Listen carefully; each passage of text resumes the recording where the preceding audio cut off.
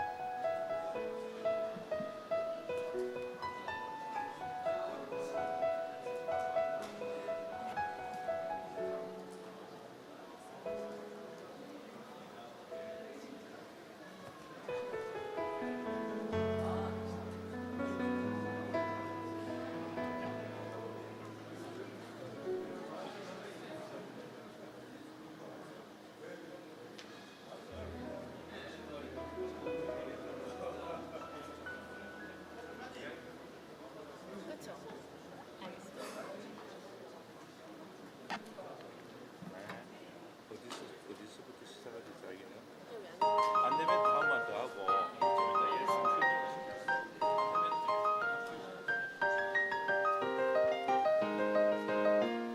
잠시 안내 말씀드리겠습니다. May I have your attention, please? We are going to get started with the 2025 한겨레 Busan International Symposium shortly. Attention please. The opening ceremony will begin shortly at 10 o'clock. 네, 로비에 계신 참석 I'd like to ask all participants in the lobby to to enter the hall and be seated. 네, 또 원활한 행사 진행을 위해 소지하고 계신 휴대전화가 and During the event, please silence your mobile devices. A silent mode. 네, 오늘 행사는 한국어와 영어, 중국어 동시 통역 서비스가 제공됩니다. 동시 통역 서비스가 필요하신 분들께서는 테이블 위에 놓인 통역 수신기 사용해 주시면 되겠고요.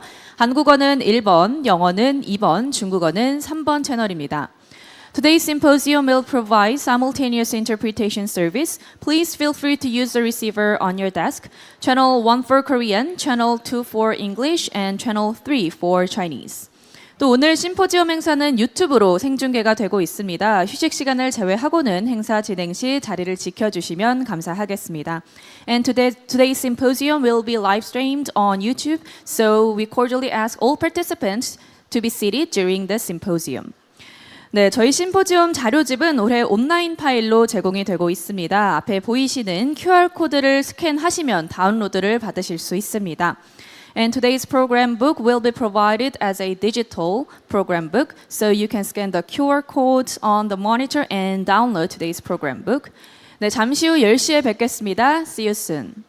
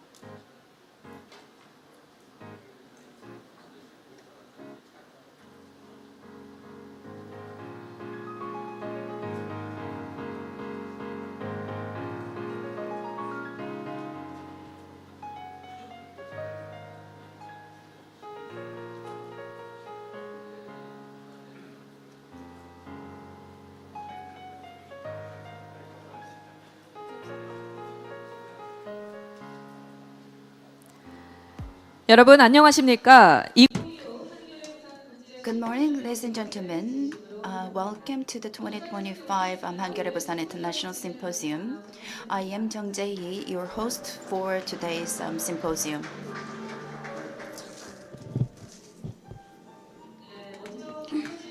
First of all, I'd like to sincerely thank all distinguished guests, both from Korea and abroad, for joining us at the 21st edition of the symposium despite your busy schedules. We have some housekeeping announcements. This year is a special occasion as our symposium is held as part of Busan's October Festival. To mark this, we have prepared gifts and meal coupons for pre-registered participants on a first-come, first-served basis. If you pre-registered but did not receive your gift this morning, please visit the registration desk after the morning session and provide your name and phone number to collect it. For those staying until the afternoon, additional gifts will be distributed at the registration desk during the break after session 1. Even if today's supply runs out, tomorrow's participants will also have another opportunity to receive a different gift. So we encourage you to join us again on the second day as well.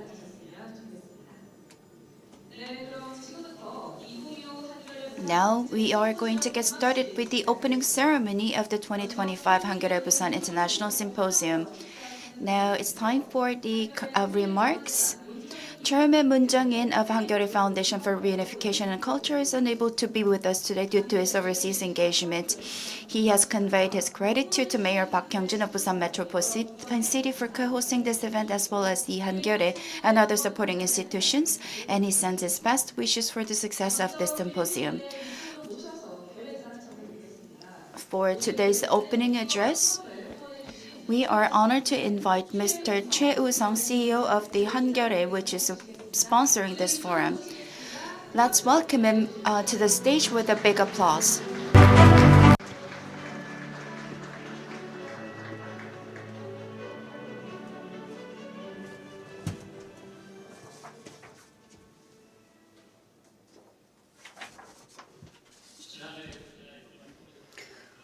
I remember last year I told you I was born in Busan. Just a few months I spent here. Biologically, I was born in Busan, and I come here to Busan several times, and I'm now relieved and refreshed after a long break. Respected citizens of Busan and distinguished guests, my name is Choi Woo-sung, and I'm CEO of the Hangyeore. The partnership between Busan Metropolitan City and the Hangyeore, which began in 2005 to commemorate the hosting of the Asia Pacific Common Cooperation Summit in Busan, has now reached its 21st anniversary. Over the past 28 years, the Hangyeore Busan International Symposium has established itself as Korea's leading international academic event. I'd like to say thanks once again to Mayor Park Hyung-jun, as well as Busan Metropolitan City and Busan City Council. The theme of this year's symposium is Busan, the Maritime capital of Northeast Asia and the future of East Asia. I believe everyone here today will agree that we must creatively integrate the national challenge of balanced regional development with Busan's vision of becoming a maritime capital of Northeast Asia to create a new Republic of Korea. I hope this symposium will serve as a platform to gather the strength and wisdom necessary to achieve this goal. Furthermore, the future of Busan, situated at a strategic geopolitical and geo-economic hub, cannot be ignored when considering the political situation in East Asia. East Asia is facing a critical juncture, not only in diplomatic and security matters, but also in economic and trade matters. At such a time, East Asian citizens must seek communication and solidarity beyond national borders. The symposium coincidentally brings together experts from China, Japan, and Taiwan, along with Korean experts.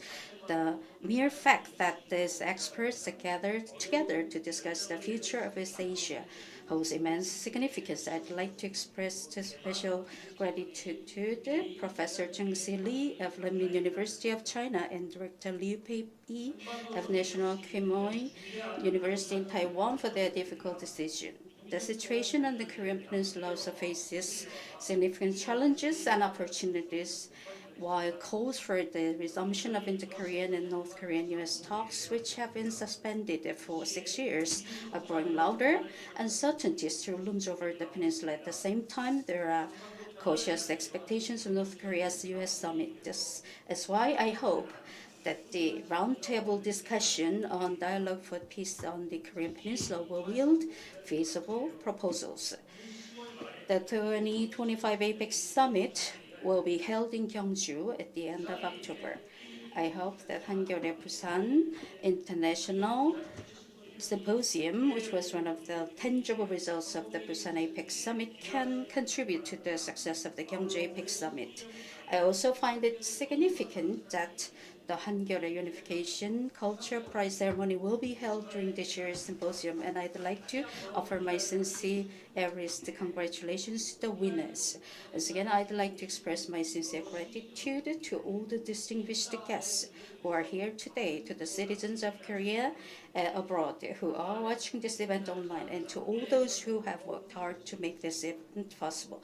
The Hangyeore will also work tirelessly to ensure that Hangyeore Busan International Symposium achieves even greater success. Thank you very much. 네, 감사합니다.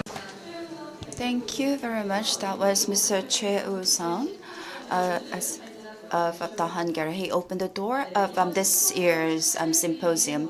To congratulate the symposium, now we have a lot of guests who will deliver addresses, and we'll now have a welcome address from our co-host, the City of Busan. Please welcome Mr. Sung Yi-up, Deputy Mayor for Future Innovation of Busan Metropolitan City, with a big applause.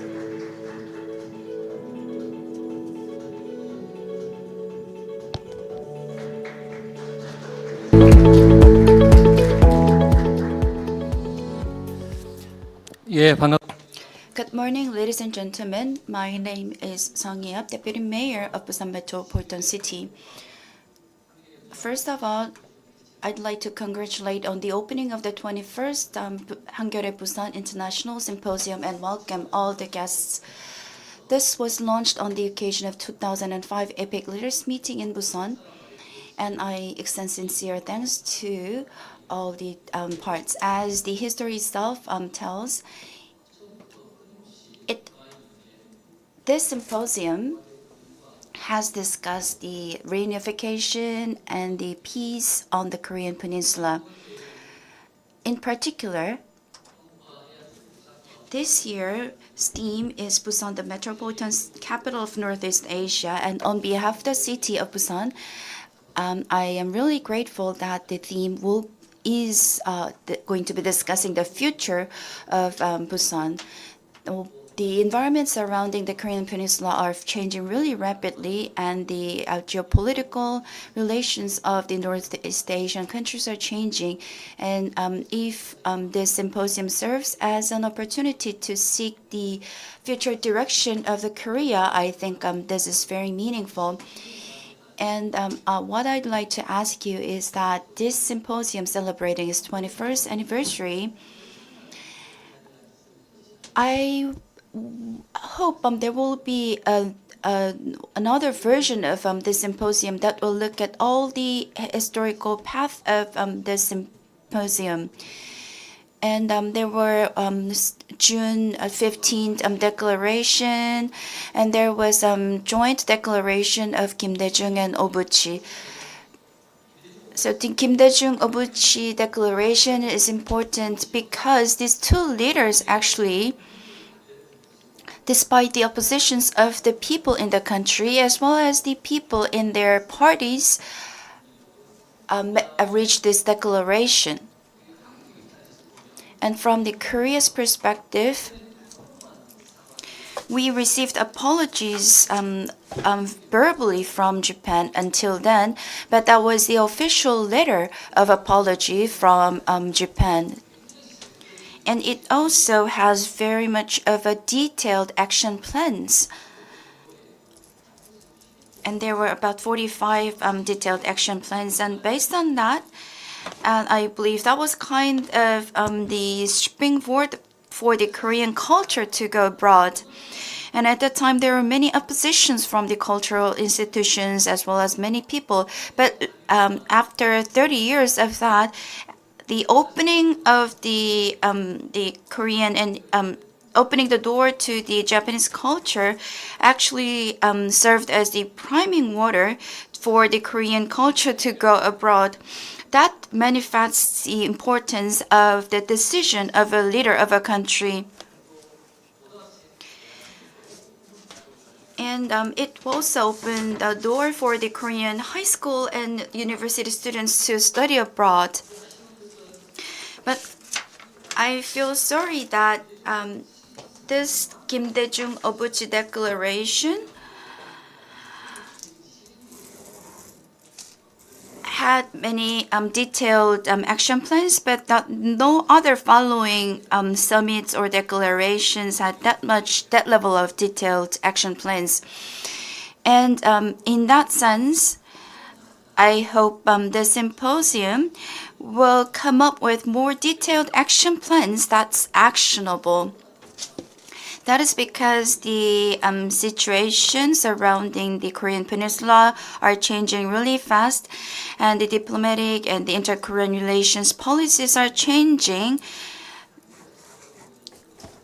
And if you look at the role of the Hangyeole as the press, as well as in the knowledge society, no matter how the diplomatic situation changes around the Korean Peninsula, we want to have some steadfast charter that can be an anchor for our future policy directions. And I believe this Kim Dae-jung Obuchi declaration paved the way for the diplomatic relations in the 21st century.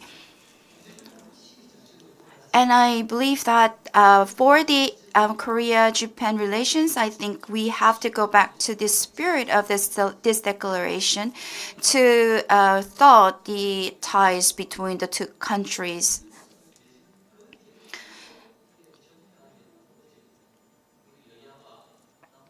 And after the and I believe we have to have at least a minimum a mechanism that can set the direction of the ties of Korea, Japan, and U.S. And it will be better for us to push ahead with the relations. And I believe the Hangyeole Foundation and Hangyeole Institution can serve an important role or central role in here. Once again, I'd like to congratulate on the opening of the 21st version of the symposium. And I shared my personal thoughts on this. And this symposium is held for the 21st time, and that means we have accumulated a lot of knowledge centering around this, and I think that's going to be very valuable for us. Once again, thank you for all the efforts behind the symposium, and I'd like to thank all the scholars from the overseas for being here with us, and I wish all the best to all of you here. Thank you very much. 네, 감사합니다. 성희엽 미래혁신 부시장님께서 따뜻한 환영의 말씀 전. Thank you very much for your welcoming speech. Now we will have the Prime Minister for congratulatory remarks. I'm sorry he cannot be with us, but he sent us a congratulatory message. Let's meet him on screen. Good morning, everyone. I'd like to send the congratulations on the opening of Hangyeole Busan International Symposium. And I'd like to send a special thanks to Choi Woo-sung, chairperson of the Hangyeole, and Choi Woo-sung, chairperson of the Hangyeole Foundation for Reunification and Culture, and Mayor Park Hyung-jun for providing us this platform for discussion and understanding. For over 20 years, Hangyeole and the Symposium had helped supported us to be developed to discuss further on the peace of Korean Peninsula and East Asia. And the Hangyeole and the Busan citizens as a support were essential element for this success. This year's theme is capital city of Busan of the South Northeast and the future of East Asia, while providing us the south northern part of the Korean Peninsula will be the center of sea routes and ports infrastructure. The symposium will lay the foundation for the discussion for the successful holding of the 2025 APEC. I'd like to have more of your support. Thank you very much. That was a video message from the Prime Minister. We have also received a congratulatory message from Ms. Kim Hee-jung, member of the National Assembly from the People's Power Party. On behalf of everyone here, we'd like to express our sincere gratitude. Next, we would like to invite our distinguished guests to the stage for a commemorative photo. Following the guidance of our staff, we kindly ask the speakers who delivered opening address, welcome address, congratulatory remarks, along. So I'd like to ask Mr. Kim Yeon-chul and Mr. Kim Tae-man, the President Jo Jung-hee of KMI, to the stage for the commemorative photo. 주시면 되겠습니다. please follow the guidance of our staff.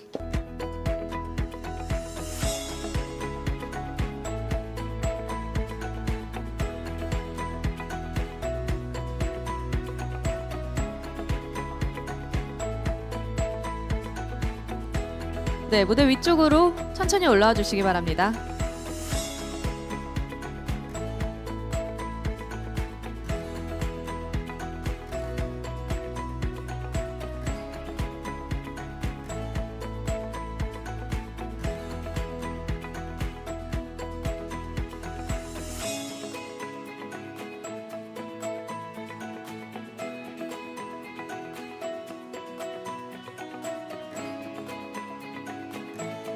네, 가운데 있는 카메라 한번 바라봐 주시기 바랍니다. 밝은 미소로 여러분 Please look at the camera in front of you and please give them a big applause. 오른손으로 파이팅하면서 한번 사진 촬영하겠습니다. 아, 박수 치면서 네, 좋습니다. 박수 치면서 저희 사진 촬영 한번 더 할까요? 네, 여러분 박수 부탁드리겠습니다. 네, 오른손으로 화이팅하면서 마지막으로 사진 촬영 끝내겠습니다. 감사합니다. 네, 조심히 무대 아래쪽으로 내려와 주시면 되겠습니다.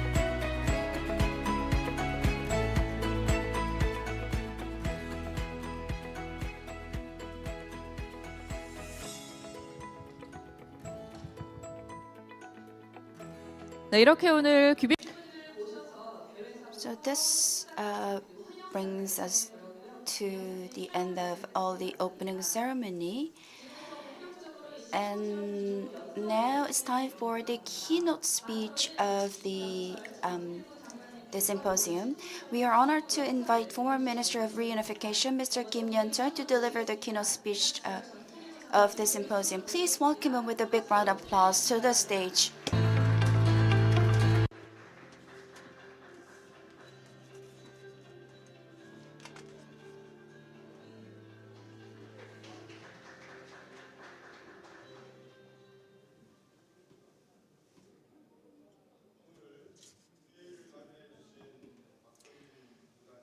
Good morning. I'd like to express thanks to Mayor Park Hyung-jun of Busan Metropolitan City for organizing today's meeting.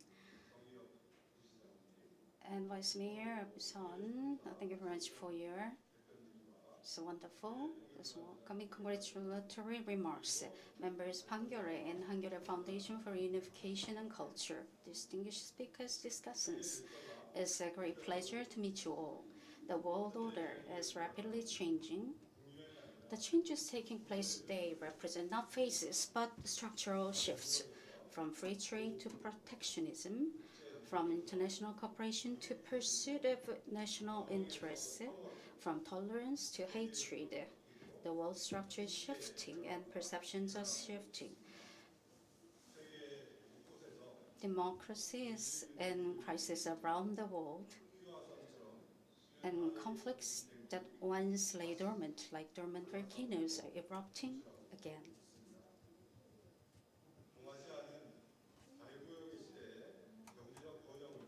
East Asia achieved economic prosperity in the era of free trade. It achieved rapid development through comparative advantage in the era of the global division of labor, and is now leading region in the technological age.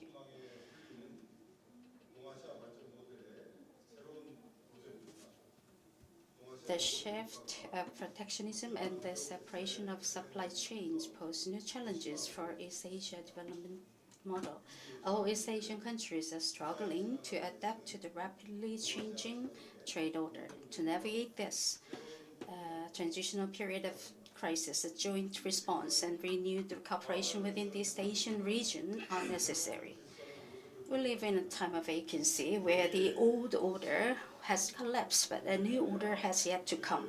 Structural change, not a phase change, takes time.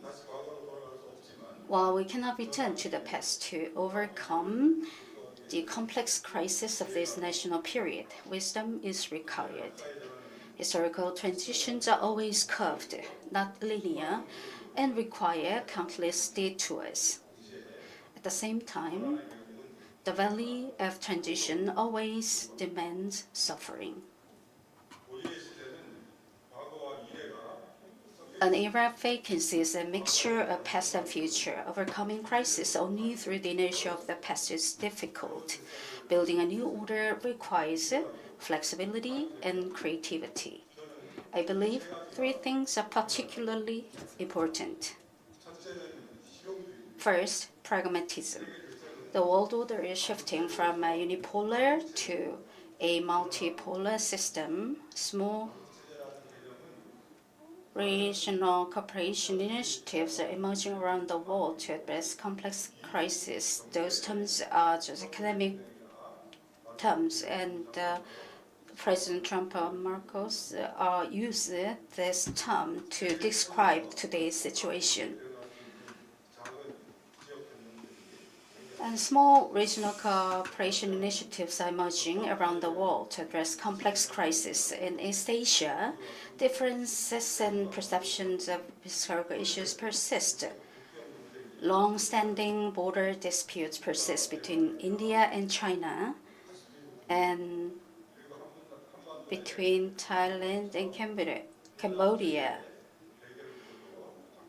and between China and Taiwan. The Kashmir dispute and inter-Korean relations on the Korean Peninsula are also major issues.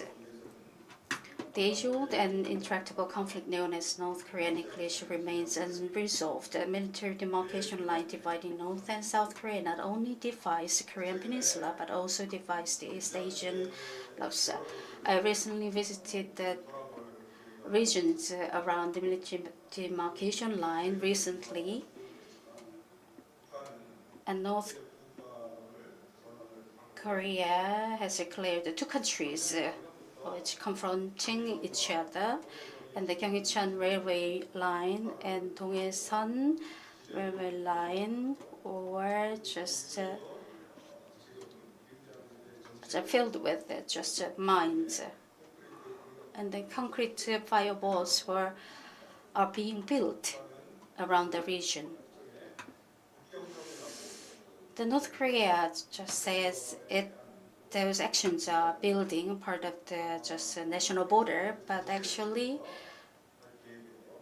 as part of the military those actions, I think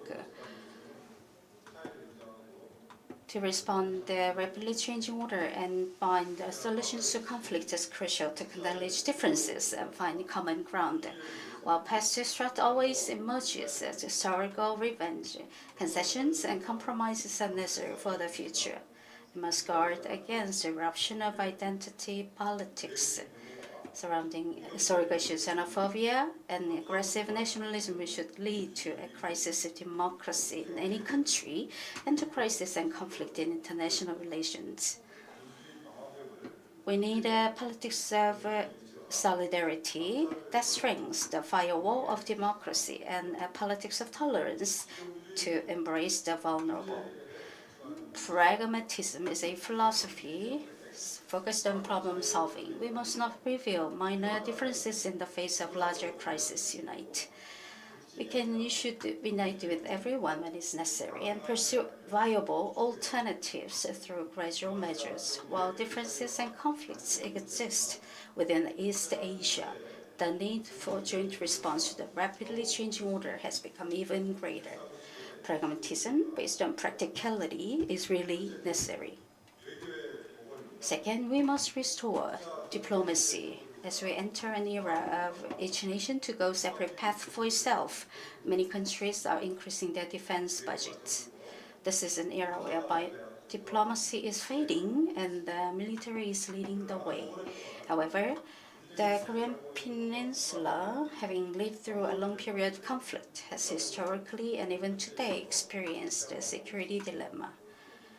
Currently, the security dilemma is spreading globally. Strengthening one's own security threatens the other, whose in turn strengthens their own, ultimately exacerbating the security threat.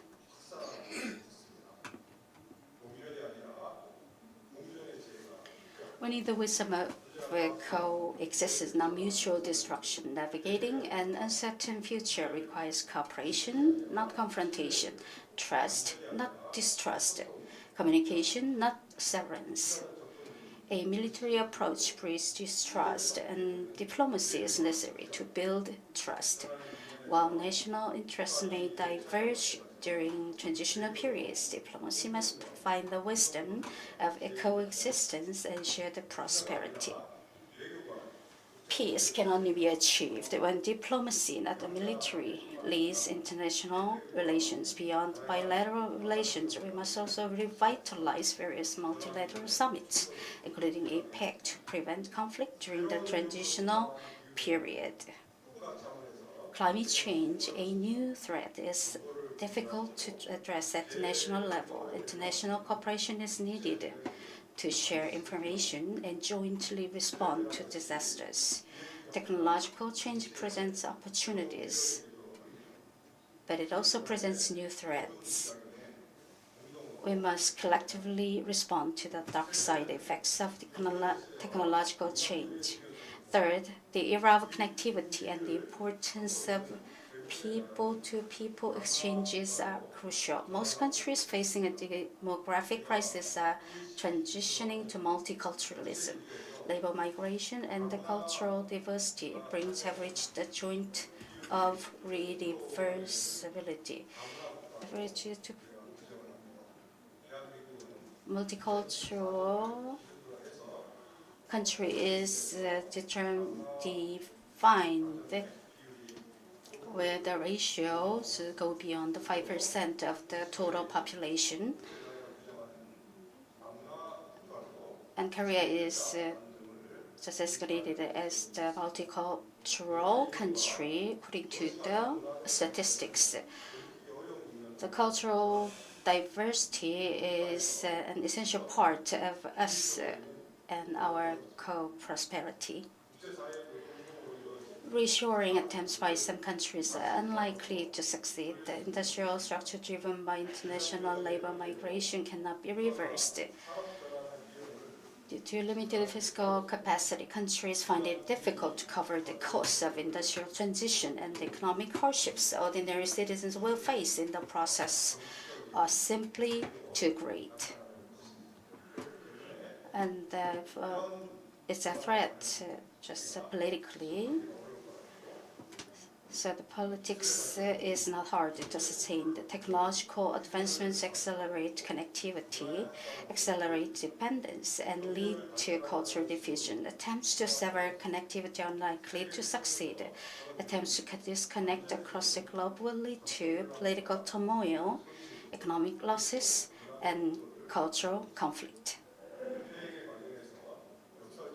Paradoxically, we anticipate a growing recognition of the importance of connectivity during this process of regression. 북핵 문제 해결입니다. The key to the peace on Northeast Asia is to resolve the nuclear issue in North Korea. Some argue we should recognize North Korea as a nuclear state, but we must take a broader view. Above all, the crisis facing the global non-proliferation regime. Even in an age of self-help, there remains international consensus on maintaining the NPT system. Yesterday, we had the 13th. There was a 13th meeting Congress in North Korea, and Kim Jong-un made a speech, and that will be reported on newspaper. And the key to the message is that the inter-Korean relations are the basically international or country-to-country relations. And what is more important is non-proliferation cannot exist. And having nuclear is stipulated in the national law, and that cannot be violated. And as long as you argue for non-proliferation, we cannot sit at the table for negotiation. Actually, that's the position of North Korea, but what kind of stance we should take remains to be seen. And recognizing North Korea's nuclear status would make it difficult to sustain non-proliferation. Beyond East Asia, proliferation would usher in an unpredictable age of fear. A balance of terror is not peace. Proposals to accept North Korea's nuclear armament and then negotiate from there is not wise. If we recognize it, everything changes. Fast defense outlays to boost conventional deterrence, concretization of the U.S. nuclear umbrella, and intensified U.S.-China strategic rivalry on the peninsula. A future of arms racing and worsening security dilemma would be neither stable nor sustainable. Peace is under threat worldwide, but we must never cease efforts both to defend and to build it. We should acknowledge new realities, however, not abandon attempts to solve problems. Let's recall Willy Brandt, architect of West Germany's Ostpolitik. Peace is not everything, but without peace, nothing is possible. Currently, negotiations are stuck in a long stalemate due to three dilemmas. First, U.S.-China cooperation is needed, but strategic rivalry has intensified, producing closer strategic alignment among North Korea, China, and Russia, making Pyongyang reluctant to engage Washington. The synergy between U.S.-China military competition and the inter-Korean arms race has worsened the negotiation environment. Second, the two Koreas must play principal roles. However, space for inter-Korean engagement has narrowed due to deteriorating ties and heightened military tension. Since the inauguration of the Lee Jae-myung administration, there has been calm along the border, but the structure of antagonism remains intact. Structural constraints in inter-Korean relations have reduced the South's capacity to mediate. The North advances a hostile two-state line and shows no interest in talks. In 2000 and again in 2018, Seoul mediated U.S.-DPRK dialogue through inter-Korean talks. Now that is impossible. International norm sanctions and mutual distrust make even in igniting talks difficult. This is today's tragedy. Third, while expectations for deeper denuclearizations are high, mistrust has grown, slowing progress. Negotiations must restart from the point of previous failure. The pace of denuclearization depends on trust, yet we face the opposite. Even convening working-level talks will be difficult, and even if they occur, considerable time will be needed to bridge gaps.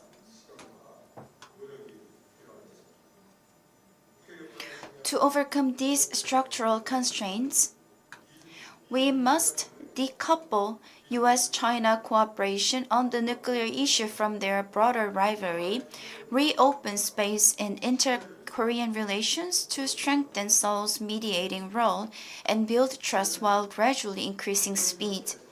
It's time to shift from short-termism to a long-term approach. Intractable conflicts cannot be solved overnight. Resolving the nuclear issue is a long process. Its goals cannot be achieved in a couple of rounds of talks. Regional cooperation in East Asia is vital. Since the Korean War, inter-Korean relations have never moved independently of the regional order. The July 4, 1972 joint statement was enabled by global détente following President Nixon's visit to China. The early 1990s Basic Agreement phase likewise owed to post-Cold War shifts. The two inter-Korean summits in the 2000s and in 2018 and 2019 diplomacy were possible when the three bilateral links on the ROK-DPRK and the U.S. triangle, inter-Korean U.S.-DPRK and ROK-US moved in a virtuous cycle. At minimum, U.S.-China rivalry must not intensify on the peninsula if we are to create conditions for a solution. Diplomatic efforts are needed to separate U.S.-China cooperation on the issue from their strategic competition. APEC in Gyeongju and Busan is just around the corner. We should use it to consolidate the foundation of a sustainable U.S.-ROK relationship, create opportunities to advance ROK-China relations, and through a U.S.-China summit, open a path toward a peaceful resolution of the peninsula issues. It is also a prime chance to accelerate diplomatic diversification, focusing on key countries in Southeast Asia and Latin America. To respond flexibly to a fast-changing environment, diversification must widen our options. This year's APEC's first core theme is connection. The world is linked by the division of labor and movement of people and technological advance and the diversity of communication. Attempts to sever connection, as the recent case in Nepal also showed, will incur enormous social costs. Shifts in the global trading order are triggering crises of connection across multiple domains. Connection has benefits but also downside as well. We need joint responses to the transnational links of hate and crime. May this APEC recognize the importance of sustainable connection in a changing world. The second theme is innovation. Technological breakthroughs, including AI, profoundly affect daily lives, economic systems, and international relations. For innovation to lead to sustainable development, many challenges must be addressed. If its gains deepen inequality, sustainability is lost. The digital divide fuels generational conflict domestically and economic gaps internationally. Technological advance is widening wealth polarization, and it manifests as social strife and crisis for democracy. Politics must heal conflicts born of inequality, channeling innovation's gains into social investments to reduce disparities. In an age of innovation, human rights and ethics matter even more. The new media environment is spreading hate worldwide and fueling the politics of hatred. Awareness and institutional support for digital age ethics must keep pace with the speed of innovation. For the third theme, prosperity, peace is essential. Peace is the soil, the economy is the flower. Only on firm ground of peace can the flower of prosperity bloom. Sustainable prosperity requires sustainable peace. May this APEC become an opportunity for both peace and prosperity. Thank you. 네, 감사합니다. Thank you very much. That was the keynote speech by the former Minister of Unification, Kim Yeon-chul. And this brings us to the end of the opening ceremony of 2025 Hangul Busan International Symposium. Please join me in giving another warm round of applause to all the distinguished speakers. We will now proceed directly to the talk show without a separate break once the hall is settled. As announced this morning, pre-registered participants are eligible to receive gifts on a first-come, first-served basis. Some of you may have already received yours, but if you have not, please, there will be another chance this afternoon.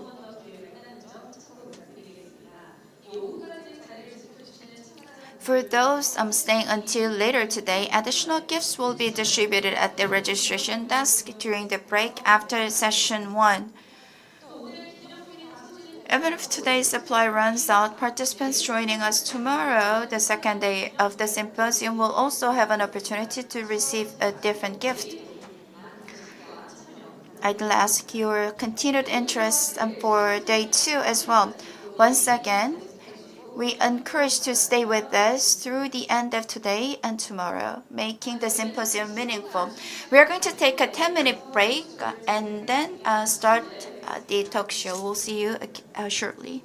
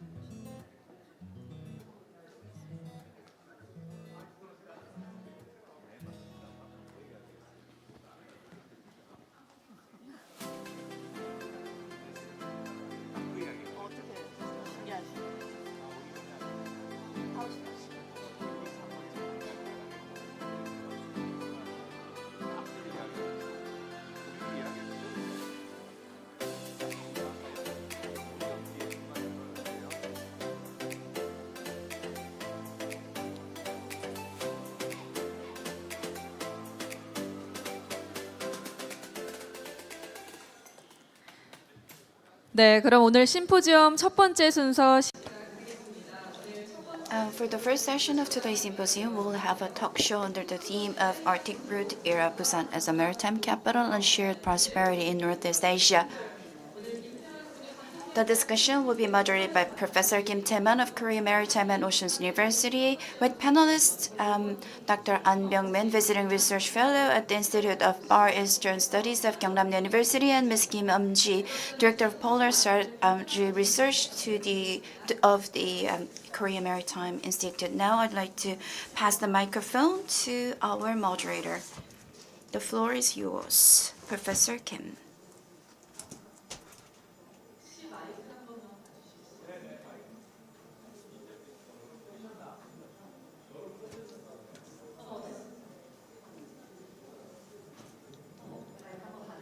알겠습니다.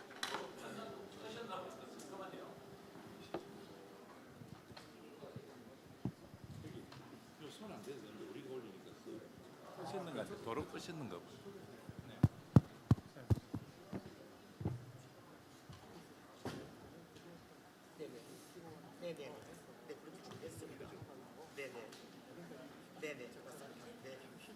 네, 지금부터 Now we are going to get started with the talk show, and I'd like to pass the microphone to Professor Kim, who will be the moderator of the talk show.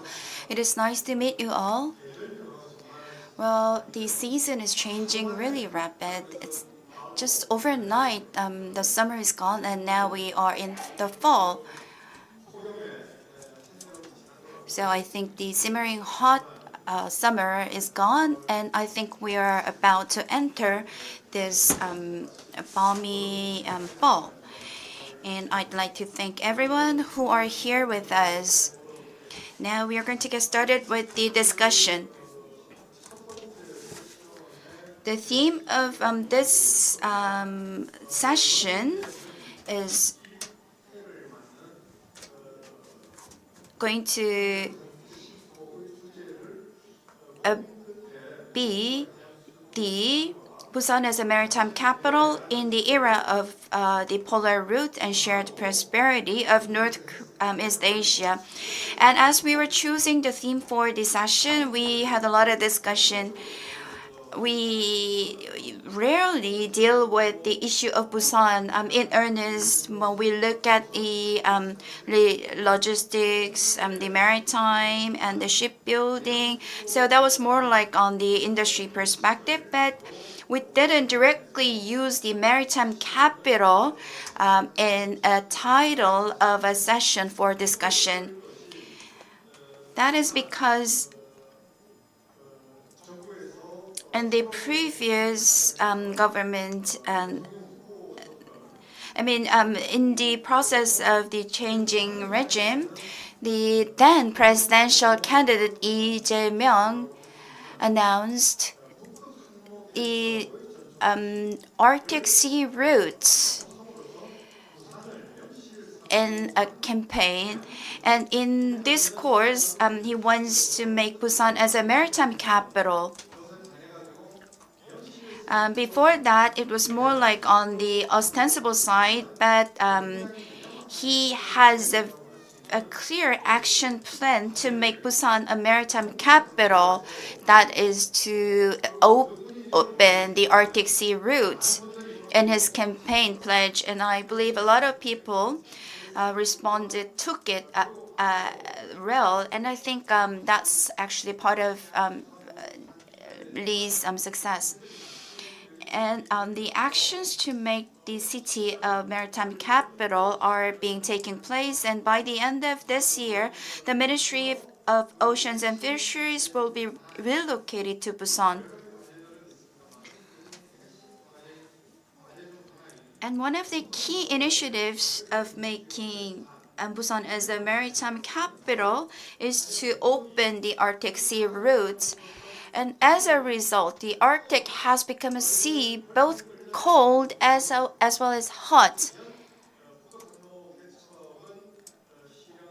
Is it really actionable? And what are the opportunities and challenges that and the Busan truly can become a maritime capital. So those are the things that's going to be discussed in the roundtable. And as Arctic Sea Route is a sea route, there will be an issue of logistics. And in order to make the sea routes, we are going to have ships. So we're going to be covering shipbuilding.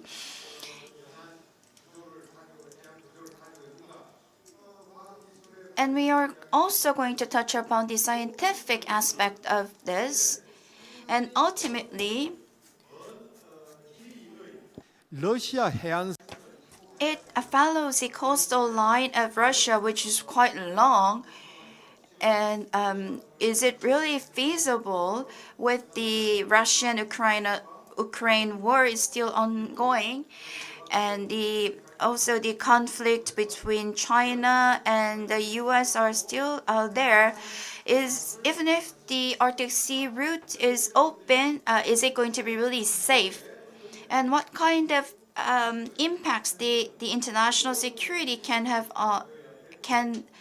can play on this North Arctic shipping route? Then some people say that's a once in the 1,000 years opportunity for Korea, but is it really going to be a big opportunity for Busan to catapult itself into the maritime capital? We have two panelists with us for the discussion. We have Dr. An Byung-min. He is the president of the Korean Peninsula Economic Cooperation Research Institute. So he has an expertise in maritime logistics as well as the entire logistics. Please welcome Dr. An Byung-min.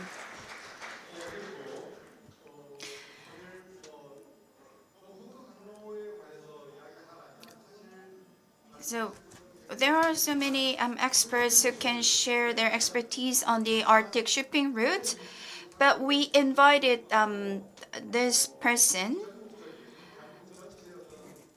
for the discussion because her institute, although located in Busan, handles the research that covers nationwide.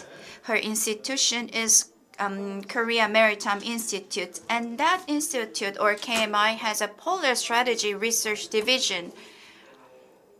So it will be an opportunity for the division to share with us their research results so far. We have director of that division, Dr. Kim Ji of KMI with us. So what are the issues or what are the things that stand out when you talk about Arctic shipping routes? And the Minister of Oceans and Fisheries visits Busan a lot, and he meets the citizens of Busan a lot, and he persuades the citizens on the necessity of the Arctic shipping route, or ASR.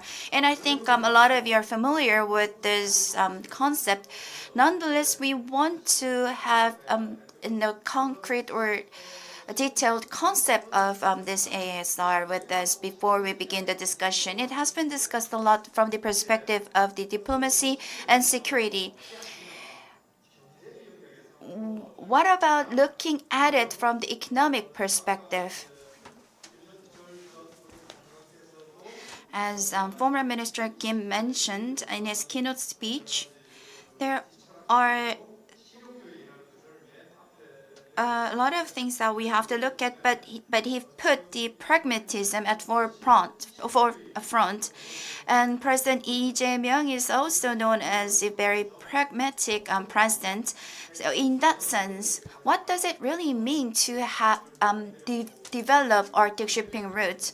Dr. An, please share your views with us. 소개받은 Good morning. I'm Mr. An Byung-min, professor from Gyeongnam University.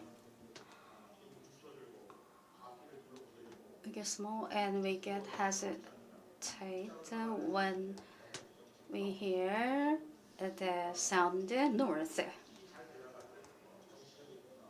For political reasons and sacrifices, I think. The Arctic Pole was not the target of this expedition or research. So during the Cold War, for military security reason, it wasn't accessible at all.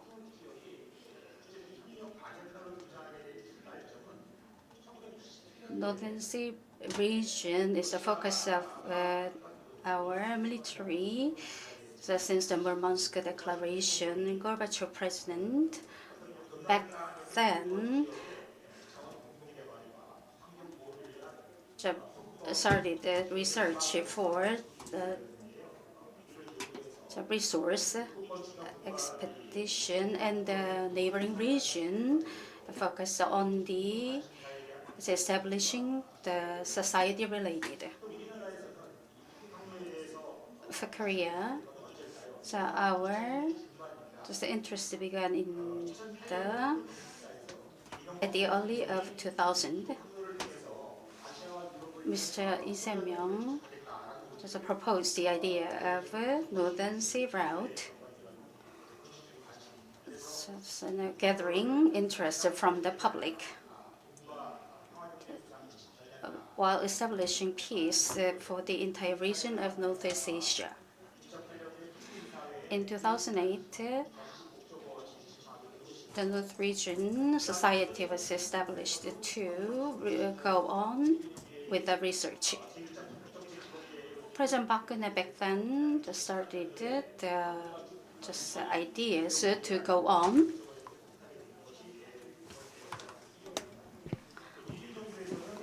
Moon Jae-in president pushed forward with the polar vision,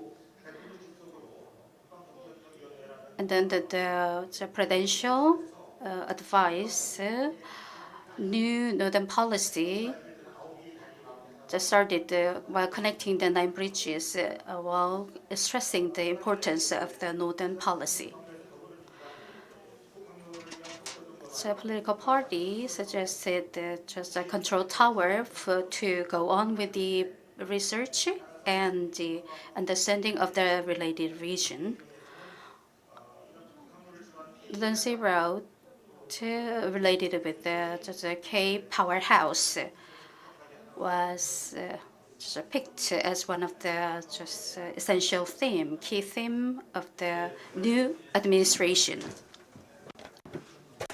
Thank you for your discussion. Arctic shipping route has not been made overnight, and my university has long been looking at the possibilities or feasibilities of ASR, and they've been researching on the vessels that can navigate there. Exploring the Northern Sea route has been there for a long time with many governments. Then, when the Arctic shipping route is in operation, how can we go about it? So, Dr. Kim, could you share with us your views on this? Good morning. I am Kim Eum-ji from the KMI. So the meaning of the ASR and the status of the sea route will be discussed by myself. And as has been covered in many news reports, for Korea, over 80% of global trade moves by sea. And as for Korea, we depend on the sea route for the exports. Most Asia-Europe routes pass through the Suez Canal or around the Cape of Good Hope to major European ports such as Amsterdam. In 2021, the grounding of the Ever Given in the Suez Canal inflicted billions of dollars in losses on global logistics networks. So it was just 6 days of closure inflicted billions of dollars in loss. More recently, attacks by armed rebels in the Red Sea as well as region have raised acute concerns over vessel safety. As traditional maritime routes are repeatedly disrupted by pandemics, maritime accidents, and geopolitical conflicts, it is true that international interest in Arctic Sea routes has grown.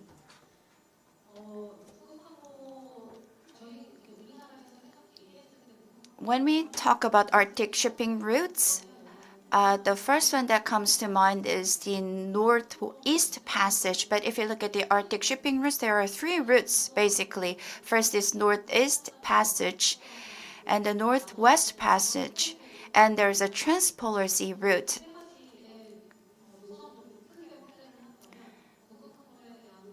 So if we think of all these 3 routes, the possibility for the Arctic shipping routes can broaden.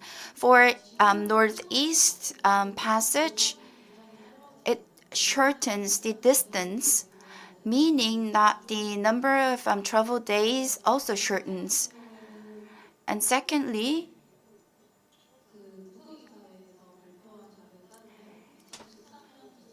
according to data released by the Arctic Council, vessel transits in the Arctic Ocean have increased by 37% over the past decade.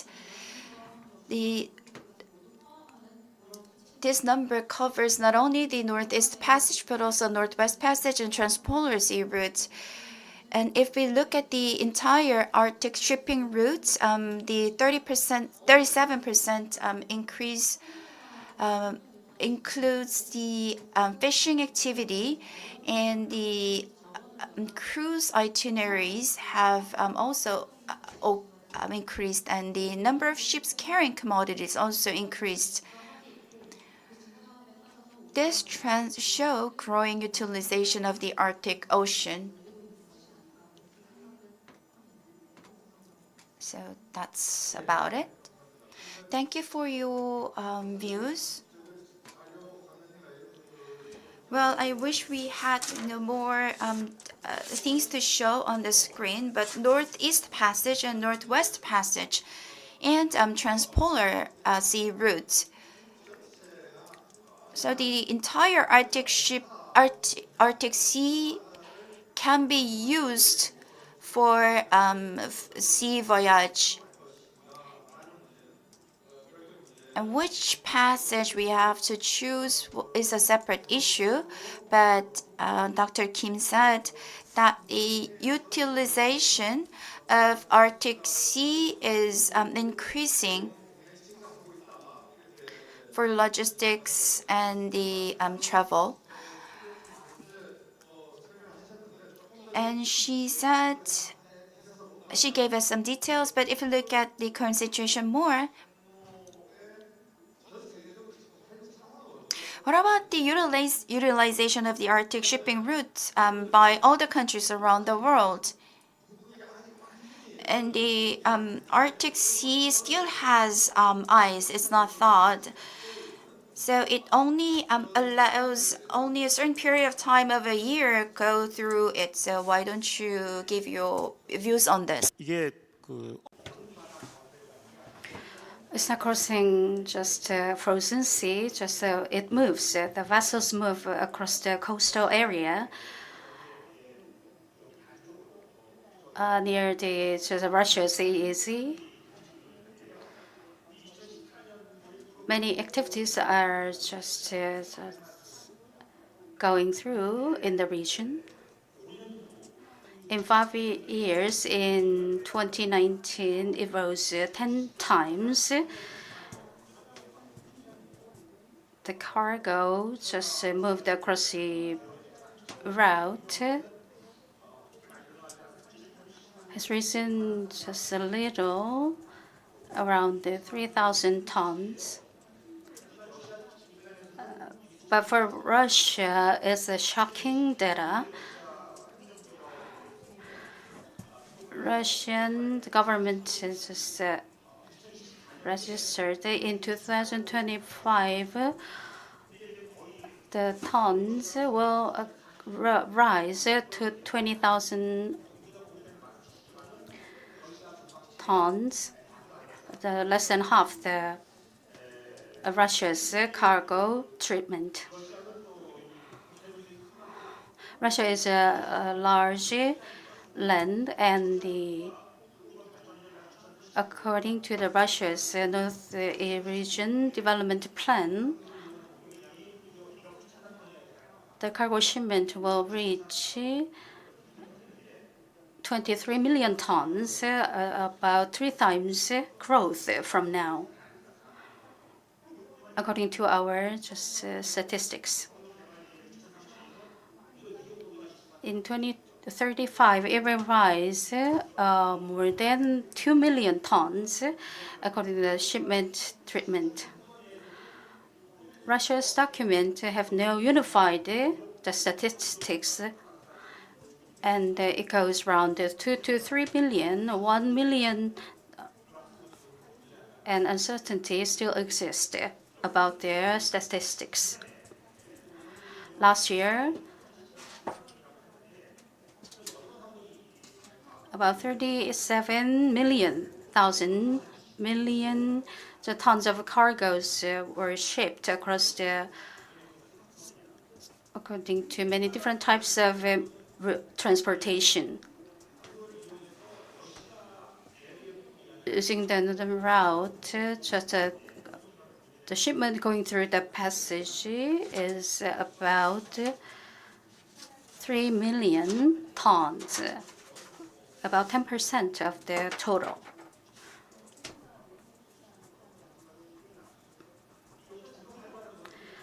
What's important is who moves the shipment more than surpassing just 3 million. So more than 50% of the cargo is moved by the Chinese shipping companies.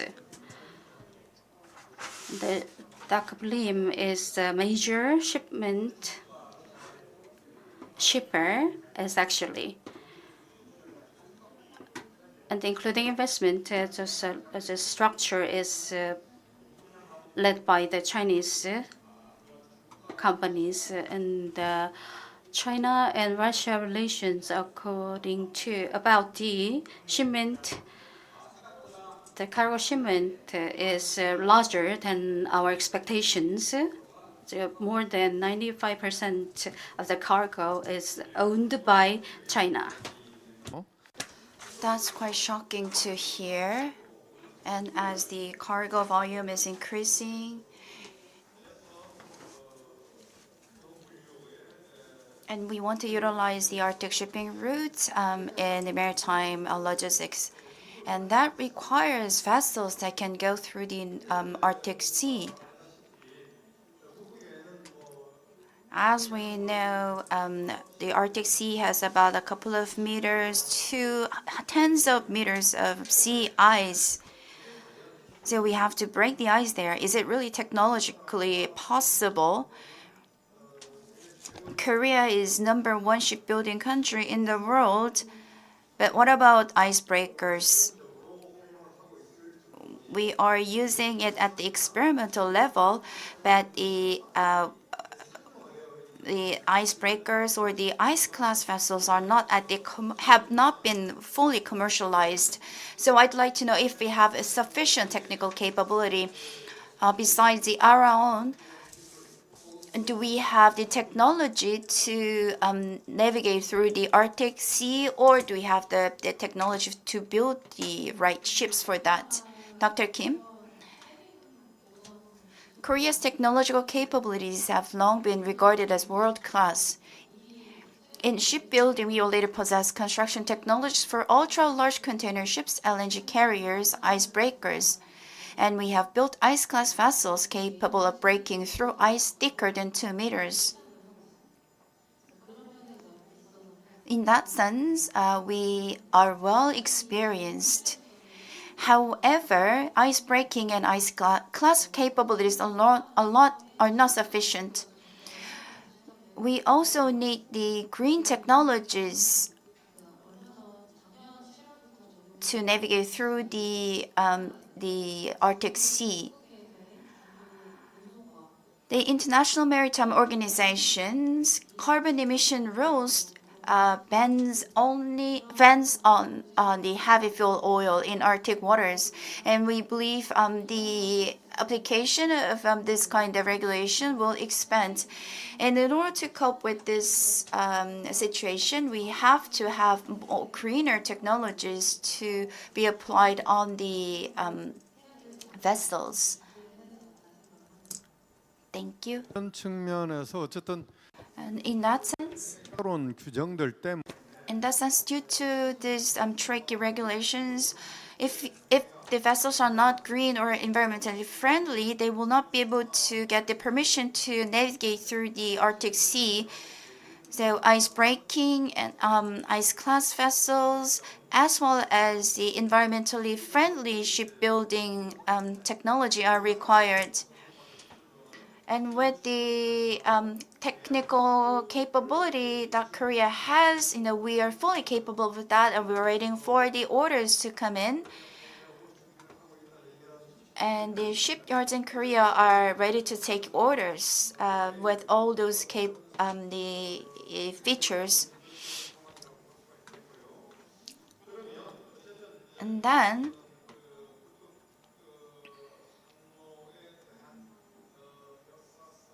we looked at the history and the conditions or the social economic factors of the Arctic shipping routes. Amid this situation, as President An mentioned, we have a lot of statistics that show that the frequency and the volume of that go through the Arctic Sea is increasing, but can we really secure the security or safety of navigation in that sea? I think a lot of you watched the film Titanic. It sank because of what? So because of the iceberg, because it hit the iceberg. The bottom of the vessel ripped open, and that's why the ship sank. So there are natural dangers posing there, but there are many wars happening around there, and there's always a possibility of war breaking out in the region. And some unexpected things may arise due to some conflicts around the world, and there are many variables there. It's not that North Arctic region is not safe from all these possibilities. In that sense, the passages that go through the Arctic Sea, can they secure safety there? Well, you may have concerns over safety of Arctic shipping routes. So could you share with us your views on this? You mentioned the Arctic Council and Arctic Agreement. And Dr. Kim, can you elaborate a little more on the Arctic Council and Arctic Agreement? Now, although Dr. An mentioned that, so could you elaborate a little bit more on this?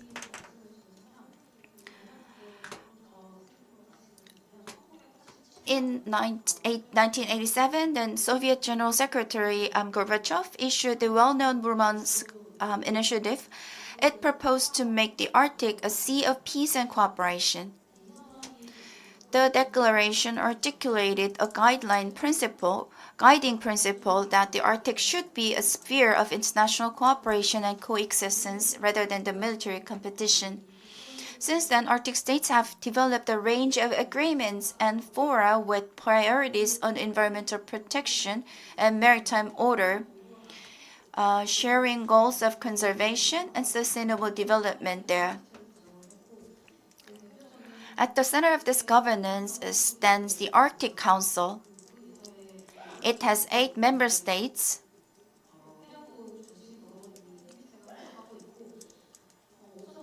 And there are observer states, and Korea is one of the observers there. Korea has participated as an observer since 2013. The roles of these observers include, that we couldn't actively participate in the council as an observer. There was some geopolitical conflict amongst the 8 member countries, and that gave rise to the importance of the role of observers. And we can think of in a COPA, there is a fishing agreement, and as the fishing species go north, the fishing cooperations in this region is increasing.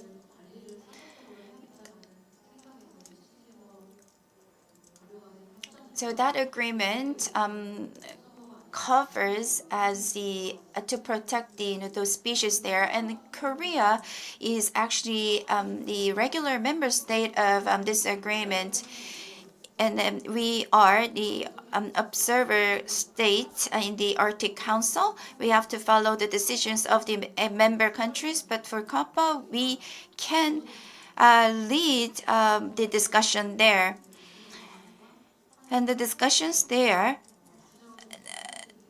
can be led by Korea as a member state there.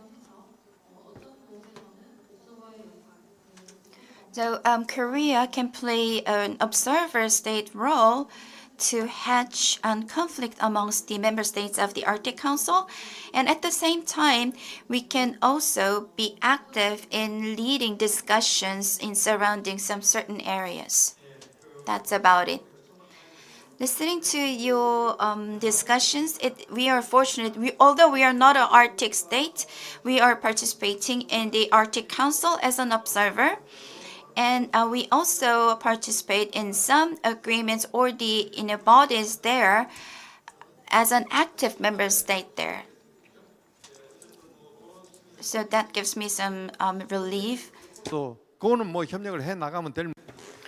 As a matter of cooperation, we don't fear much about the issue, but across the globe, the tension is now intensifying and continuing.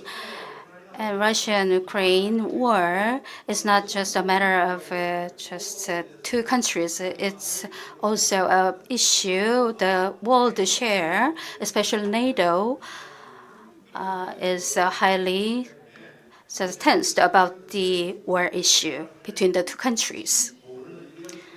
So what will happen is now just nobody's understanding now. Donald Trump has a strange idea to purchase the country of Greenland. So we wonder what his real intentions are about the purchase plan and about the Arctic issue, tensions, and the strife are now just facing us.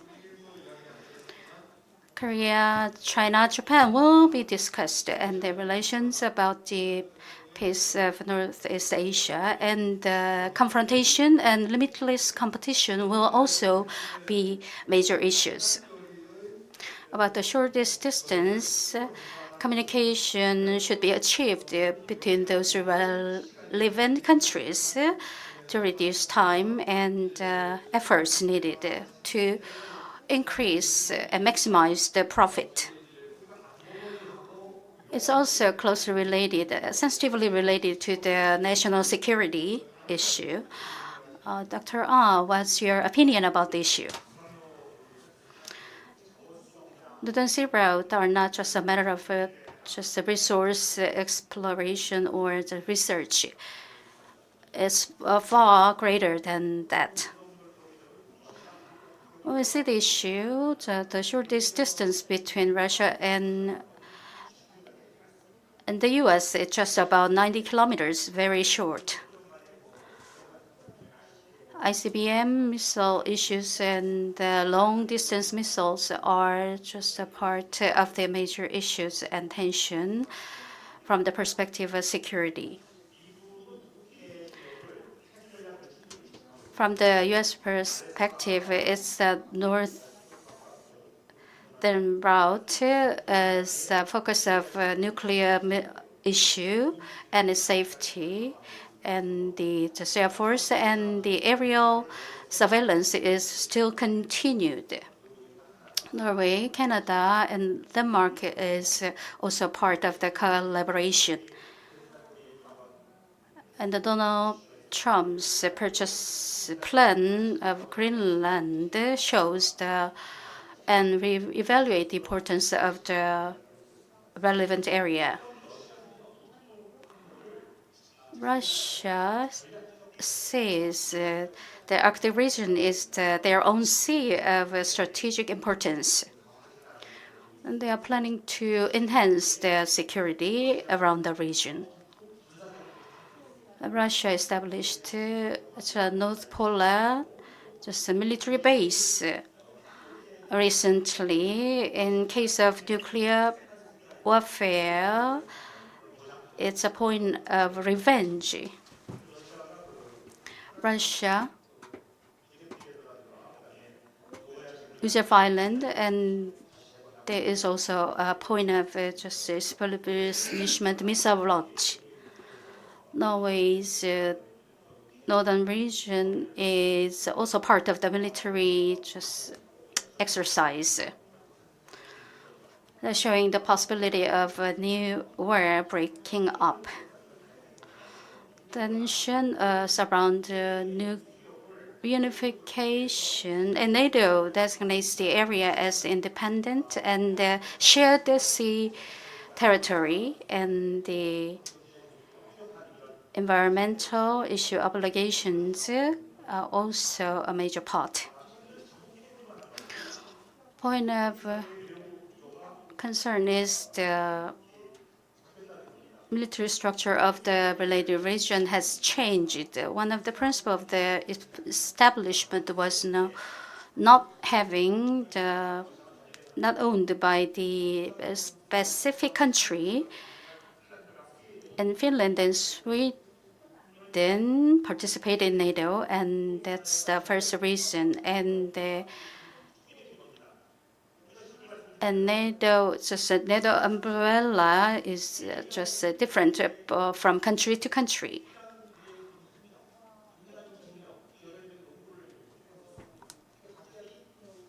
And the civilians and militaries were playing volleyball together.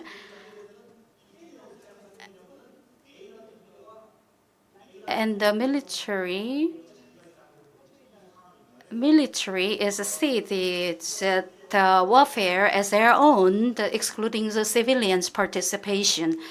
So different and various agendas will be on the table for the meeting. Russia sees the danger, and China, India is a part for prospective cooperation.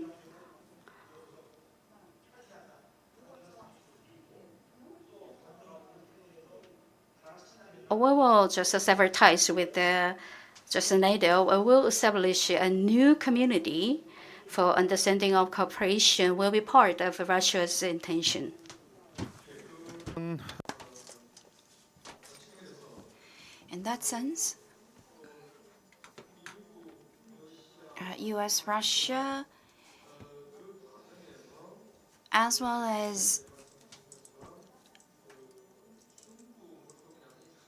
other countries like China. You mentioned China has the largest cargo volume there, and China's influence, well, actually China is not a member state to Arctic Council. Nonetheless, with its largest cargo volume, he wants to have better say or stronger say there.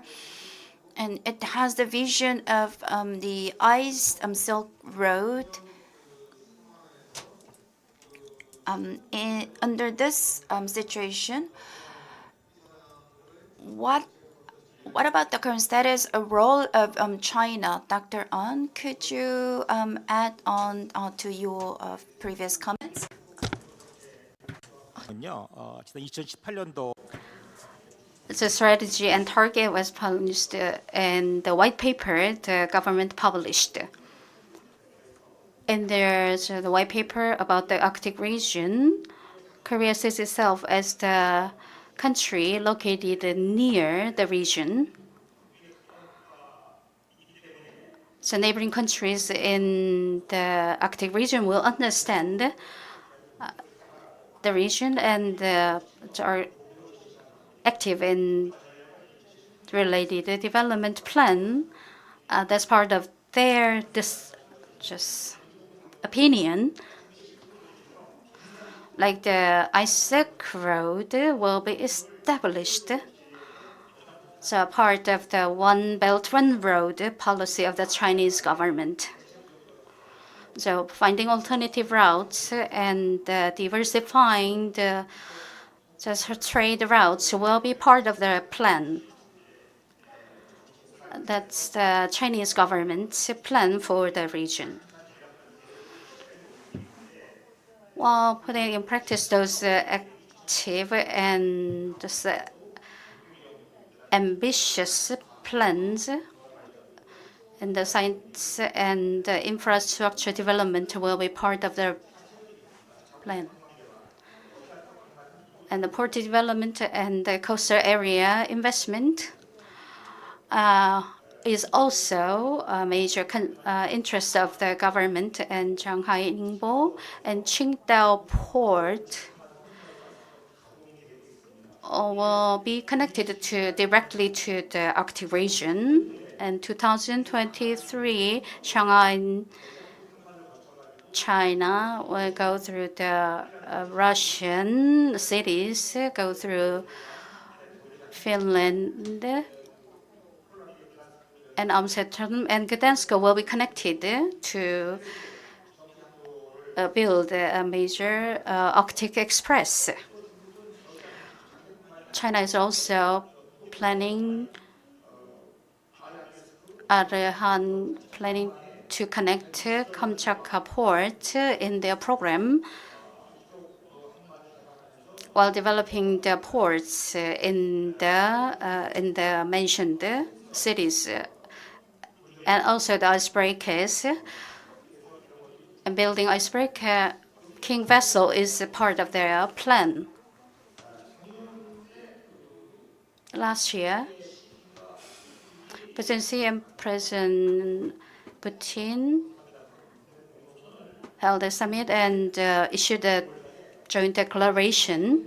It was last year.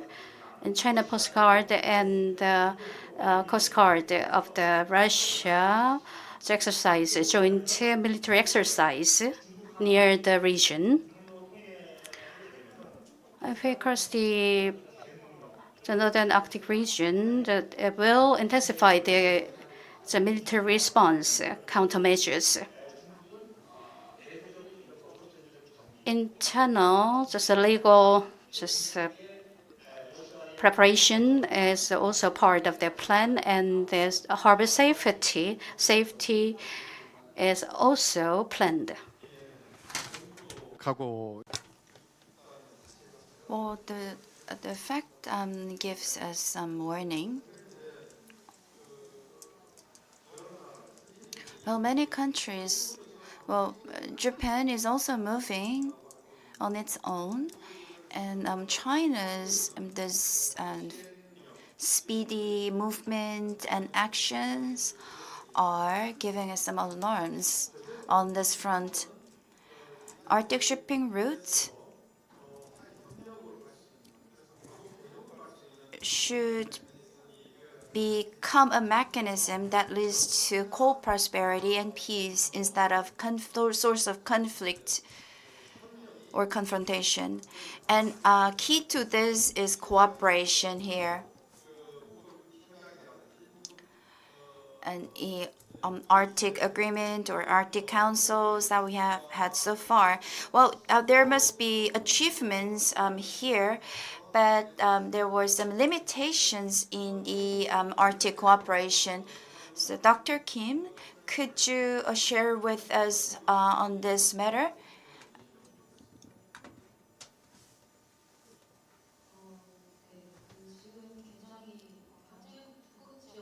So the Arctic area is the place where the competition and the cooperation exist. And in terms of scientific and international cooperation, it's more on the cooperation. As I mentioned earlier, Korea is a pragmatic balancer in this region. We are flexible in the approaches in various fronts. Like in this case, we are cooperating with this and that country, and then on the other front, we cooperate with other countries. So it's more like a two-track strategy or approach.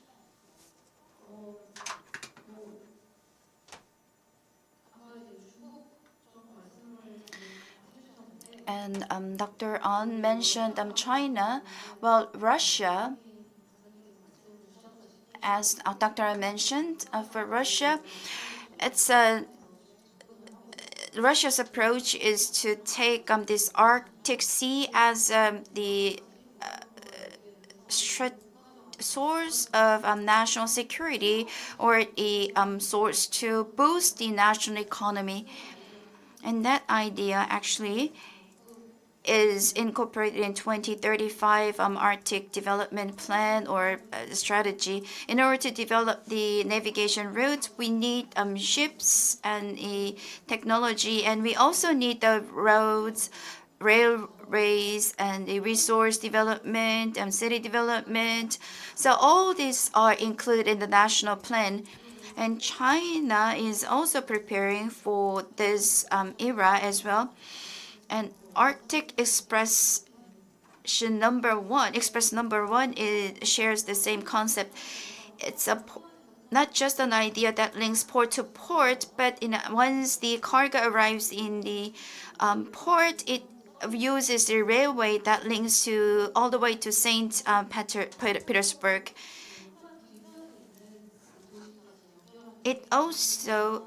It is also important to link all the way to the city behind this port, and I think that is very important. And Busan will also have to look at this case as a reference as well. There was something I should have told you, but I forgot. So I'll give you more time. So please share with us once it comes to you again. Well, the Arctic region is open already. And from Korea's perspective, it may look like an agenda that came to exist all of a sudden, but the world has been moving towards this era for a very long time. And here, there is coexistence and cooperation, and also the conflict and competition amongst the nations.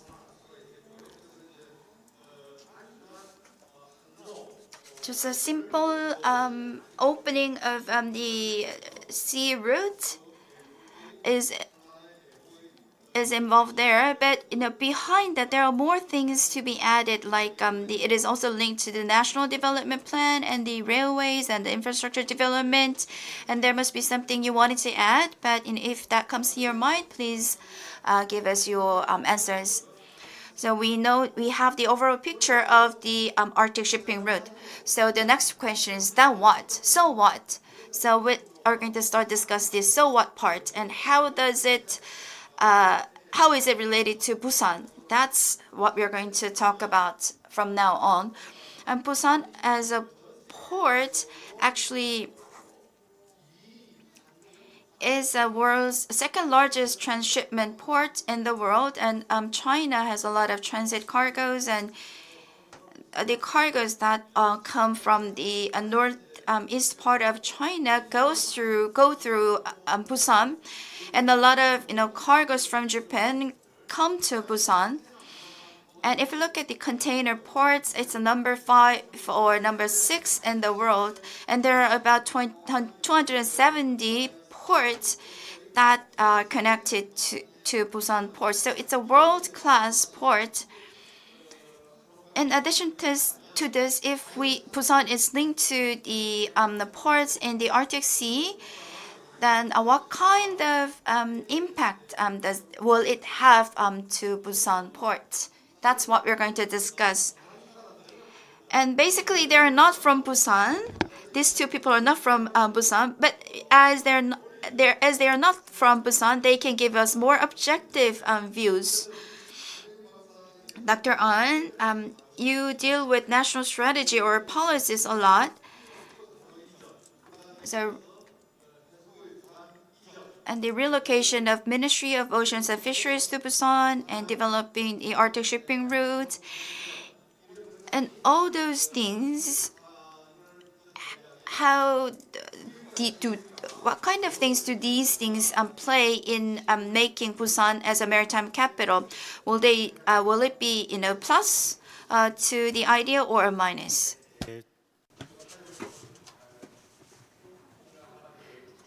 I'm actually from the South Chungcheong province.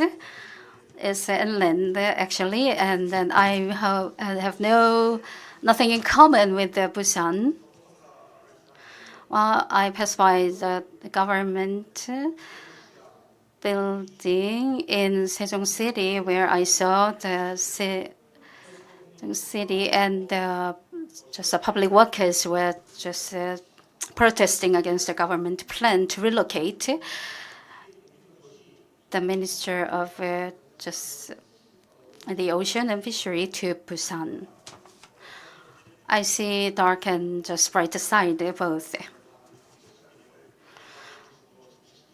That's why centering around the administrative power near and around Busan is a part of the campaign pledge of President Lee Jae-myung. And I see a bright prospect just related to this issue. Not just about the shipping company, about the shipbuilding, just the inland communication, banking, and finance so should also be combined as a true issue. It's a very important issue, I think. Busan can be described as the just capital of a maritime. But we need just institutional revamping, I think. Shanghai Port established itself as the city of harbor, and Singapore, Qingdao also advertising themselves as essential part of their related field. Northern Sea Route and the building Busan as the maritime capital of Northeast Asia is very important. And I see many just public workers around me. It takes about 45 minutes from Seoul to Busan, from Sejong to Seoul. And I wonder what rank the public worker will be, and how many days would they spend in Sejong as a worker? They just 1 or 2 days, just 1 or 2 days as a public worker, and a third or fourth rank should spend about 4 days. Fifth grade spend about 5 days. If you are sixth grade government worker, you spend about a total week while working. They just spend just their working hours on the street actually.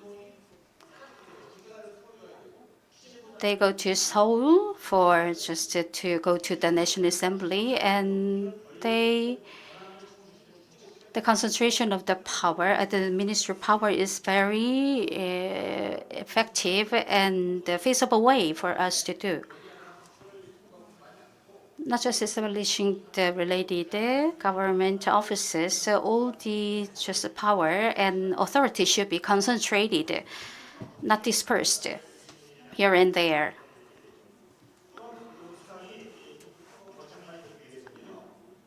To build Busan as the maritime capital of Northeast Asia, it just go beyond just being the transshipment harbor or or connecting the finance and banking system is also needed. not just selling products, but storing and purchasing can be combined for further profits. Storage and the packaging should also be an essential part of the just establishing as the essential harbor. Not just transshipment, production and banking and finance should be also combined to establish itself as the real maritime capital. Not just Busan or just the surrounding region of South Gyeongsang and Ulsan also be combined as a cluster. Just logistics and research and development and the security and the other major issues should be also integrated in their effort to change itself totally. In September this year, President Putin, Xi Jinping, and North Korean leader Kim Jong-il just met for the military parade, and they posed for just further cooperation. Arctic region is not just for a matter of just shipment. It also established itself as the trans-Arctic route. The sea route also be connected to railways and other transportation. Modal transportation will be further the plan. Not just sea route, but also the railways and the inland vessels should be also integrated in the part. And also Russia the Trans-Arctic just initiative is very ambitious, and they will be started, and so that the rest follow. While just championing for the Arctic region, Russia will be the first. 세종시 공무원 Well, that was very interesting to hear the classes or level of the civil servants in Sejong. So rather than asking what class are you in, we have to ask them, how many days of a week do you work? Oh, that was actually a joke. But although they are in their bodies are in Seoul, in Sejong, their minds are in Seoul.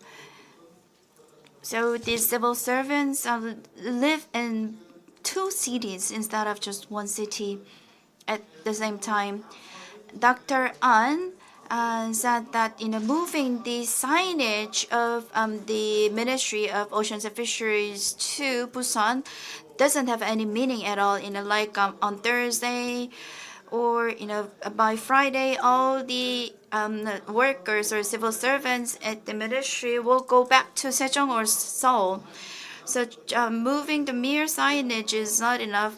We have the Busan and the ministry will have to talk together to have the national relocate the national authority of the ministry to Busan. I think that's the gist of what Dr. An said.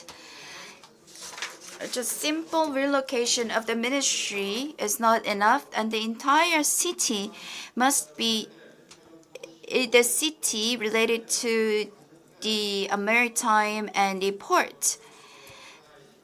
And you cited examples of Shanghai or Singapore and Rotterdam or Hamburg or London compared to those ports. What about the maritime power of the port of Busan compared to those in the world-class port cities? Are we really a port city? Then that's a question that we have to ask ourselves. Speaking of that, I have a question for Dr. Kim. Then, in order to make Busan a maritime capital, you pointed out some shortcomings or shortfalls. So what are the things that we have to improve to make Busan a maritime capital? So that is actually my question for you, Dr. Kim. So the thing I forgot is actually has been actually mentioned by Dr. The thing that I forgot is Trans-Arctic Corridor. If I may add on to what Dr. An said, that was actually a concept raised by President Putin. It's already included in the national plan, and that's been conceptualized into Trans-Arctic Corridor. If you look at it, it not only covers the Arctic shipping route, but also the inland railway and roads and all the inland activities.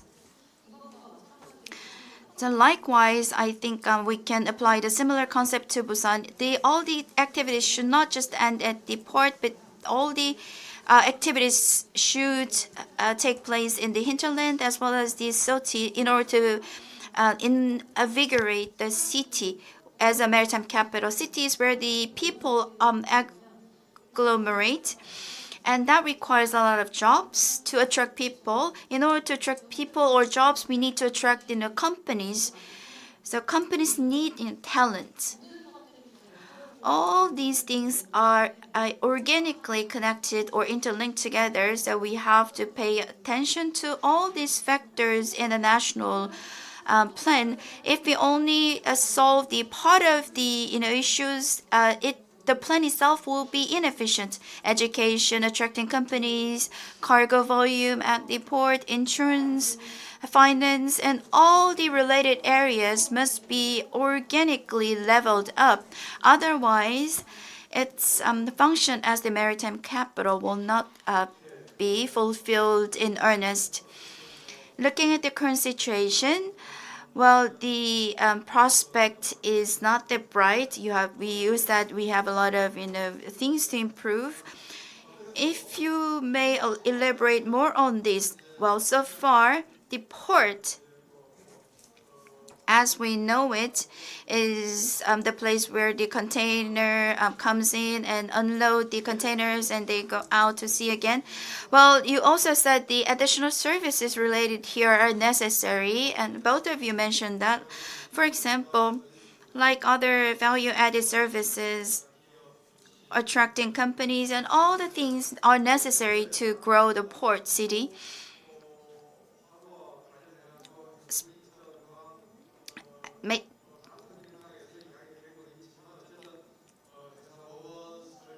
So we have to have the maritime court, and all these maritime related services will be in great demand. We need the courts here,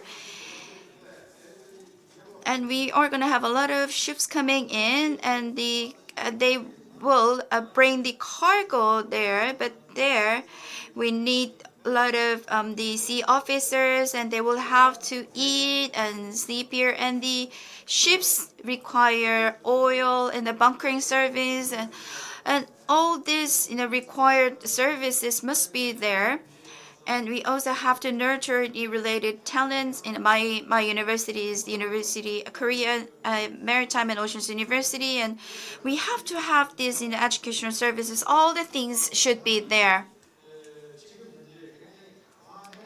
So what are the things that what kind of maritime services that Busan should focus on to improve? You mentioned some of them, but why don't you give us more detailed explanation as to these? The prime example could be bunkering system.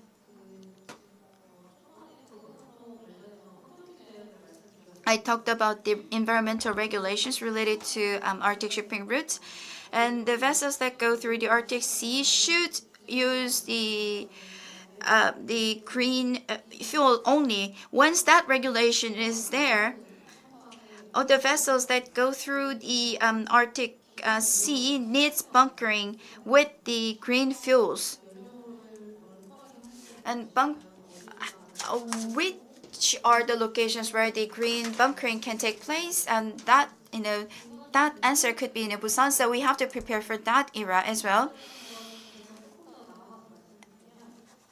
if I may extend my idea, the function of maritime capital, it's the wider area of maritime capital. If you look at the logistics and port infrastructure that Busan has, and there is also the maritime service industry there. We are already doing it in Busan, but these industries and Ulsan has the energy industry and Gyeongnam area has the equipment industry. If we could connect all these industries in the region, we can provide a better service. We have to organically connect all these strong industries each region has or cities have, then we can have the advantage over other cities.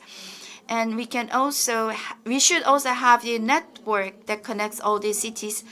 It shouldn't be just the areas where the logistics are collected. Maybe the region should grow as the concentrated place for all the technologies and the data. And if we integrate these green technology with the new technologies, these are closely related to the Arctic shipping route, and the existing port functions of Busan must continue. And on top of that, we have to connect the strengths of the neighboring cities to make the city a true maritime capital of the country. Thank you for your answer. We have only a couple of minutes until the end of this session.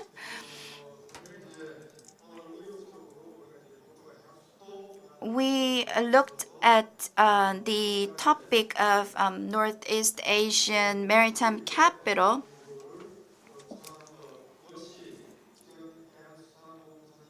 And relocation of the Ministry of Oceans and Fisheries and the Arctic shipping route will give another new opportunity to Busan to become the true maritime capital, as well as the gateway to Northeast Asia. So as a port in Northeast Asia, will it be able to seize this once in 1,000 years opportunity? That's why we chose this topic for this roundtable discussion. And all the audiences here, I think, have the similar hopes. Now, I'd like to ask the two discussants or panelists to give us your last words before we finish.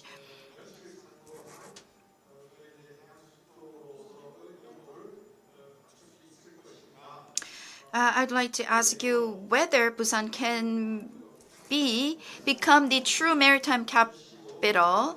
So don't be negative. Just give us your positive or bright views there. I give you 30 seconds. 가장 부정적 영향을 많이 I was negative about the issue, I'm afraid.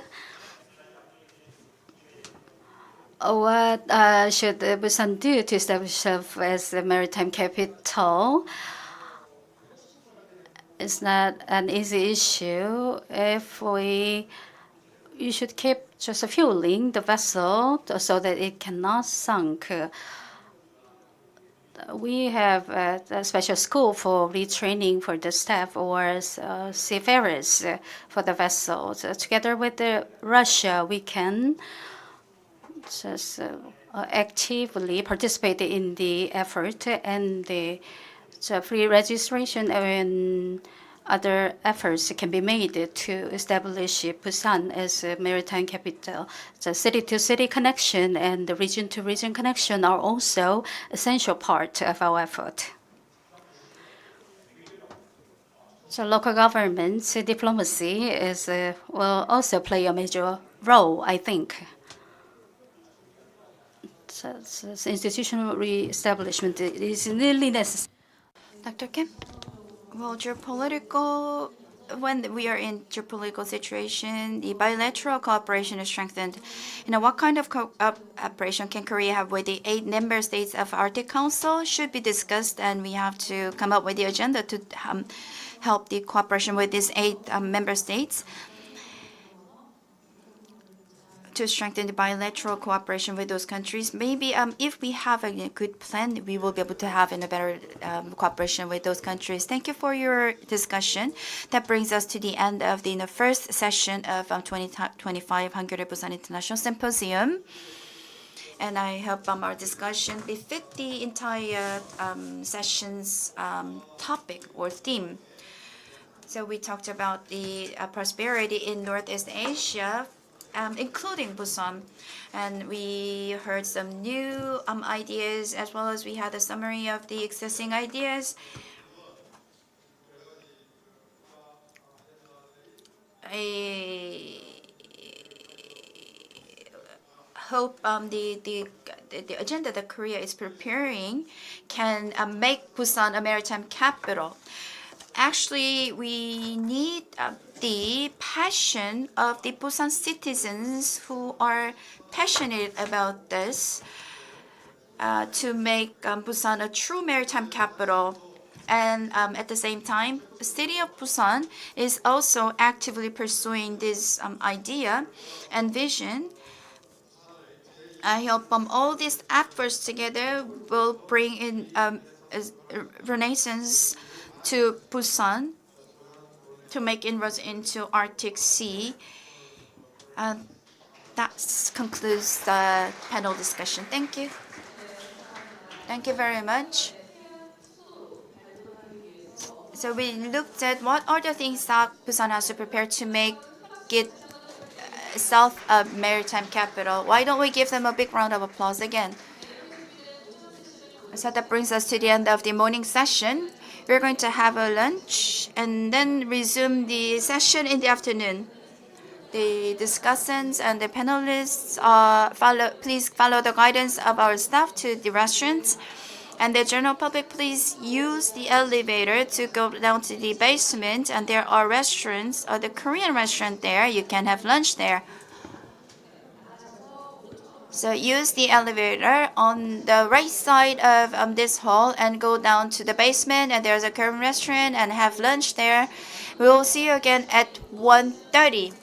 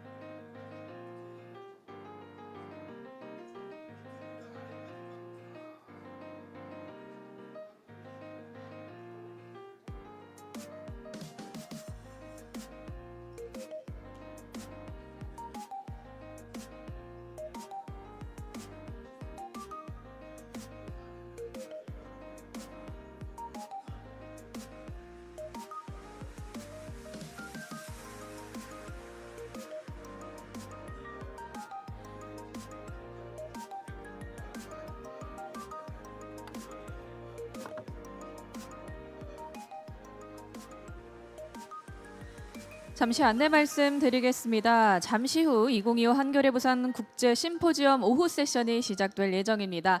참석자 여러분들께서는 모두 행사장 안쪽으로 들어오셔서 착석 부탁드리겠습니다. 네, 오늘 행사는 한국어와 영어 We're going to get started with the afternoon session and provide simultaneous interpretation for this event. And please use the receivers placed on the table for your convenience. Please tune into channel 1 for Korean, channel 2 for English, and channel 3 for Chinese. And please set your phones to silent mode. And this symposium is live streamed on YouTube, so please remain seated during the event except for the breaks. And you can download the symposium's program book by scanning the QR code displayed on the screen. Please scan the QR code displayed on the screen to download the symposium program book. Thank you.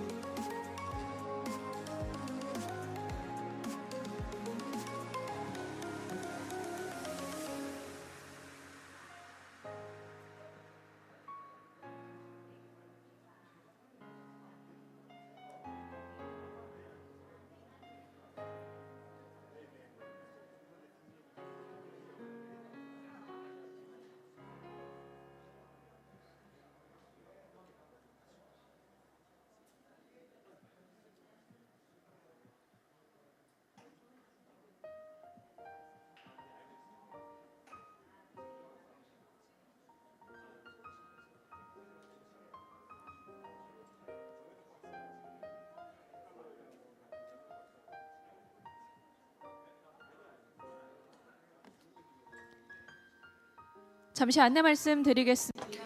May I have your attention, please? We're going to get started with the afternoon session shortly, so I'd like to ask every participant to be seated. Your attention, please. The afternoon session will begin shortly. We cordially ask all participants to take your seat. 네, 오늘 행사는 한국어와 영어, 중국어 동시 통역 서비스가 제공됩니다. 통역 서비스가 필요하신 분께서는 앞에 놓여진 통역 수신기 사용해 주시면 되겠고요. 한국어는 1번 채널입니다.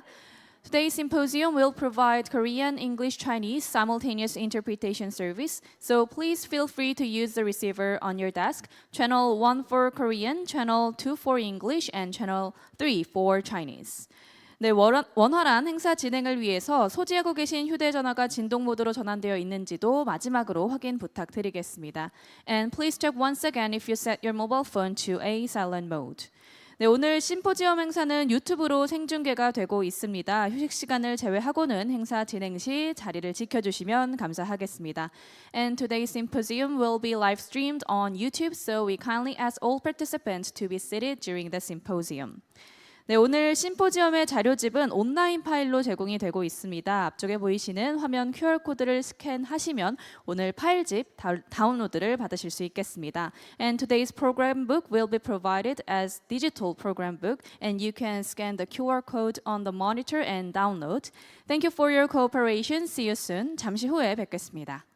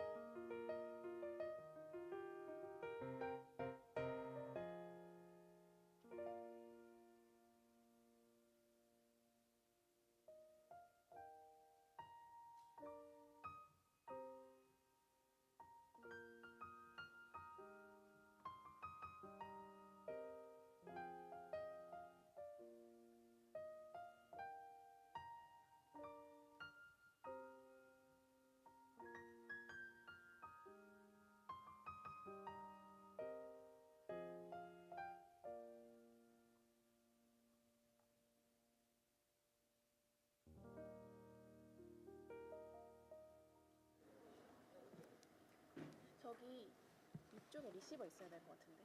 이쪽에 리시버. 다들 안 가지고 가셔서. 위에 깔려 있어요. 아, 있어요?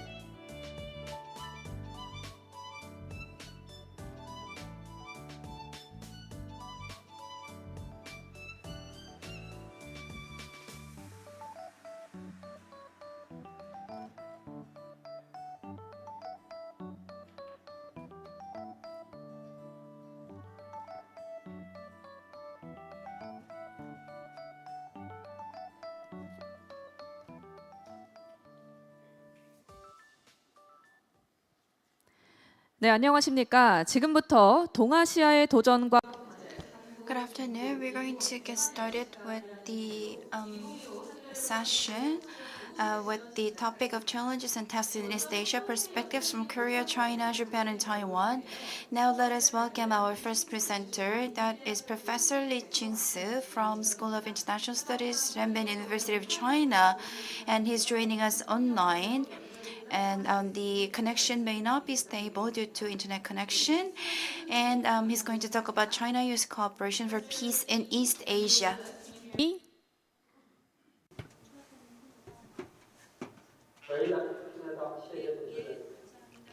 Thank you very much for inviting me. Yes, you can start your presentation.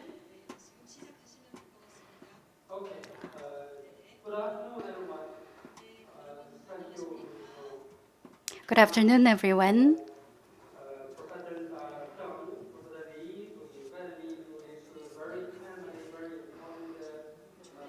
I'd like to just deliver my thanks to all the speakers and participants for today's symposium. Thank you very much. May I speak in Chinese? Thank you very much for giving me such a wonderful chance to talk with you about the U.S.-China relations and their commitment to the prosperity and peace in East Asia.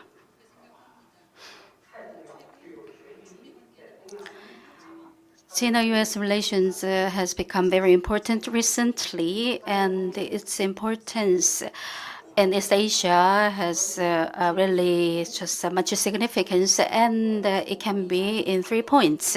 First, U.S.-China relations and the deep and perspectives and their differences on diplomacy and culture. In recent months, since the Second World War, a negation of the historical facts and historical significance and rewriting the history has been an attempt made by close experts and the related officials. Since the Second World War and its background was well just signified by the September 3rd military parade. World War II and its background has been detailedly explained from 31 to 41. So Japan, U.S. was a major supplier of war and military materials to support Japanese intervention. And without the U.S. support, it was almost impossible for Japan to wage war against China and its ambition to control the East Asia. At that time, the amount of military resources spent was enormous, and the Chinese was condemned by the U.S. For its aid to Japan. While verifying the historical facts and re-evaluation is necessary for us to rebuild ourselves.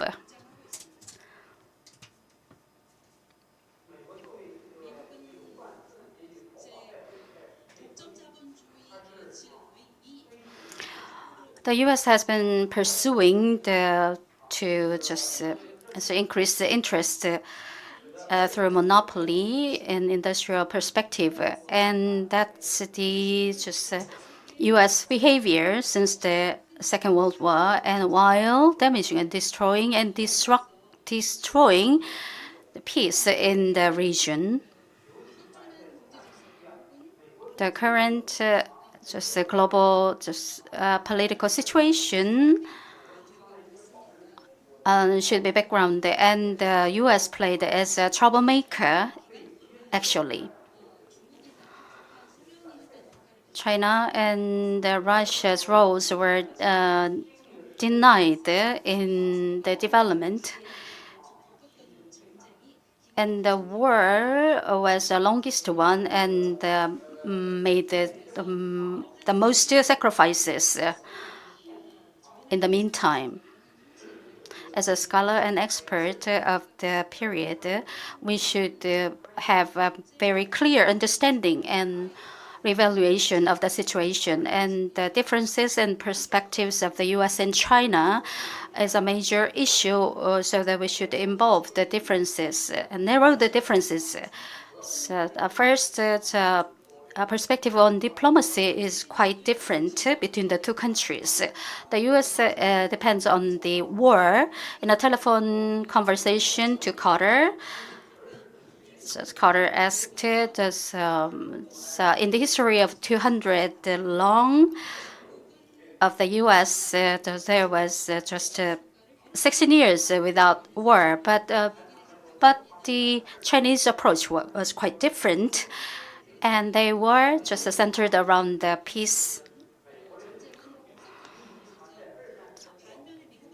The Chinese diplomacy does not include the war as a solution to peace process in the region.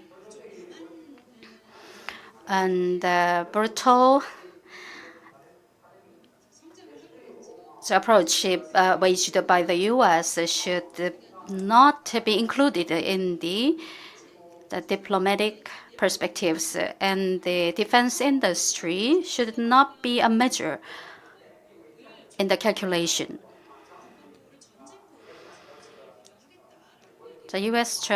recently named the Department of Defense as the Department of War, and that shows how the U.S. sees the diplomatic arena. The U.S. is very war-friendly and not very friendly to the peace of the East Asia region. U.S. China are different from each other geographically, actually.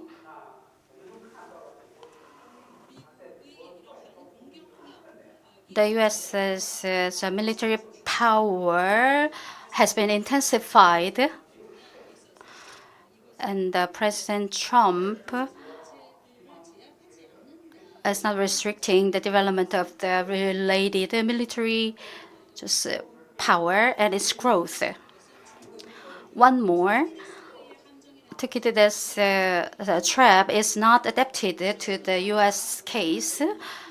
Since the 70s, China has never been participating in any war, and military power cannot be a solution to peace in the region. The U.S. has waged a war in Afghanistan and Iran to win the hegemony in the region, but China was totally different.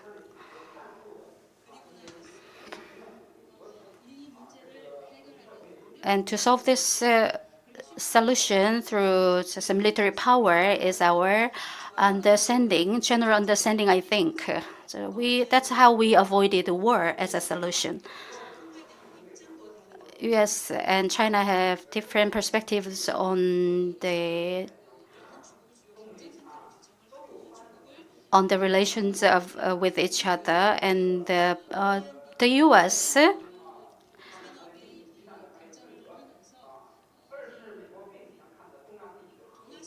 has been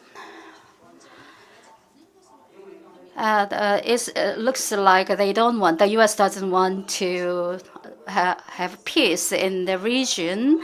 They just exploit the region as the trade partner or make their profits just commercially. Some countries in neighboring countries in the region hope the U.S. want U.S. to play a role as the protector, and they don't want the true sense of peace and prosperity in the region, I think. The U.S. and China has pointed out the related issue several times academically. there will be more. There are more chances for us to just cooperate with each other. I mean, between the U.S. and China. And then no war should be waged in the region. It was pointed out several times. Peace and stability should be achieved not through words, but U.S. Is against our idea, and they they do not just avoid the wars in pursuit of just commercial just gains. They just want to keep the tension between and in the region. I think it's just a vicious cycle. Navy SEAL was dispatched to North Korea, killing fishermen in the region. And Donald Trump's administration, on the surface, all leaders should participate in the negotiation necessary for the development, but they are dangerous in their just choosing the diplomatic tools. In the for about the peace in the region, they have commonly shared the points, but the U.S. want the neighboring countries to wage war, but China is different. We don't war as a solution. What do they have? What do they have significance in relating to the peace and prosperity in the region? And the September 3rd military parade,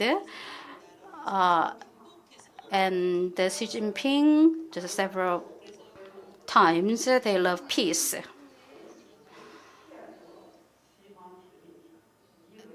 If a war is a breakout, the capitalism by the Western countries and the exploitation just made by those powers should be reevaluated. And China is emerged as a superpower along with the U.S. There's a danger of stability in the East Asia region. Russia keeps causing troubles and issues. They are not powerful enough to face the issues, but China has never needed any threats or just well-prone attitudes.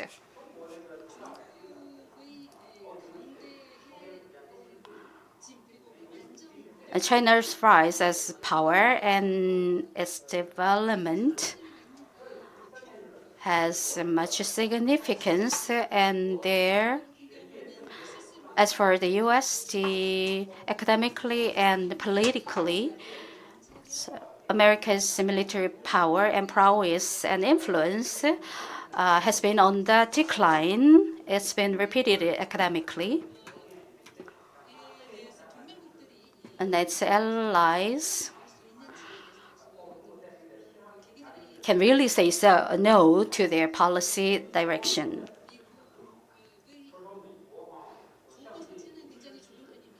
The conditions are just in favor of the U.S., but lawmakers, members of the cabinet,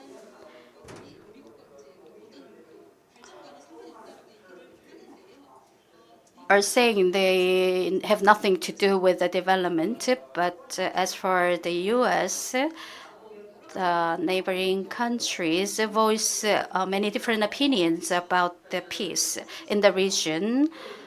The farther, the better. It's a basic of the principle.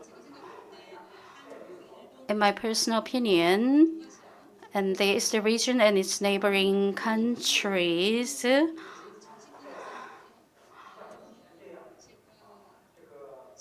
basic policy and principles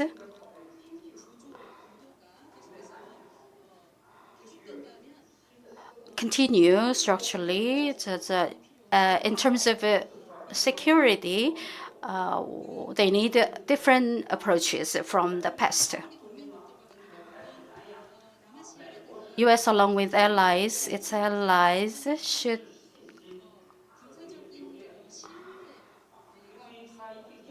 build a military trust.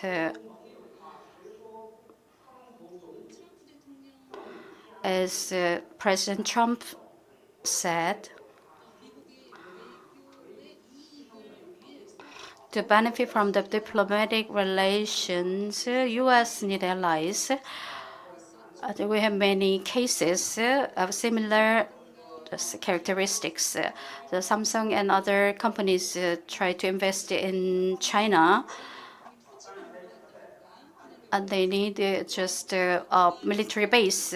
The territorial demand was also made.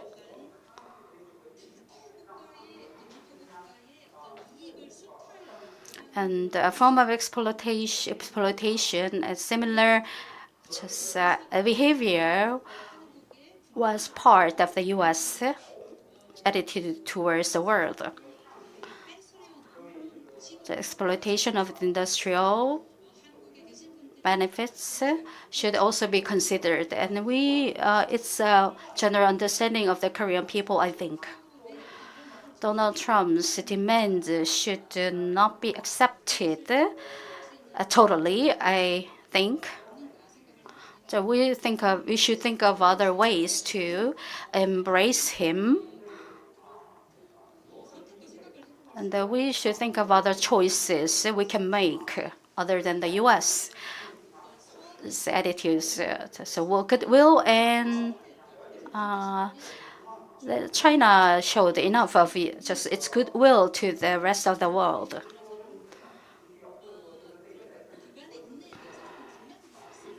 China was very patient in the global issues, and nations of China was very not satisfied with the government attitudes and behavior.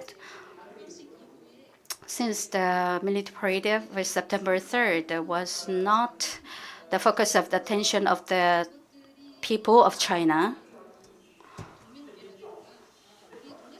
the U.S. and its allies in East Asia should learn a lesson from the perspectives of the U.S., I think.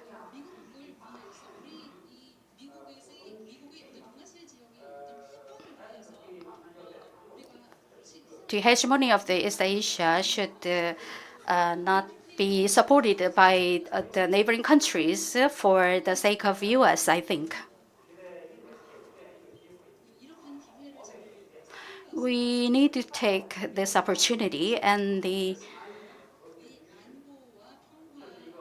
stability and security of East Asia should be promoted. And Donald Trump will participate in the APEC 2025.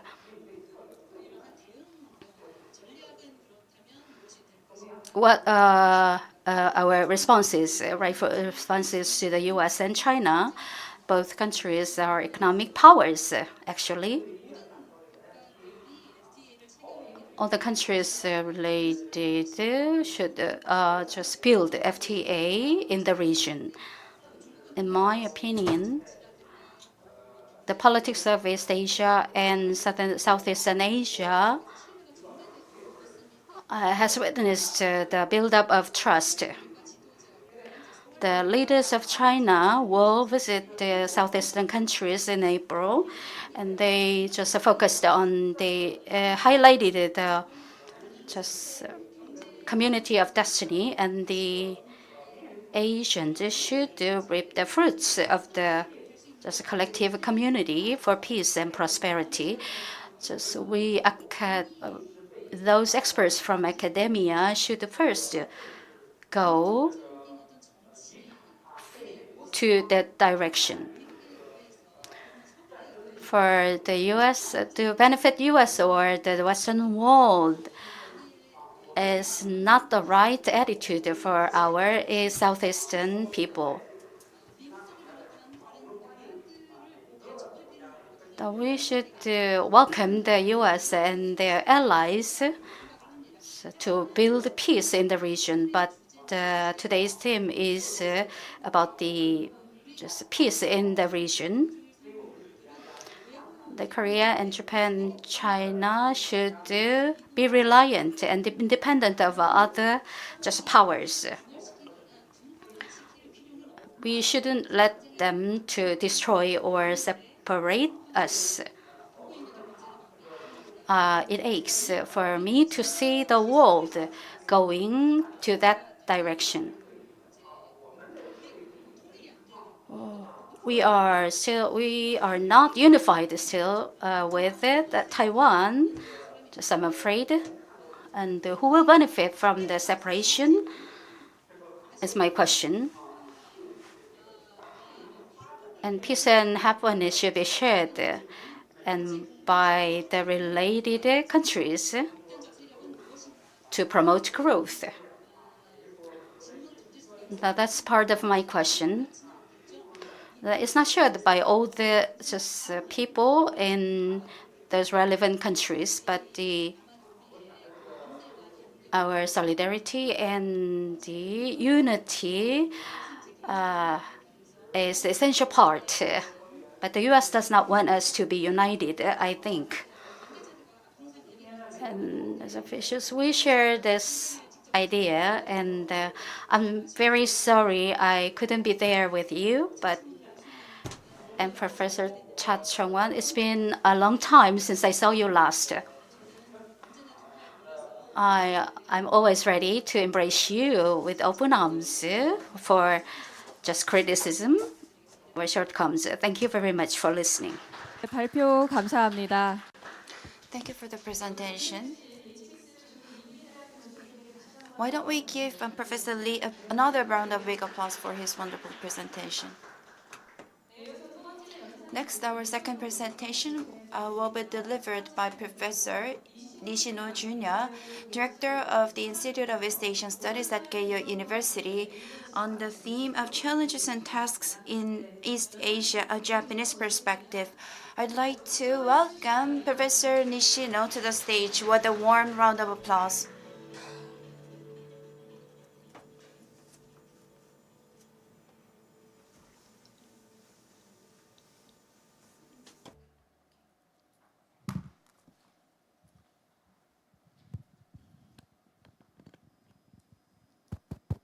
네, 안녕하십니까. 일본 개요 Good afternoon. I am Nishino from Keio University. Thank you for inviting me to this wonderful occasion. 2 years ago, I was part of the symposium. It's been a while since I last visited Busan, and in the morning, we talked about the Busan as a maritime capital going forward. And in the afternoon, we are going to look at the stark reality. So that gives me some, burden, but I'd like to share with you what I feel about it. And the topic that I'm going to talk about is the challenges and tasks in Asia. And I was asked to share a view on the inter-China relations and what kind of things are done in Japan and how Japan is looking at the issue on the Korean Peninsula. For the Taiwan and Strait issue, it is an important for Japan. It is too close to the country geographically. So from the Yonaguni Island in Okinawa, it's only 110 kilometers away from the Taiwan Strait. I googled the distance between Busan to Taiwan, and it's about 1,300 kilometers apart. That means Japan is really close to Taiwan, and if something breaks out in Taiwan, that automatically affects the security of Japan.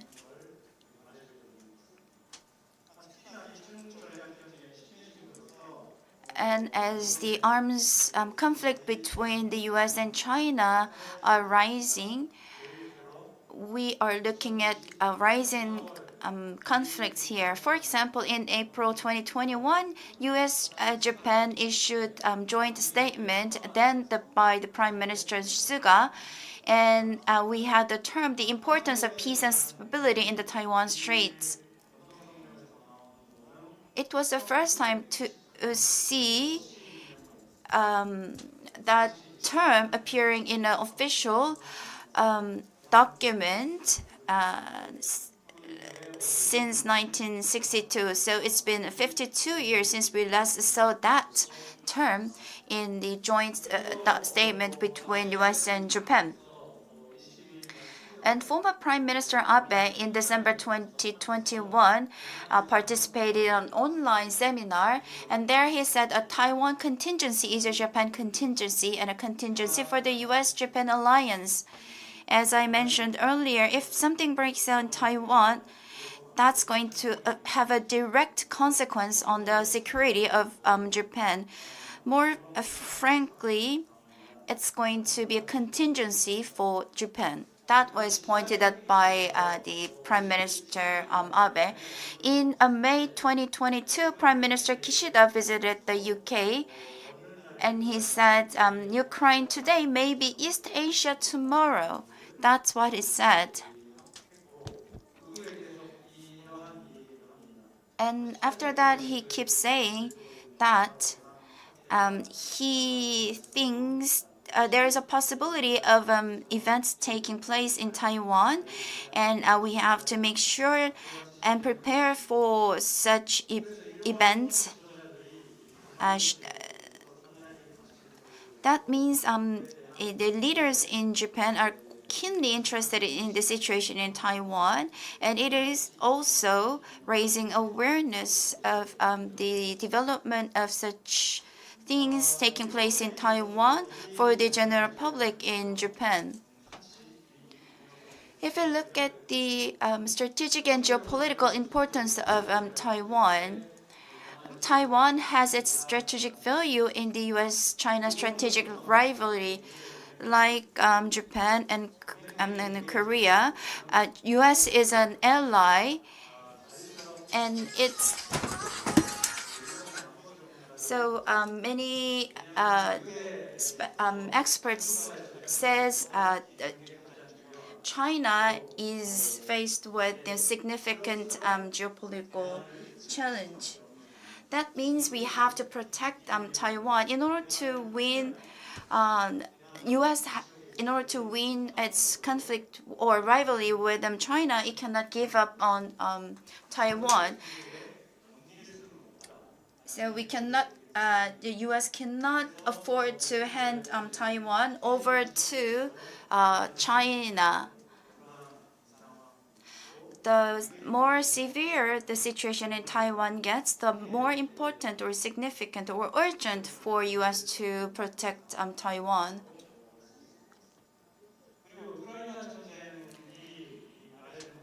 And what the war in Ukraine tells us is that the change of the status quo by force may take place in other areas as well. In diplomatic and security policy, we have to maintain the current peace based on the status quo. In order to achieve that goal, we have to protect Taiwan so that it doesn't fall into the situation of Ukraine. At some case, Taiwan may fall into the situation of Ukraine. And also, Taiwan is a choke point in the economic security. From that perspective, Taiwan is a country that must be protected. So that's actually the consensus amongst the policymakers and the researchers in Japan. Then how is Japan going to respond to this situation? In a nutshell, as I wrote down here, we have to have cost imposing strategy.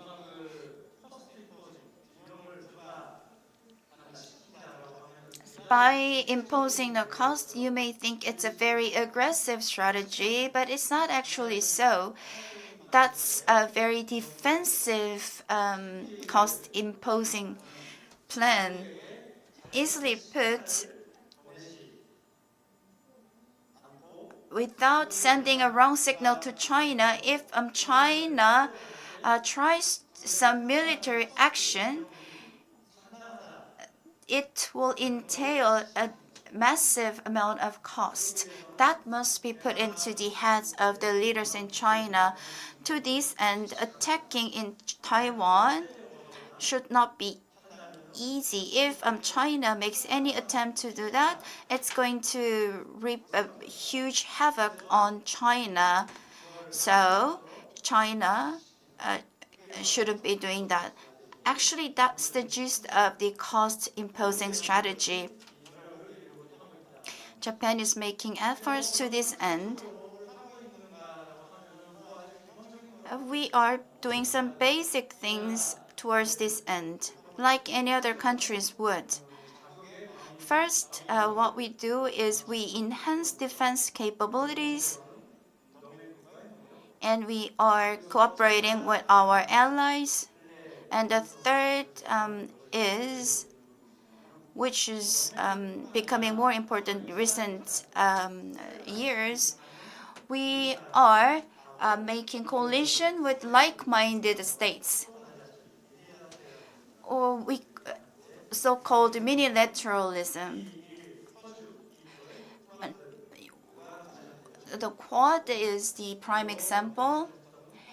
And starting from a few years ago, the US, Korea, and Japan coalition is becoming more important, and we are strengthening this minilateralism these days. And in Trump 2.0 administration, there's a like-minded states coalition with the countries like US. It is becoming more important. I don't like the term, the situation or the contingency in Taiwan, but we also prepare ourselves for such contingency. So we are running simulations in preparation for recognizing a contingency. As you may know, Japan officially does not have any army, but we also have self-defense army. It is under strict regulation. In order to mobilize the the law is strictly regulating the situations where we can mobilize the self-defense army. We will have to look at what kind of impact the contingency in Taiwan will have in Japan, and the parliament will have to make decision whether this will, to what extent this contingency may impact Japan, and that was now legislated in our peace security framework. And it has three categories: significant impact contingency, and the second level is the contingency that might threat the existence of or survival of Japan. And the last one is the case or situation where Japan is physically attacked. So the last one, in the case of last one, it can mobilize the self-defense right. In the first two cases, we can exercise the collective self-defense right in a limited way. That's actually the main point of the law revised in 2015. So by contingency, we can think of many cases, but we have to prepare for such cases or contingencies in advance to deal with such case situations. But the processes are really complicated and it takes really a lot of time in the parliament. So in order to avoid such cases, we are running simulations to prepare ourselves for such cases.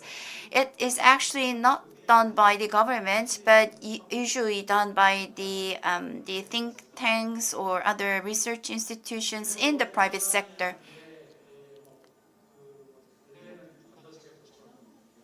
And recently, we are seeing the peak in the semiconductor industry, and Taiwan is also the part of the sea route. So we have to prepare for economic coercion, economic security policies, and supply chain restructuring.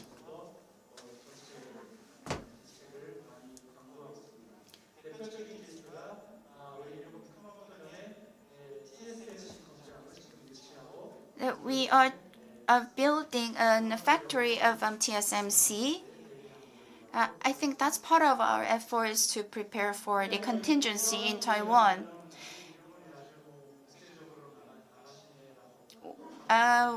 People, when they hear our preparations, may think that Japan is actually proactive or aggressive. However, in Japan, we have a strict law that regulates such mobilizations or preparations. You cannot freely mobilize our army, military.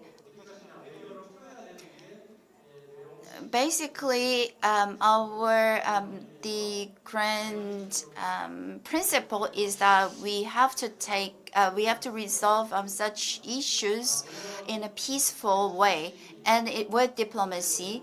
And the China is not an easy counterpart to deal with.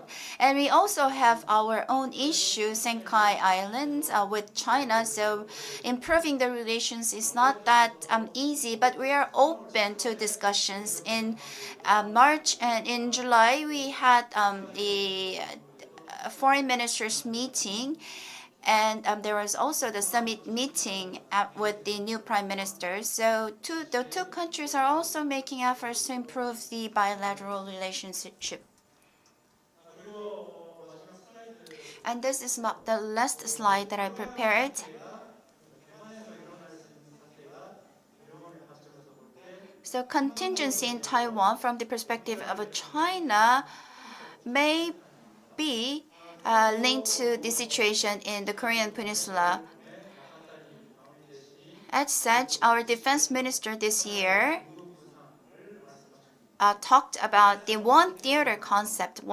If a contingency takes place in Taiwan, it's going to be linked to the situation in the Korean Peninsula. For example, if a situation arises in Taiwan, and North Korea will respond to that, and that's going to raise the military tension of the Korean Peninsula. We have to be prepared for both sides.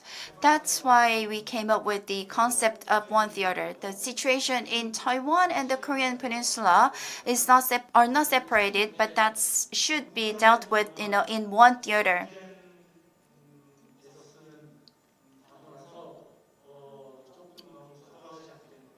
But we wanted to change the term in his the policy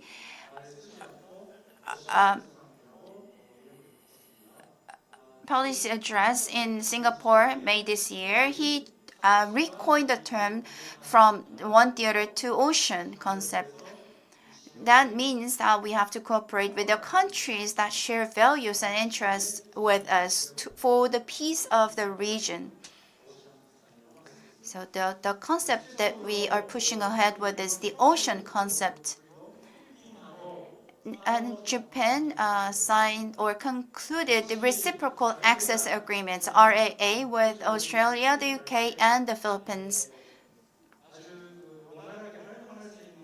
So under this agreement, when the Japanese self-defense army goes to Australia, the U.S., and the Philippines, they can move freely. So we can say we are in the semi-allies or with those three countries. But between Japan and Korea, we don't have RAA or other agreements. So my personal hope is that Japan will also sign such an agreement with Korea as well. And the inter-Korean relationship is quite stable these days. However, the difference of the perspectives between Korea and Japan may be revealed going forward.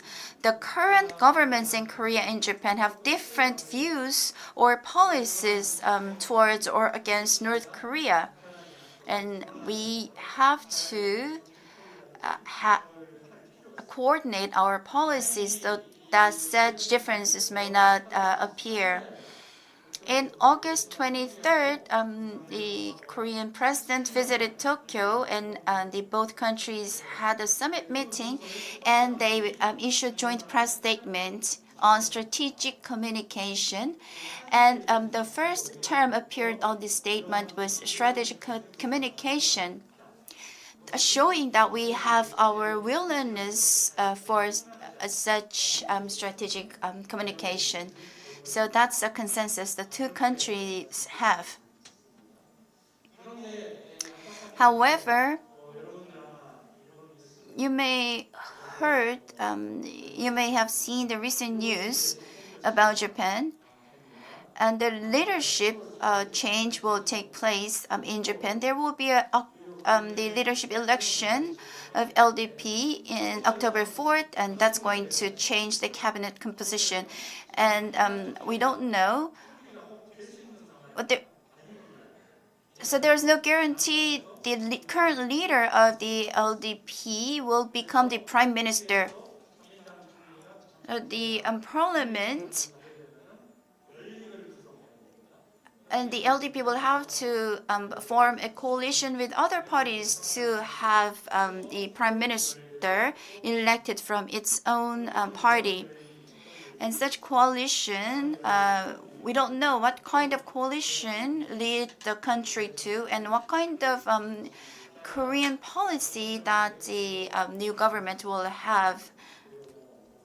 That's quite uncertain, and how the relationship with the US and other countries will change in accordance with the new government that's going to be elected. That concludes my presentation. Thank you very much. That was our second presentation. Why don't we give Professor Nishino another round of applause for his presentation? 네, 세 번째 회의 대말. We'll have the third speaker for today's symposium. The speaker is Ryu Pei, who's the director of the Peace Research Center, National Moy University. Please welcome him with a big round of applause.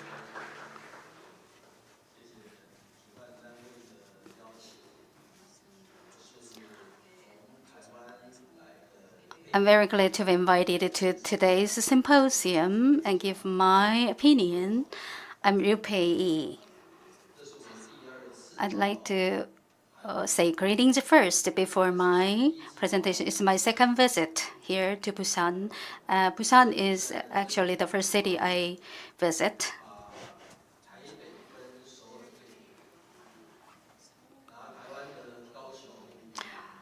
I commonly compare Taipei to Seoul and to Kaohsiung of Taiwan. What I feel in Busan, Busan is much more beautiful than Kaohsiung, and in many different aspects, it's just a further developed in comparison with Kaohsiung. Kaohsiung is a city I'm from, actually. Let me tell you a little bit more about cross-strait issues. It's rather a very complicated issue, and many just variables and factors of change.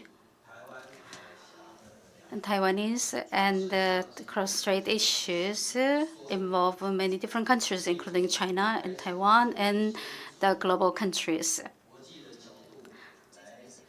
From the global perspective, we should see the issue and the political situations and change of the region.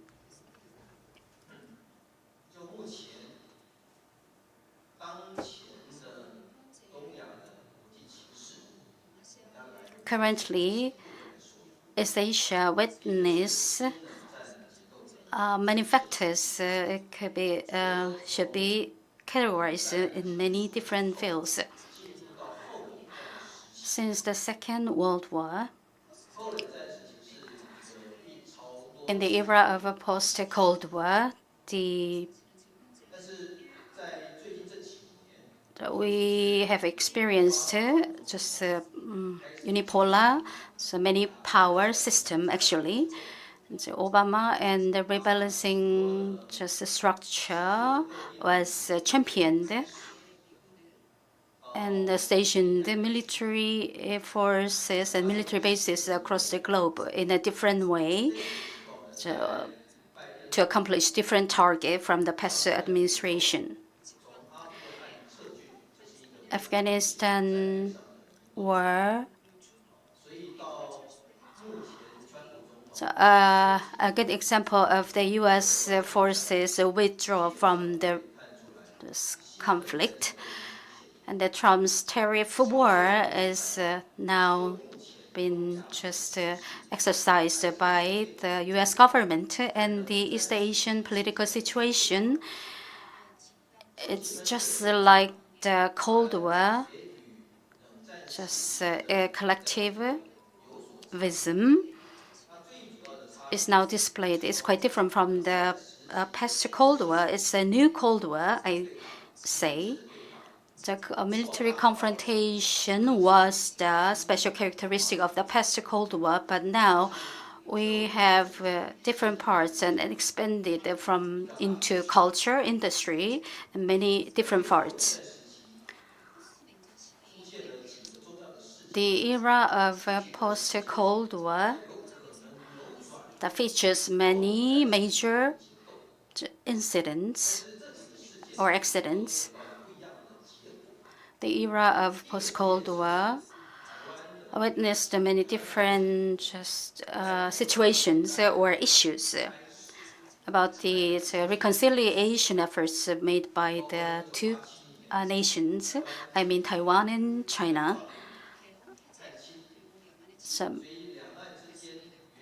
And Taiwan just allowed the visitation by relatives from the two countries while expanding just peace in the region. And many straits, the relevant straits and the two countries held successful meetings, and we call them just a 9 September 2 meeting or summit. So based on the one policy, one country policy, in 2015, Ma Ying-jeou and Xi Jinping held meetings in Singapore.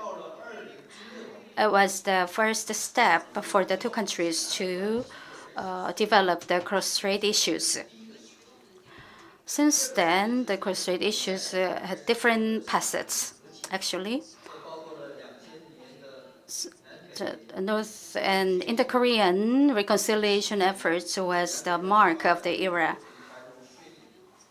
The prosperity and peace, just collaboration was part of the effort, and the Indo-Korean just reconciliation just experienced ups and downs since then.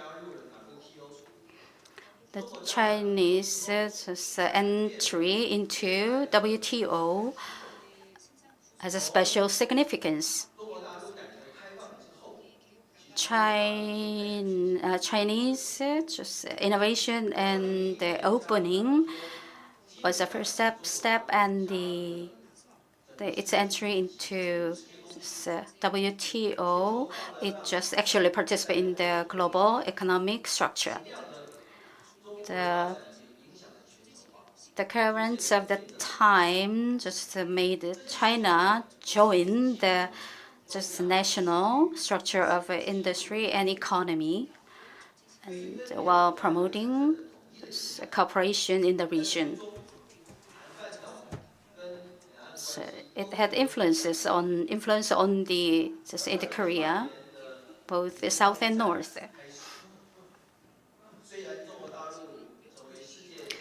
Now we are seeing just a trade war between the U.S. and China. And China is actually the global factory of the global society, international community. But powers-led structure is not a solution, cannot be a solution to the issue. So it's still exerting the strong influence in the two countries. So the inter-Korean, the six-party talks, and the other military structure and military policies by relevant countries are still important. When we talk about the cross-strait issues, it's not just limited to those two countries, it also combines all the countries across the globe. US and Japan should also be included in the cross-strait issues, I think. Recently, China, Fujian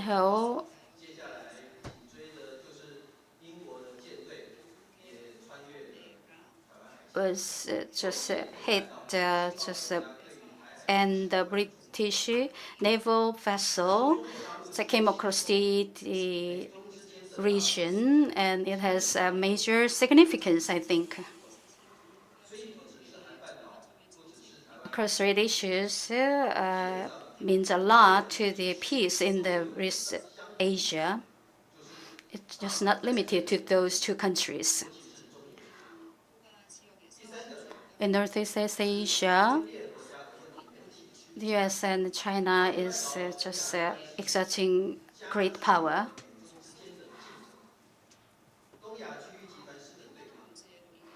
Inter-Korean issue intensifies the tension in the neighboring countries and vice versa.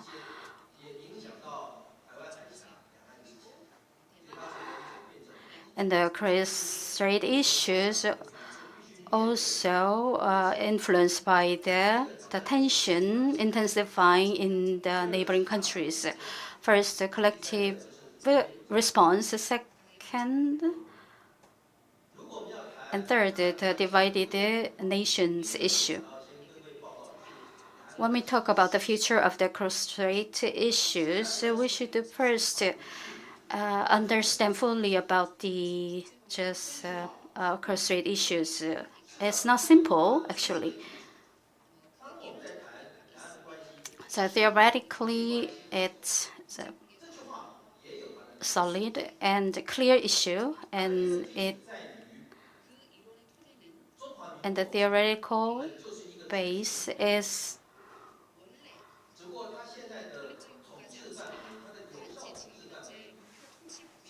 Taiwan is an independent country, actually, but legally and from the Chinese perspective, it's not a country.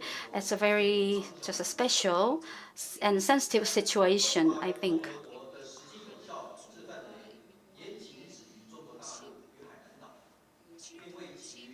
PRC's practical diplomacy and control does not include the Homeland Island, and the cross-strait issues involve many complex issues to be tackled.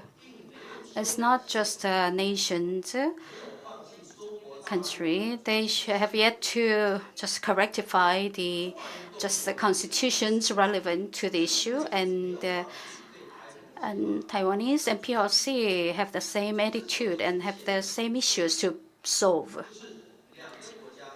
Fanghu and Jiman and territorial dispute just involving those countries should yet be solved. The current situation show us that cross-strait issues are very complicated and multifaceted issues. The one country principle is supported by China. They have no diplomatic ties with Taiwan and vice versa.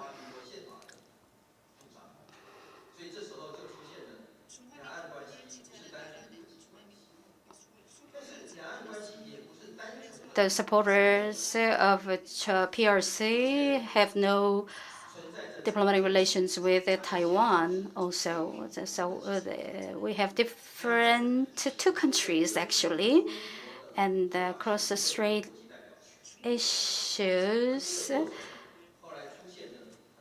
And China is trying to just control the issue on their own. Taiwan has just discarded its membership of the United Nations actually, and it has diplomatic ties with the PRC and the international arena and international affairs. It has a smaller prowess in the, and Taiwan doesn't stick to just a one country principle. Just internally, we have tensions and struggle actually. In Taiwan, many people are confused and embarrassed about the issue. The mainland China, after its rise and its unification with China, they are very strict in their attitude. They have strong influence, though, about the unification of the two countries. They are rather conservative, and the mainland China, where PRC is very aggressive about the unification issue. We have the event campaign, the military parade on September 3rd, just displaying their military prowess across the world. What Taiwan is worried is that China wants to just push it up ahead with the unification of the two countries. And what will be the method of the unification? And that's a big part of the discussion about the cross-strait issues and its development. And there are many factors involved. Taiwanese internally have many different opinions of the people. They conducted several surveys. And people of Taiwan, they really want to independence or just they want to status quo. It's a big question. So unification could just have many different forms. And status quo can have different paths. In recent decade, the attitude of the Taiwan government is isolation, in a word, and whether the two countries can enter the stage for further discussion is still a question. And second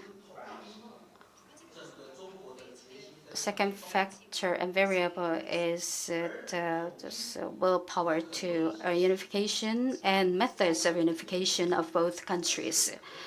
So unification by peace. Currently, Beijing shows they are in favor of the peace, unification through.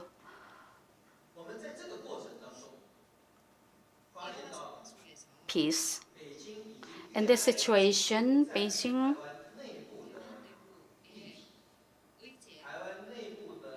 Taiwan's internal agendas and the political parties are not in the negotiable aspect about the unification, about the method of unification. They are very independent and they have their own way of unification actually.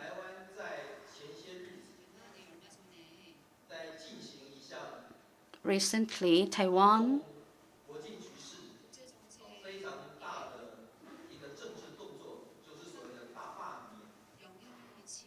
had a big influence in the political arena of the world, and it requires attention.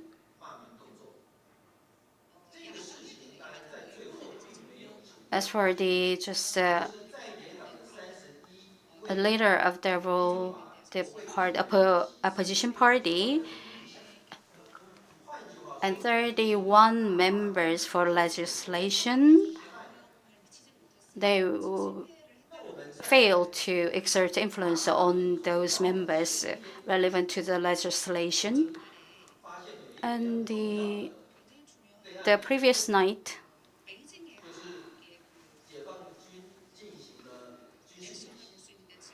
we should focus on the Beijing's action toward it.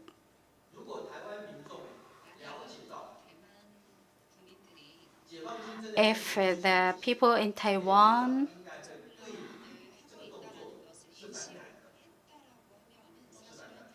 is aware of the military exercise of the Liberation Army of Taiwan, it could be quite a powerful factor.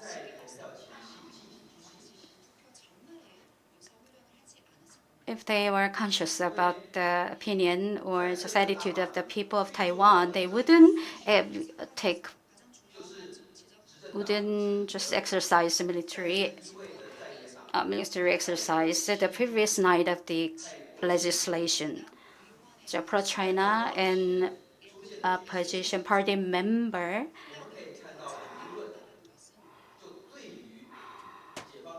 just carry out just voting the previous day of the exercise. So it might cause just opposition or opposition from the Taiwanese people. What we know clearly is why did the PRC had the military exercise before the legislation by the Taiwanese people. It shows they have their own just position or just they have their own decision or choice. They don't care about what Taiwanese respond to their action. And the surrounding situation, it's changed, and the situation and difference in power exercise. The Liberation Army, PLC, if they really have the power to control the first island chain or second island chain strategy, it was originally built to just dominate power in the region. But the Liberation Party's military force is just getting bigger recently, and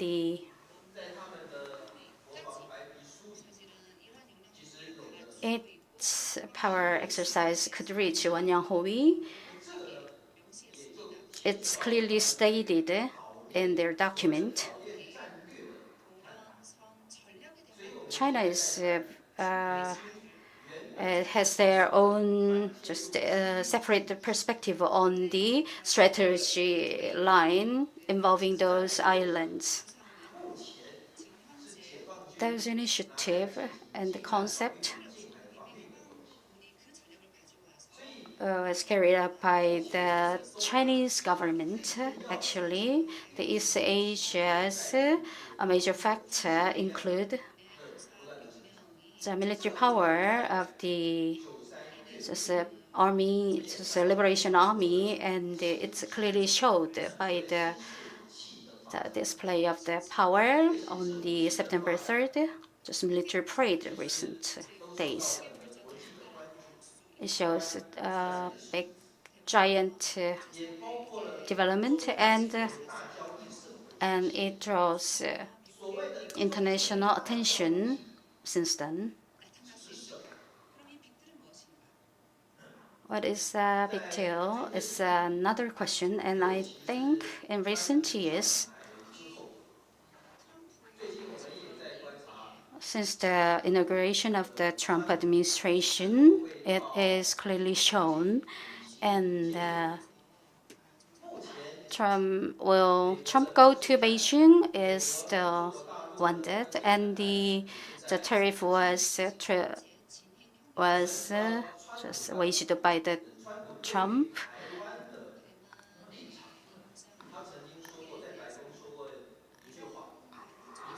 Trump's mentioned about the cross-strait issues recently.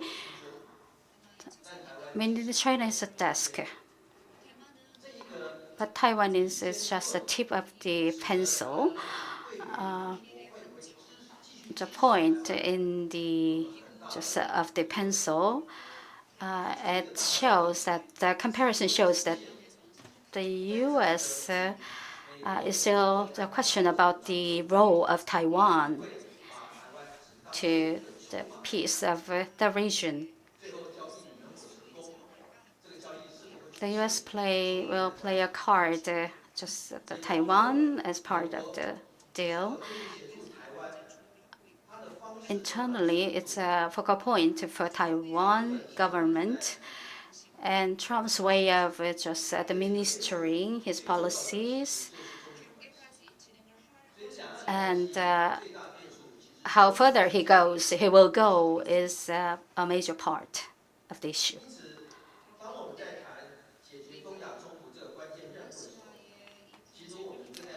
To solve the issues, the cross-strait area should involve the cross-strait issues, and the U.S.-China relation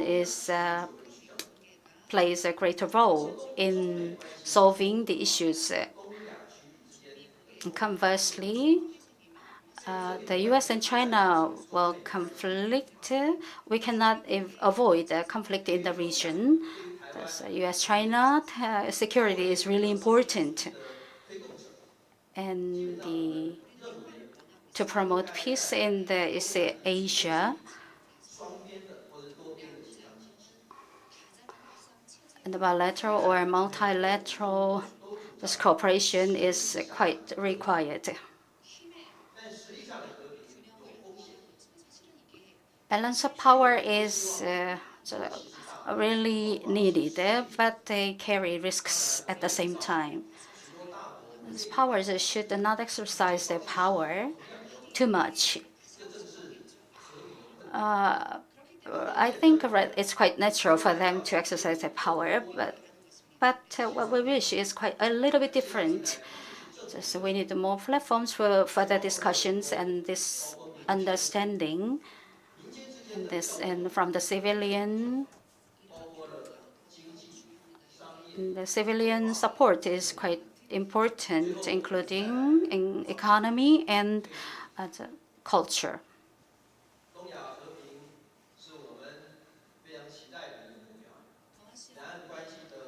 To promote peace in East Asia, so we need efforts in related countries, including the cross-strait issues. That's all for my presentation. Thank you very much for listening. Liu Pei So why don't we give Dr. Liu Pei a big round of applause? So we have our last presenter, and we have Professor Chang Young-hee from Chungnam National University. He's going to present us on challenges in Korea-China relations for peace in East Asia. Please welcome him with a big applause.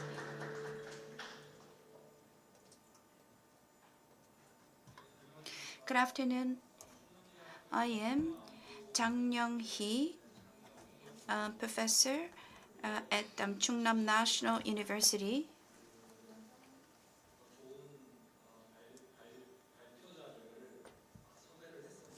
I know that I'm not the original presenter that the organizer contacted because that person has a busy schedule. I'm kind of in his place now. And that presenter is actually Professor Lee Hong-gyu, who's sitting here at the table. In 1968, Henry Kissinger said this. He said, "It may be dangerous to be America's enemy, but fatal to be its friend."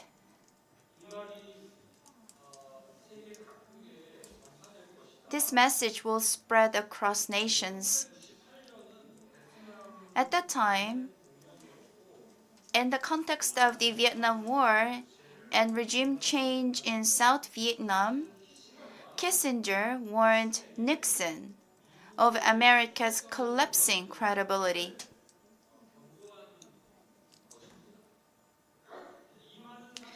This statement carries two implications. First, it reflects the cold realism of U.S. grand strategy. That is, even allies can be traded or adjusted when U.S. interests require. Second, regimes aligned with U.S. may paradoxically face greater risks to survival and stability.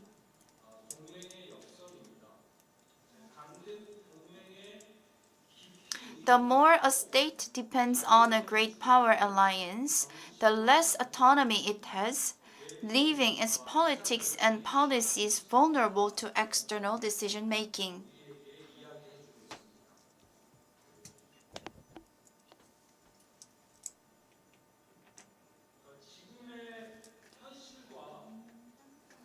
If we look at today's reality,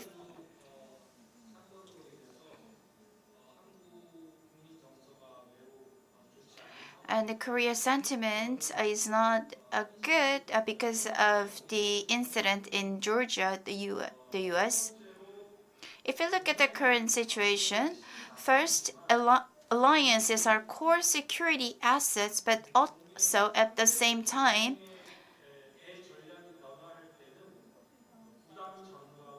it is the first to suffer when grand strategy shifts, carrying the burden of sudden policy changes. Second, there must be a balance between values and interests. Even when proclaiming a values alliance, policies must be designed on the premise that interests prevail at decisive moments. This is actually the situation that is faced with America's allies under Trump's second administration. Amid great power rivalry, Korea now bears heavy strategic risks.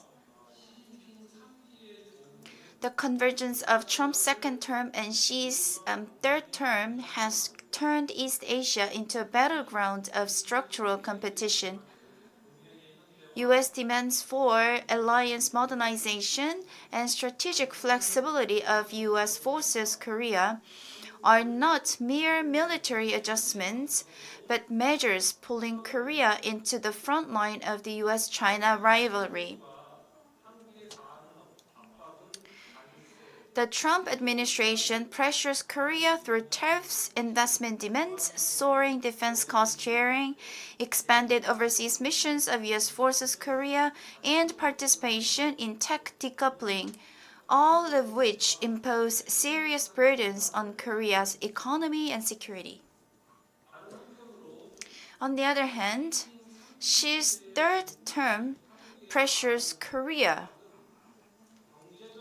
with economic leverage, coercive diplomacy, and expanded influence over Korean Peninsula policy that signals the erosion of the mutually beneficial ties established since normalization.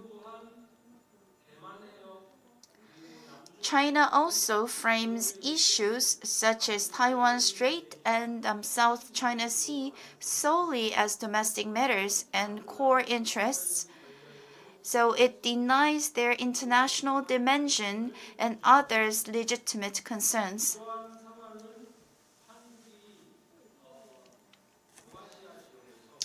This constrains Korea's ability to uphold its own interests through diplomatic and economic pressure.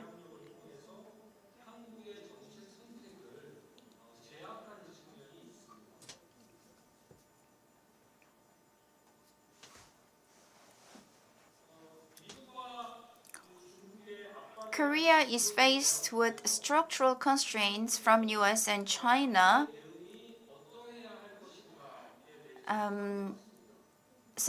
Korea must rethink its approach.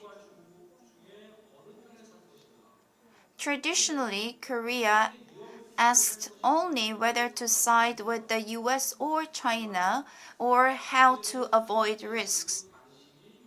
Instead, the question must change. The key question should be what contributions Korea can make to peace and development in East Asia.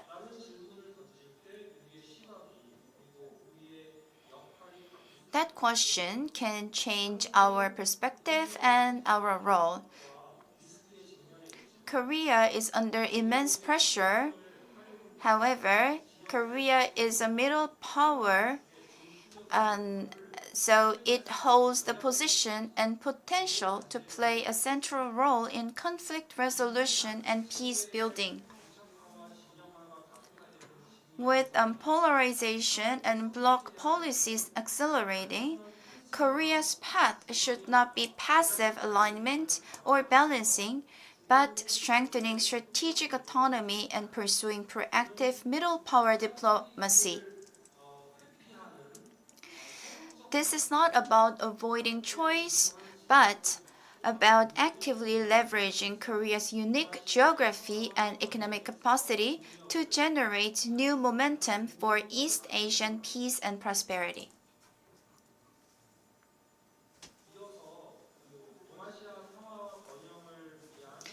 Let me now turn to Korea's perspective on redesigning Korea-China relations for East Asian peace and prosperity. I cannot represent the perspective of Korea as a whole, so this is not the official view of Korea, but my personal interpretation. So it's the Korean perspective, but it doesn't represent the entire Korea.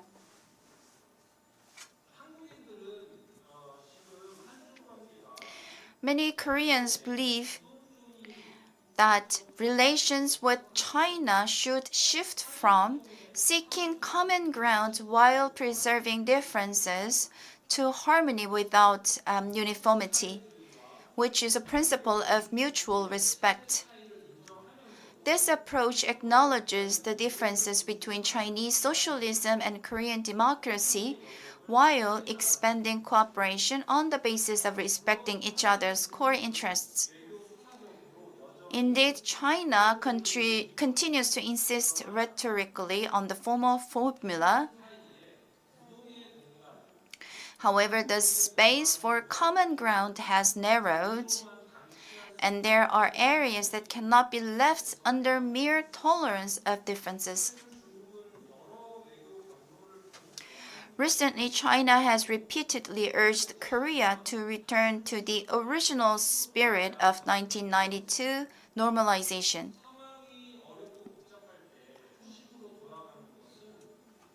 While returning to first principle or original spirit in difficult times has merit, it is equally true that changing realities require new directions.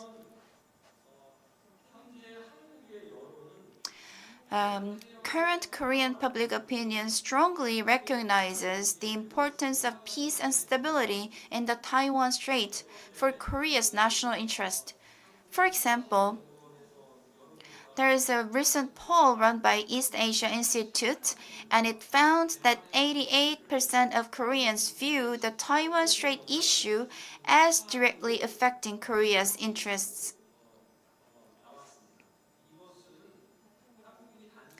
This should be understood not as siding with the US, but as an expression of Korea's legitimate interests.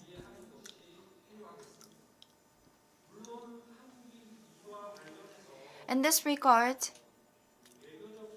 Korea should avoid rhetoric such as opposing unilateral changes of the status quo by force.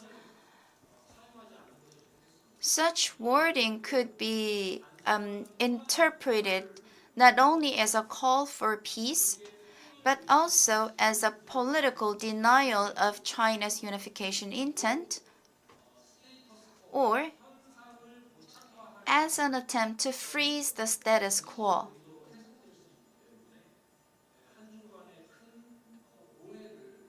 It may result in a huge misunderstanding between Korea and China. So I believe Korea should maintain its principled position of supporting peace and stability in the Taiwan Strait. However, the approach the matter with caution so as not to appear aligned with one side. Korea should seek a role as a peace mediator and ensure that in the event of a Taiwan Strait contingency, the Korean peninsula does not become drawn into proxy conflict.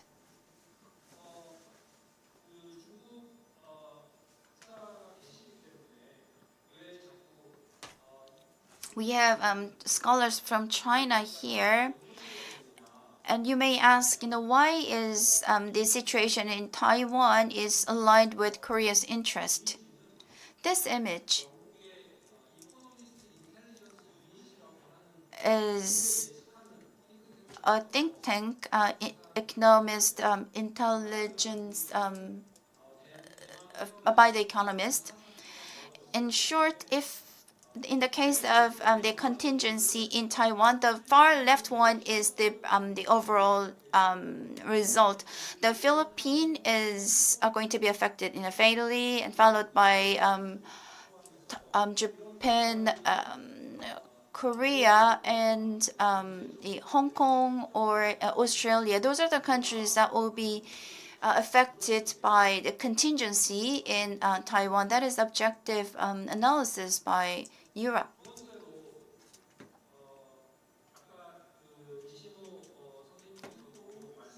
And as Professor Nishino also mentioned,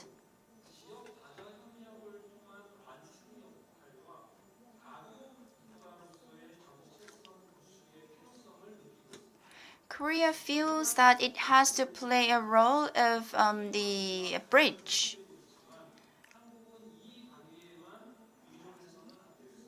So while the US-Japan-Korea relationship is most emphasized in the logic of geopolitics, Korea should not depend on it alone.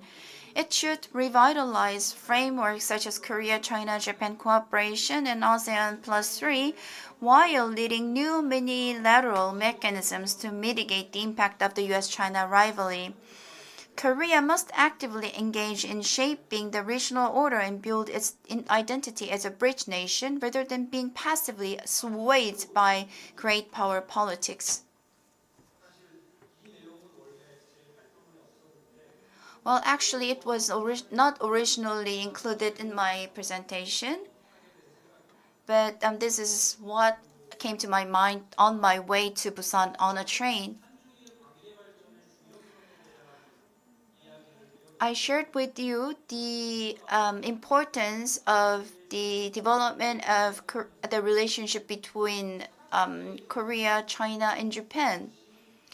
But there is a persistent blind spot in the vision of Korea, China, Japan relations, and that is North Korea and Taiwan.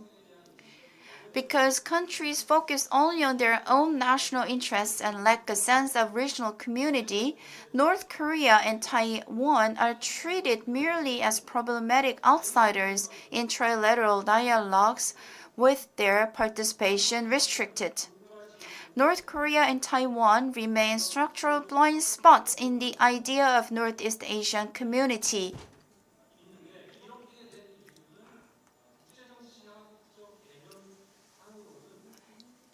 Existing cooperation frameworks regard them only as problematic others. In international relations terms, Northeast Asia's incomplete sovereignty and hegemonic order have structurally excluded them.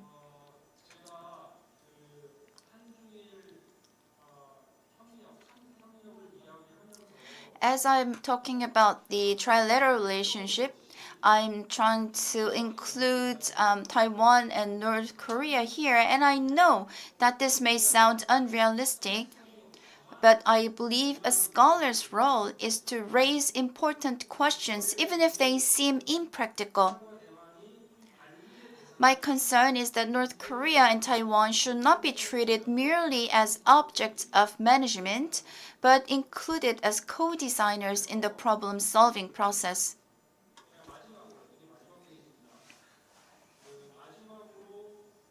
This is the last slide.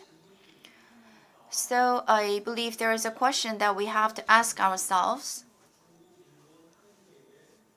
And I'd like to pose this question to the three countries, Korea, Japan, and China.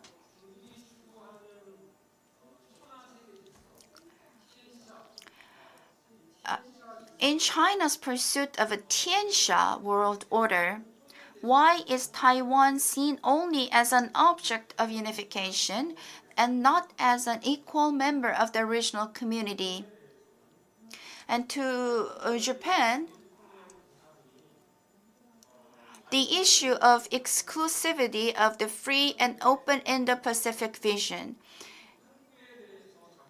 Is it truly free and open? Why is North Korea excluded from the onset? As for Korea, the question is why, while advocating pragmatism and economic cooperation, engagement with North Korea is framed only as aid, blocking the perspective of mutual benefit. With that, I would like to conclude my presentation. Thank you very much for the presentation. That was Professor Jang Young-hee.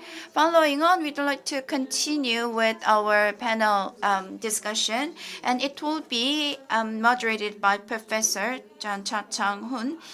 And we have discussants, Yunin Ju, Director of Ocean Security and Strategy Research Division at KMI, Senior Writer Park Min-hee at the Hangyeole, and Professor Lee Hong-gyu at the Dongso University. Now I'd like to pass the microphone to Professor Cha Chang-won. I am Cha Chang-won. I'll be moderating the panel discussion session.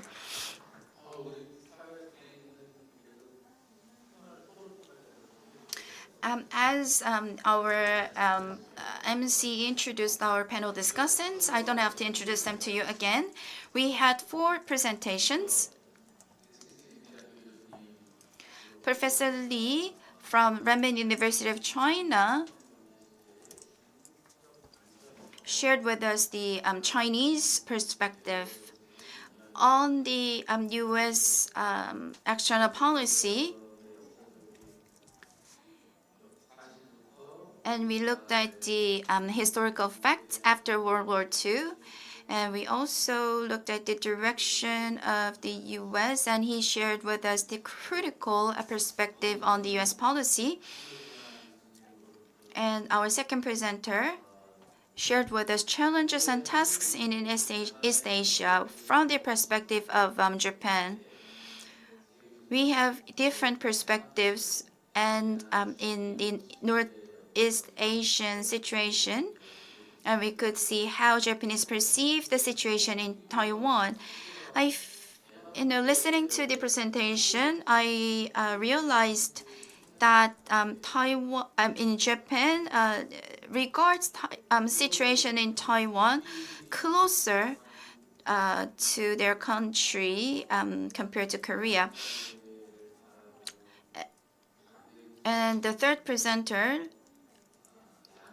shared with us the inter-state relations and also the internal views on the situation on Taiwan.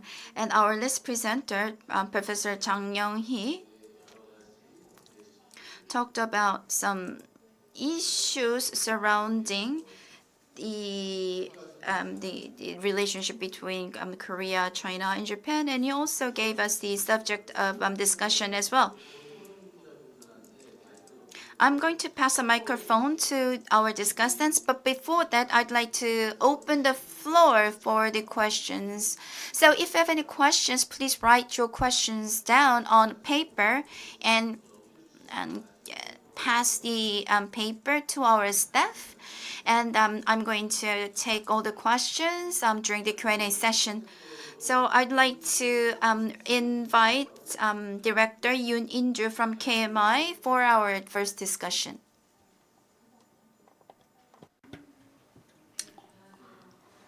Good afternoon. I really enjoyed the 4 presentations made by the speakers. And each country's own perspective on different issues were clearly summarized by your presentation. I thank you very much, and I'll make comments and questions. To Professor Lichings, the U.S. just maneuver is quite past a point of no return, just declining the dependence on the U.S. I agree. But I rather have different opinions about the U.S. Just diplomacy about balance of power, just power that transfers to negotiation and peace in the region. Power is not limited to powers in the region. Korea should be participating in the effort. So Korea also needs a balance of power, and Korea should be very flexible in terms of a balance of power. And the armed force in Korea should be in the same vein. They should be flexible in their military exercise and their station, the force. You rather talk about just separation and isolation. So that's my different point.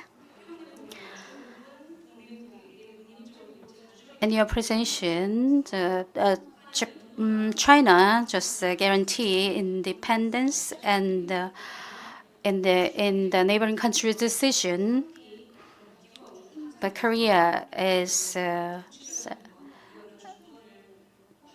can reach it and accomplish their appointment for space industry and other related issues. And the Japanese the presenter also pointed out that there could be a contingency of a second Ukrainian-Russian war. Ukraine is in the same position, and they should guaranteed for the safety on their own. So next question goes to Professor Liu Pei. And you looked at the current status and the characteristics of the interstate relationship. I think that reminded me of the current situation on the Korean Peninsula. I really felt could empathize with you. There are 3 variables that will determine the interstate relations, and the biggest force is the relation between the U.S. and China. And you said balance and the self-control is really important, and East Asia Security Forum was proposed by you.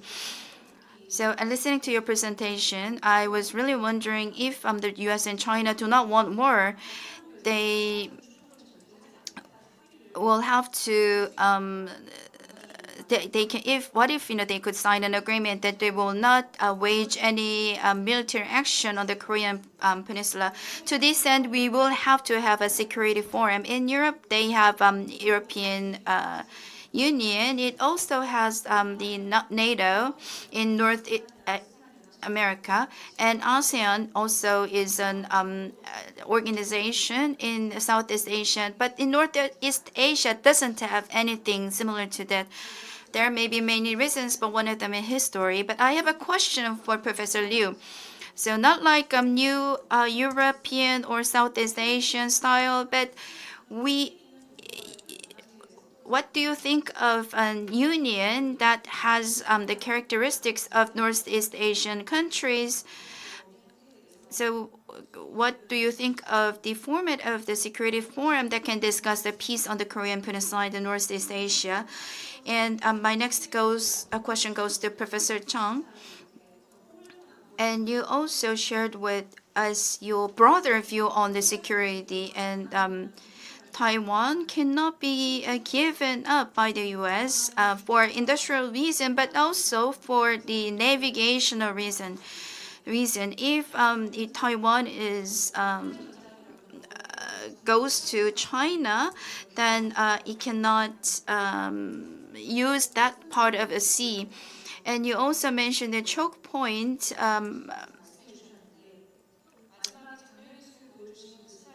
Professor Nishino mentioned the choke point as a Taiwan Sea, and Professor Zhang mentioned if situation arises in Taiwan, Korea is affected by all the cases, and including economic effects. And Japan is an island, and Korea is not. But if you look at the current situation, South Korea is a pseudo island. 99% of our trade depends on the sea transportation.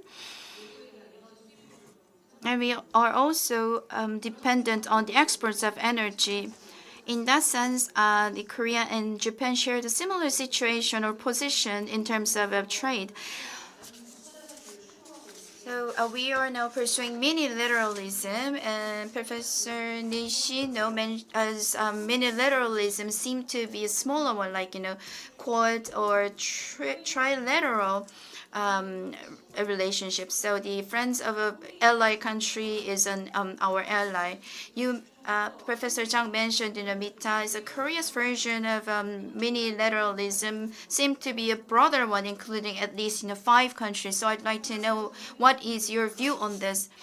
And lastly, Professor Zhang also posed us good questions about the relationship between Korea and China. So the worst case scenario that we have to avoid is that in the case of any contingency on China, we shouldn't be drawn into the situation. And what is worse is that there's another contingency taking place or arising on the Korean Peninsula. So that's the red line that we have to have. China and US may have their own red lines. So my question to Professor Zhang is, as there are the variables that will determine the interstate relations, and what are the variables that will determine the inter-Korea relations, and what is most important? 네, 감사합니다. 그 질문이 네 분 교수님들한테 공유 하나씩 간 걸로 기억하는. So I believe the questions are given to all the 4 presenters. Then we're gonna have to ask the other discussant to share her discussion. Thank you very much. I really enjoyed your analysis of East Asia's challenges and challenges from the perspectives of Korea, Japan, China, and Taiwan. I mentioned East Asia's challenges about Li Ching's presentation. It clearly illustrates China's official position on the current situation. It argues that the U.S., not East Asian countries, intervening in East Asian peace and stability, creating instability. It argues that China intervening in East Asia security through alliances such as US-RK and US-Japan alliances, finding China as a competitor it was clearly showed by the military parade on September 3rd, and Lee's presentation also mentioned the 80th anniversary of the military power and Victory Day. And China challenges, it actually shows China challenges and San Francisco system. And Taiwanese Senkaku Island was part of the territorial dispute with China. The signing of this San Francisco Cooperation Organization in late August in the military parade. And China declared to the world that the U.S.-led order is ending, and that the new international order centered on China will be established. Professor Lee's criticism of the Trump administration's chaotic behavior and its increasingly harsh demands and pressure, and the new international order, the Chinese power is stressed and highlighted in the missile range. And the use of power is limited is part of your saying. And to the neighboring countries, for the past 80 years, military base and economic power is almost in the same vein.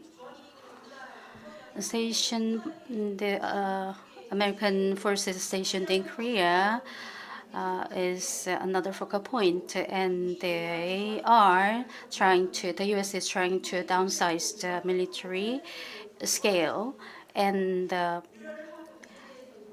Korea is worried about the issue, and Korea's advantageous position should be kept. We are trying very hard.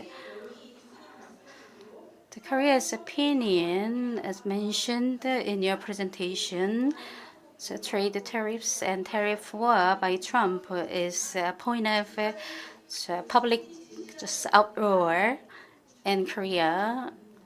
I cannot completely agree with thee.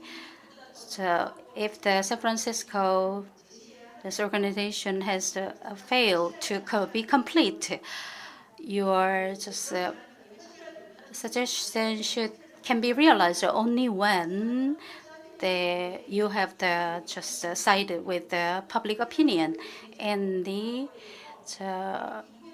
open criticism of the U.S. and Korea's tension is justified, I think. So in the situation of the North Korean issues, China invited North Korean leader for the parade, and its actual acceptance of the invitation recognition of the leader of the North Korea. It's a point of serious concern, I think. It's also shared by the discussants earlier.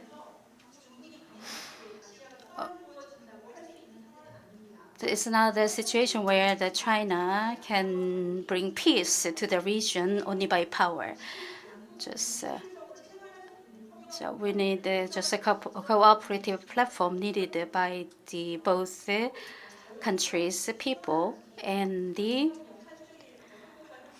trilateral cooperation for peace and inter-Korean issues and related communication is necessary to be further developed, I think.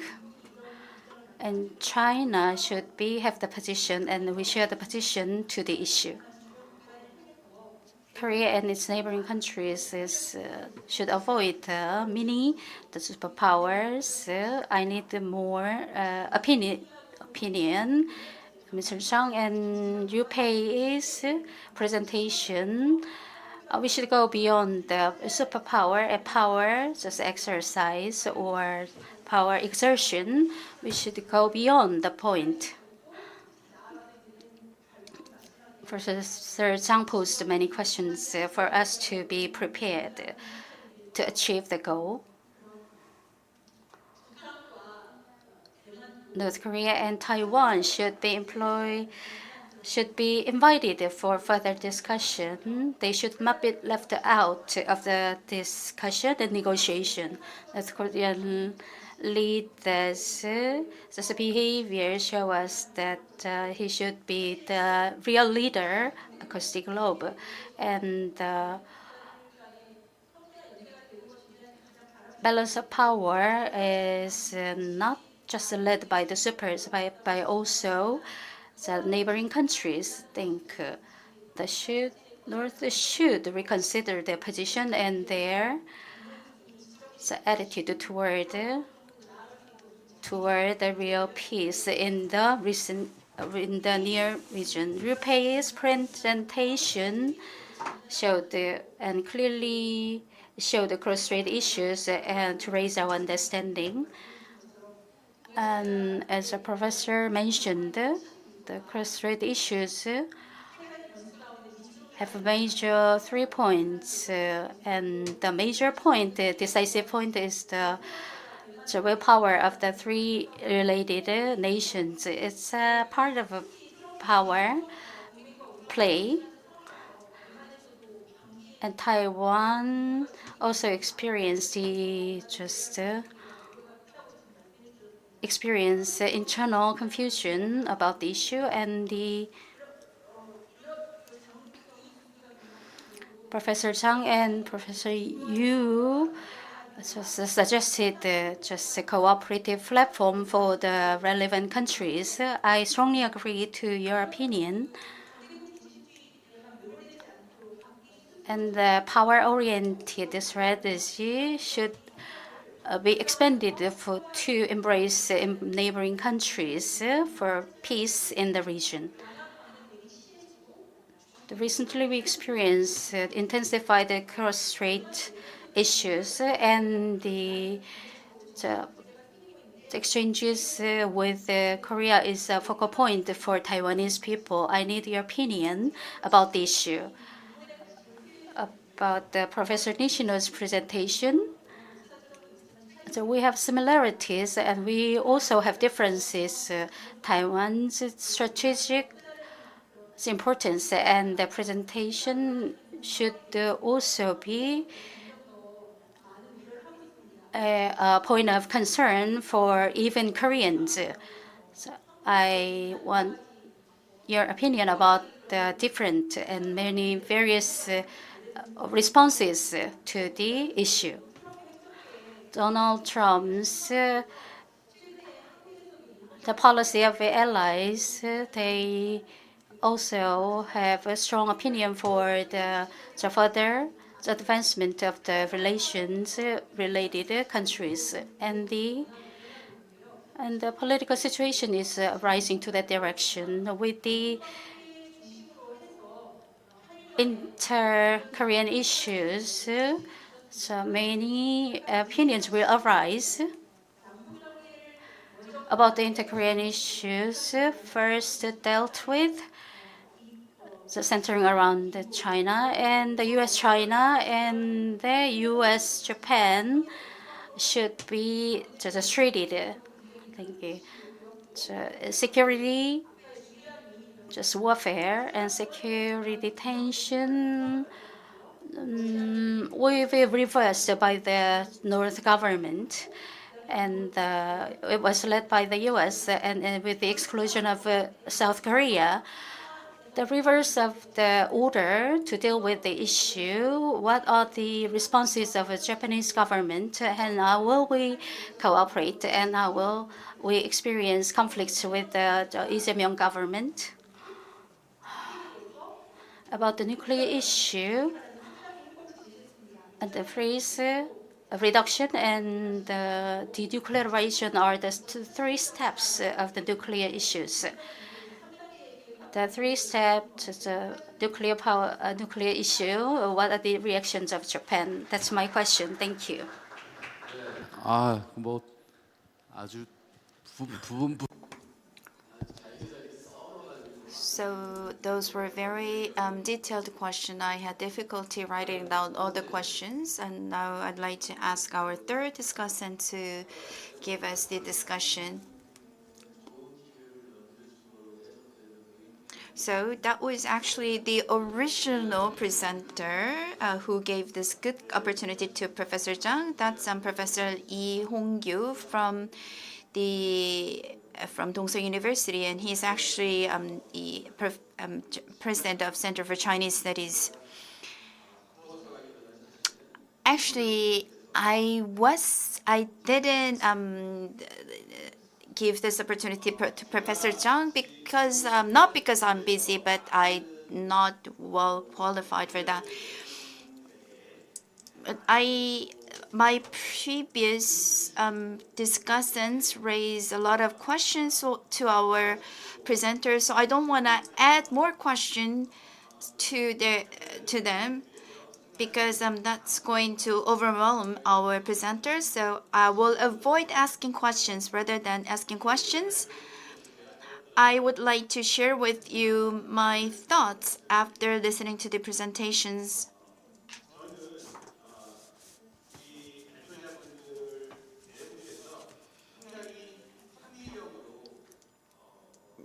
Our presenters looked at the US-China relations and Northeast Asian issues with the microscopic view. But I would like to have a macroscopic view on these issues. Since the modern times,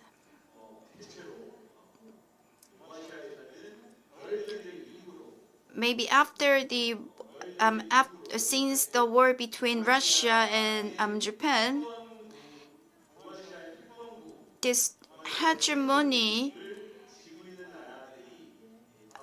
countries changed in Northeast Asia. First, the hegemony was in the hands of Japan. And in that course, the US, as Professor Lee Ching-soo mentioned, the US helped Japan with a lot of supplies. That is true, but the US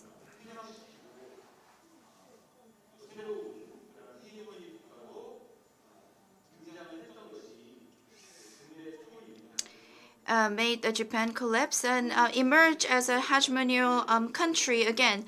We have to accept that truth. After the collapse of Japan, or losing the hegemony, after Japan lost its hegemony, U.S.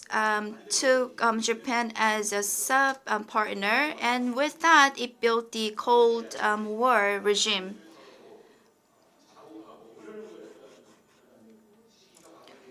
So during the Cold War era, that lasted until the early 1990s, U.S. was the country that had the hegemony in the region. And of course, China mended relationship with the U.S. and it opened its door, whereas confronting Russia, so it maintained close friendship or close ties with the U.S. And after that,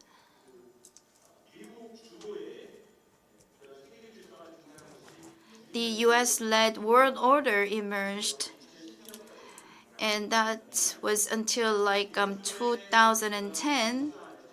And this US-dominated order, in the US-dominated world order, China started to gain power.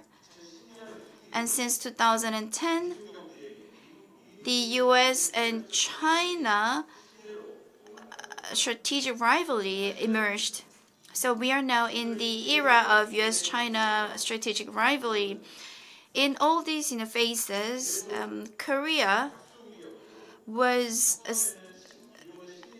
did not have much power. At first, it was colonial country to China, and in the second phase, the country was divided, and it achieved economic development with the help of the US. And here we are.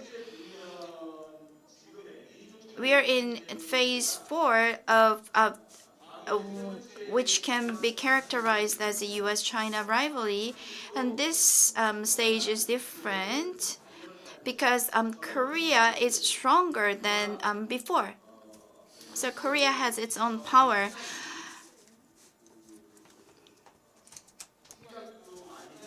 We have give a lot of thoughts on this situation, and I think that will also influence our strategy as well. Professor Jung gave us a lot of good thoughts, but in that sense, Korea should be more proactive in forming the strategy. So we have to actively build our strategy.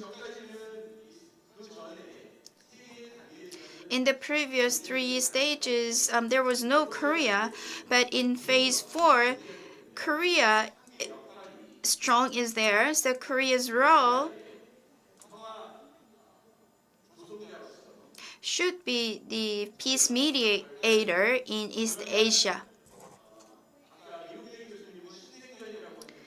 And Professor Liu Pei said we are in the neo-Cold War era, but I don't think it's there yet.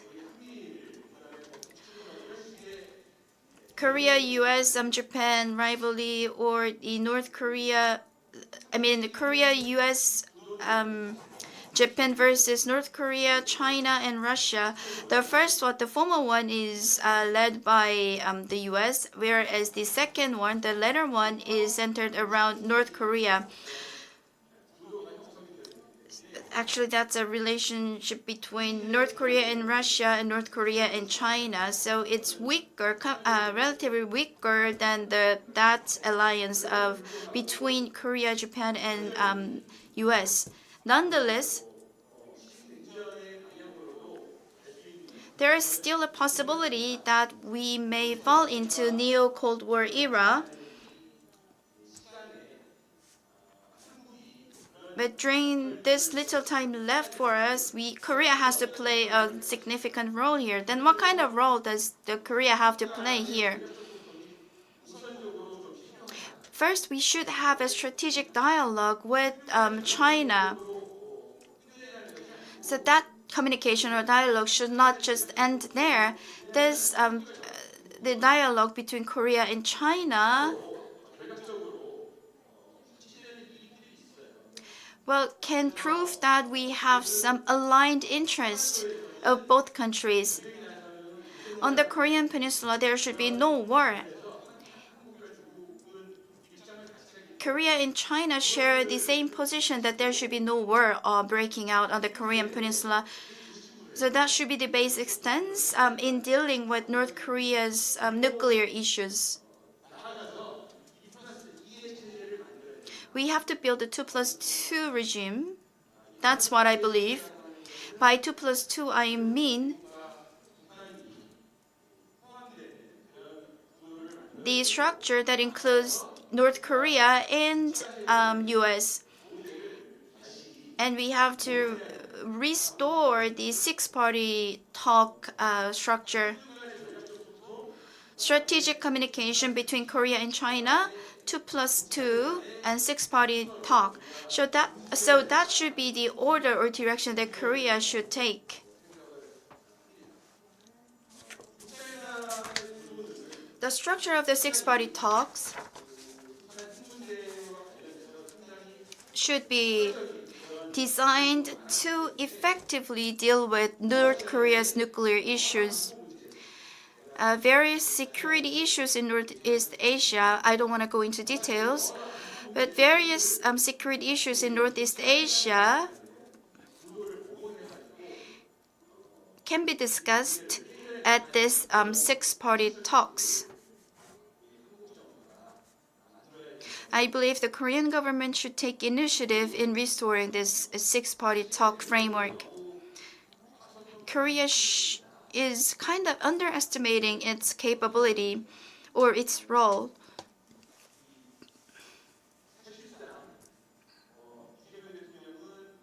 President Lee Jae-myung said Korea's role is a pacemaker. So Korea should play both role or dual role as a peacemaker as well as pacemaker, and we also have the willingness to do so. And I hope Korea's role can be deployed in a realistic manner. That concludes my discussion. Thank you. 잘 들었습니다, 교수님. Thank you very much. Your mention quite make the headline tomorrow's morning paper.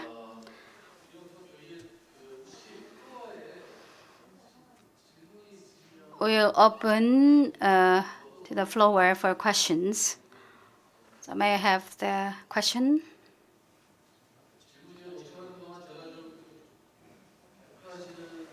Before I receive the question, I have the question and comments to the four presenters.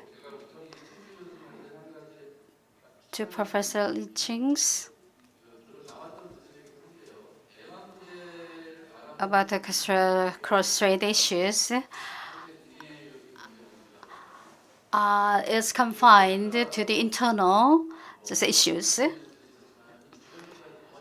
We mentioned in the presentation, it involves many different interests in the neighboring countries in Northeast Asia.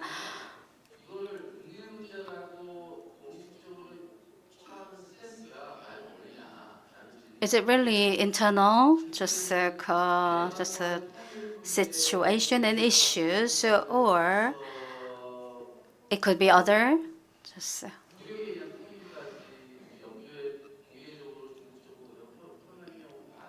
The Chinese government officials say there's a peace through just a confrontation, and the mini multilateralism should also be asked and answered by the speakers. One of the major issues is about cross-strait issues, the current issues, and the individual opinions can be added during the discussion. Let me read the question, and I'll ask the discussants to answer the question.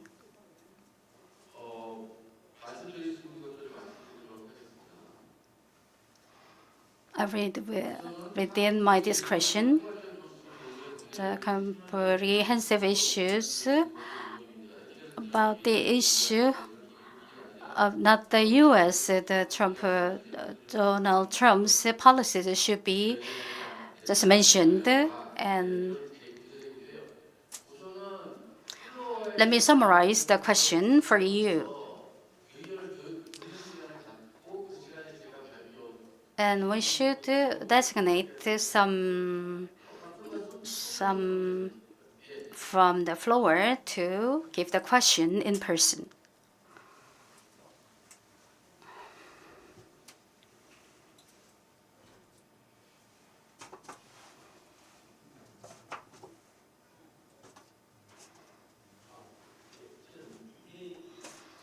I have a question to Professor Yu Pei about the cross-strait issues and the inter-Korean issues that have much in common. And the cross-strait issues are lighter in comparison to the inter-Korean issues. They have a very friendly atmosphere in between the two countries. We need not mention the unification matter here. At first, the free trade and the people exchanges were made possible in cross-strait issues. And we have another question from the floor. I'm the director of Korea Cross-Strait Issue Agency. I was captain of the vessel from the 30s, and I got my bachelor's and master's doctor's degree, and I served as a professor in Chunghwa University, and I'm representative of the Korea Fisheries Committee. And since I was 19, And I'm 80 actually now, so after serving civil servant and professor. And now I'm the president of the council. We are now here gathering to talk about the peace. But actually, every 5 years, when the government changes, they have different paths toward peace in the region. And from the academia and the other research centers, they lack continuation or so with the change of government, despite the change of the government, that they should stick to principles regarding unification issues. But actually, we are divided in our way of approach and our discussion. It's just a repetition of what we say. We need some alternative ways for us to follow. We have roundtable discussion after the session to talk further about the issue. The question I got from the floor is a question to Professor Misno about the Taiwanese contingency, and we need added comments from the professor. Regarding interest-rate relations, you mentioned the 3 stages of interest-rate relations. I really like to know if the people in Taiwan really wants the reunification with China. I think this question must be answered by Professor Liu Pei. And we have several other questions. I think the questions are kind of overlapping.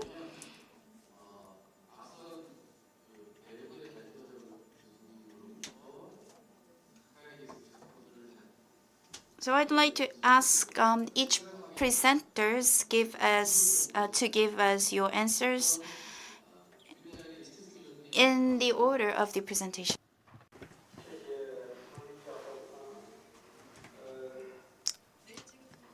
Thank you very much, Professor Choi.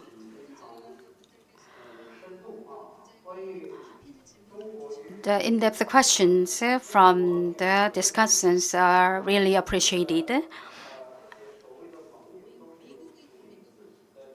About the U.S. and U.S. allies, we have different perspective. We focus more on the self-dependence, self-reliance, and independent diplomacy. For example, just space exploration and other industries related researches. We have different supporting system, and we invite researchers from academy in Japan, and we learn. We are ready to learn from other experts from abroad. Next, about the order of East Asia. The peace in East Asia should be promoted in a way not through just the pressure from coercion of the just neighboring countries. Since the San Francisco Treaty, officially China failed to reflect those suggestions and proposals included in the statement, and we experienced many changes. We have inaccessible areas as a country. Through AIIB, for example, we just continued the efforts, and it's not upfront. They may lack many points, but through the just unity and cooperation, we propose we should just light our burdens, and share opinions and supports for each other. And many scholars pointed out that the Ukraine and Russian war should prolonged in the might prolong. That's part of the concern of the related officials, and the emergence of East Asian tension is another scenario.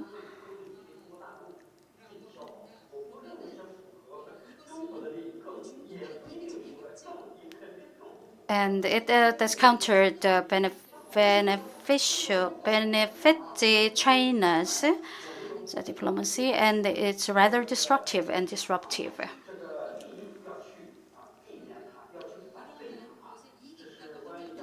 If it benefits the countries, we should be in the right position, I think.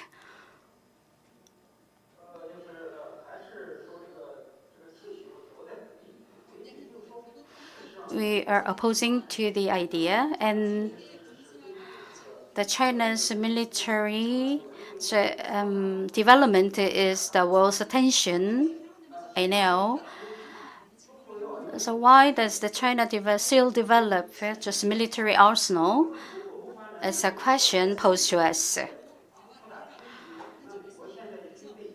So we were asked to just have conversation in the right way, and the military vessel and the warships are part of development, and the less than 1.5%. For the U.S., it's more than 30 to 40% in the respective.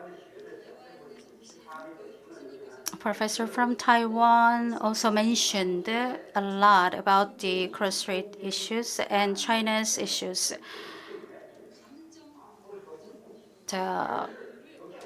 The matter of sentiment is also included in our consideration. The Taiwan and mainly the China's unification is part of China's decision.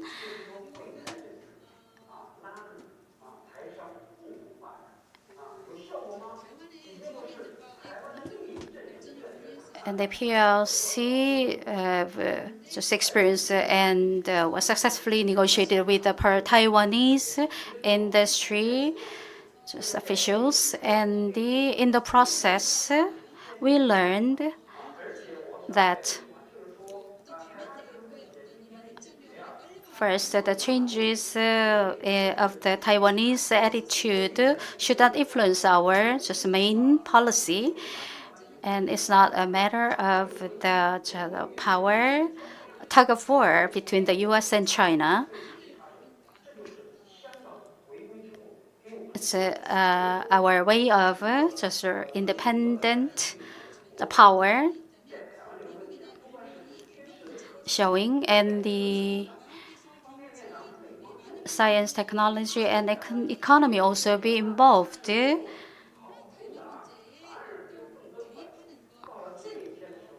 Should be involved in the process. Or China have different attitude towards those related fields. And we have little room for maneuver. So I remember many questions were asked, but my question is up here. Thank you very much. 말씀 잘 들었습니다. Thank you, Professor Lee. And next, I'd like to ask Professor Nishino to answer the questions and discussions.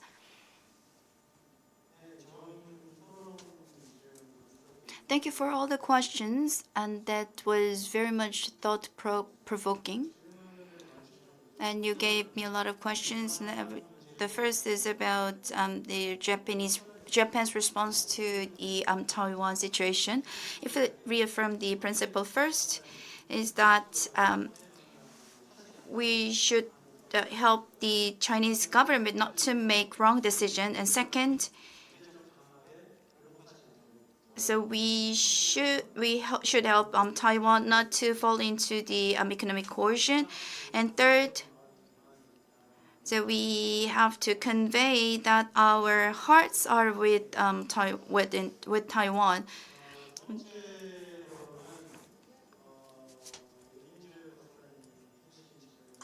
And regarding Dr. Yuninju's question, so I think rather than the number, I think what should be the purpose or the goal this vision must the shared by these minilateral parties. The basic goal or aim should be protecting international order based on rules.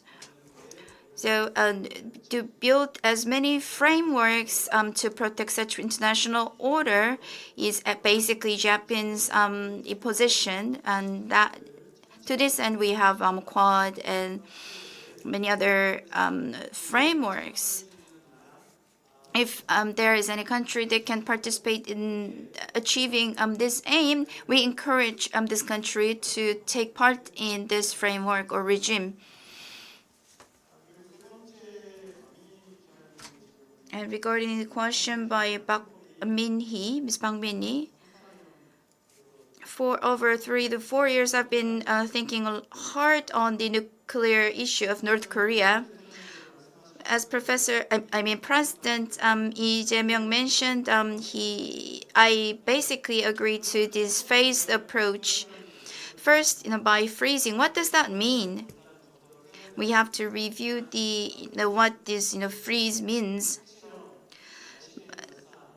The nuclear experiment and ICBM, those are banned. Is it just is that freezing, or does it also include measures to prevent North Korea from developing further nuclear weapons? So there are a lot of things to consider amid this situation. Will the Trump administration be able to this detailed negotiation towards the end? But we cannot bear with the situation that the military tension is escalating on the Korean Peninsula. So I basically believe the President Lee Jae-myung's approach that to deter any war or tension on the Korean Peninsula. And President Lee mentioned you want to take the proactive and preemptive approach. But if Korea takes the preemptive approach or action alone, it's going to result in the side effects. And before you take such actions, you'd better communicate with Japan. So in that sense, we need the strategic communication or conversation. And the floor, one of the audiences on the floor said that Korea's the inter-Korean strategy or policy is not consistent. As a scholar, I have the answer. So we have to have the political system to include the multi-number of parties.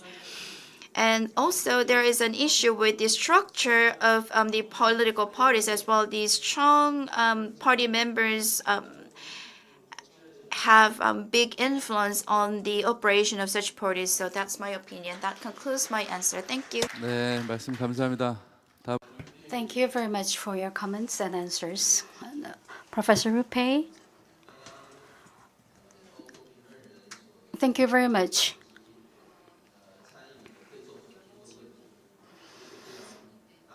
I welcome any questions from the floor and the discussants. It's a macroscopic question.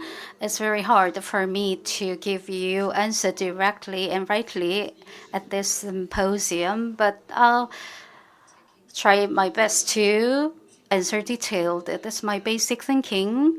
The peace in the East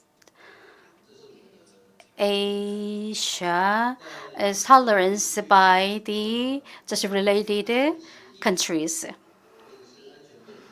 Security, the forum or just council really exist in Korea.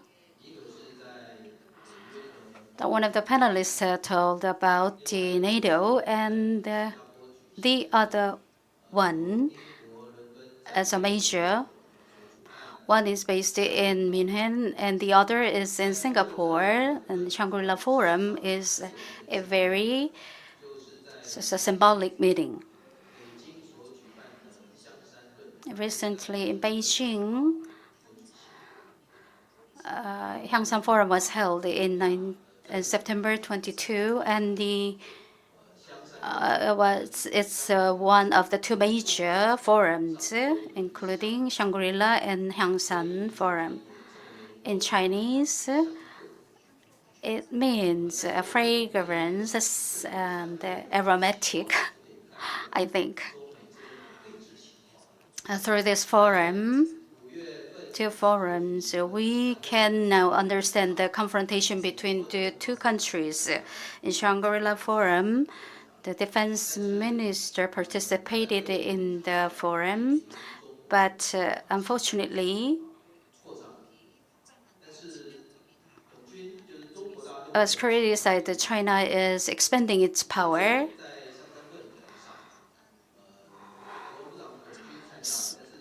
So-called Minister of National Security failed to participate. So when the U.S. is present, China is absent, and vice versa.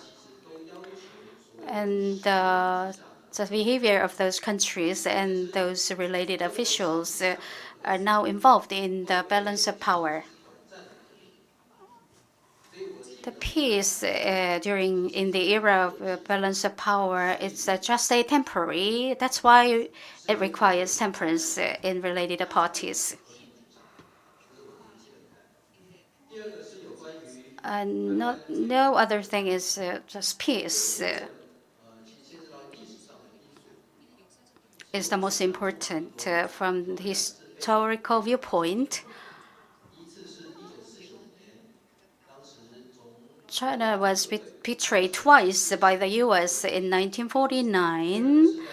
It's the first, actually, not China, the Taiwan, and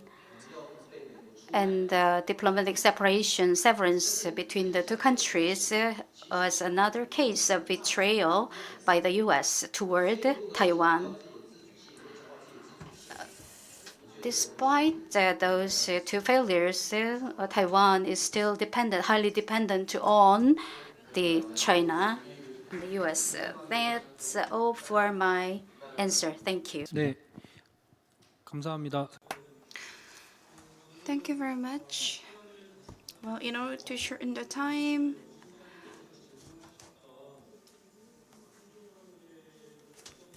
so I'd like to answer the three factors that will determine the Korea-China relations. In order to answer that question, I would like to talk about the factors that would make the Korea-China relations more difficult. First is the negative perception towards each other is deeply rooted. If we hate somebody, the other party will hate me, and that the vicious circle will go on and on. And the second is the economic reciprocity between Korea and China used to be there, but such reciprocity is weakening these days.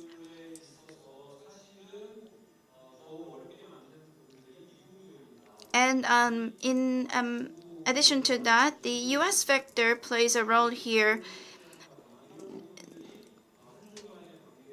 So that is making the relationship between the China and Korea more difficult. And third factor is that we're in the transitional period with a lot of confusion. So Korea doesn't have an idea how it should position Korea, and vice versa. Each party hasn't made up their mind. So mutual positioning has not been decided yet. In any human relations, what are you to me?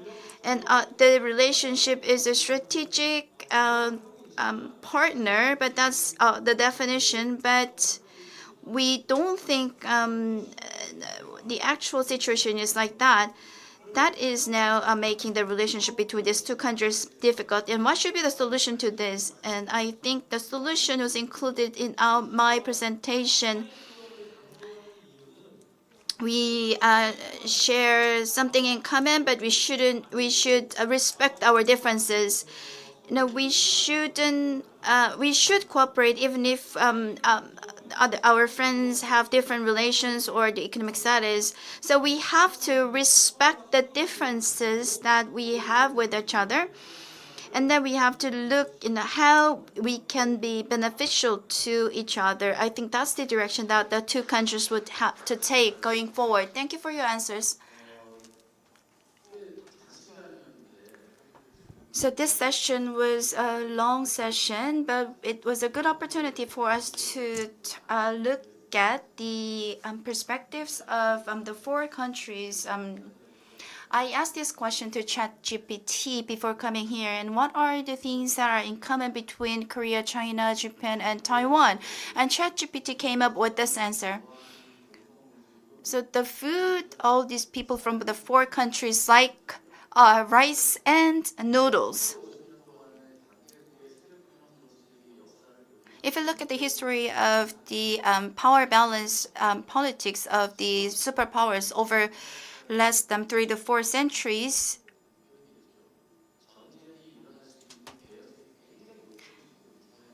and if you look at their strategies, we are living in an era of high possibility of a war.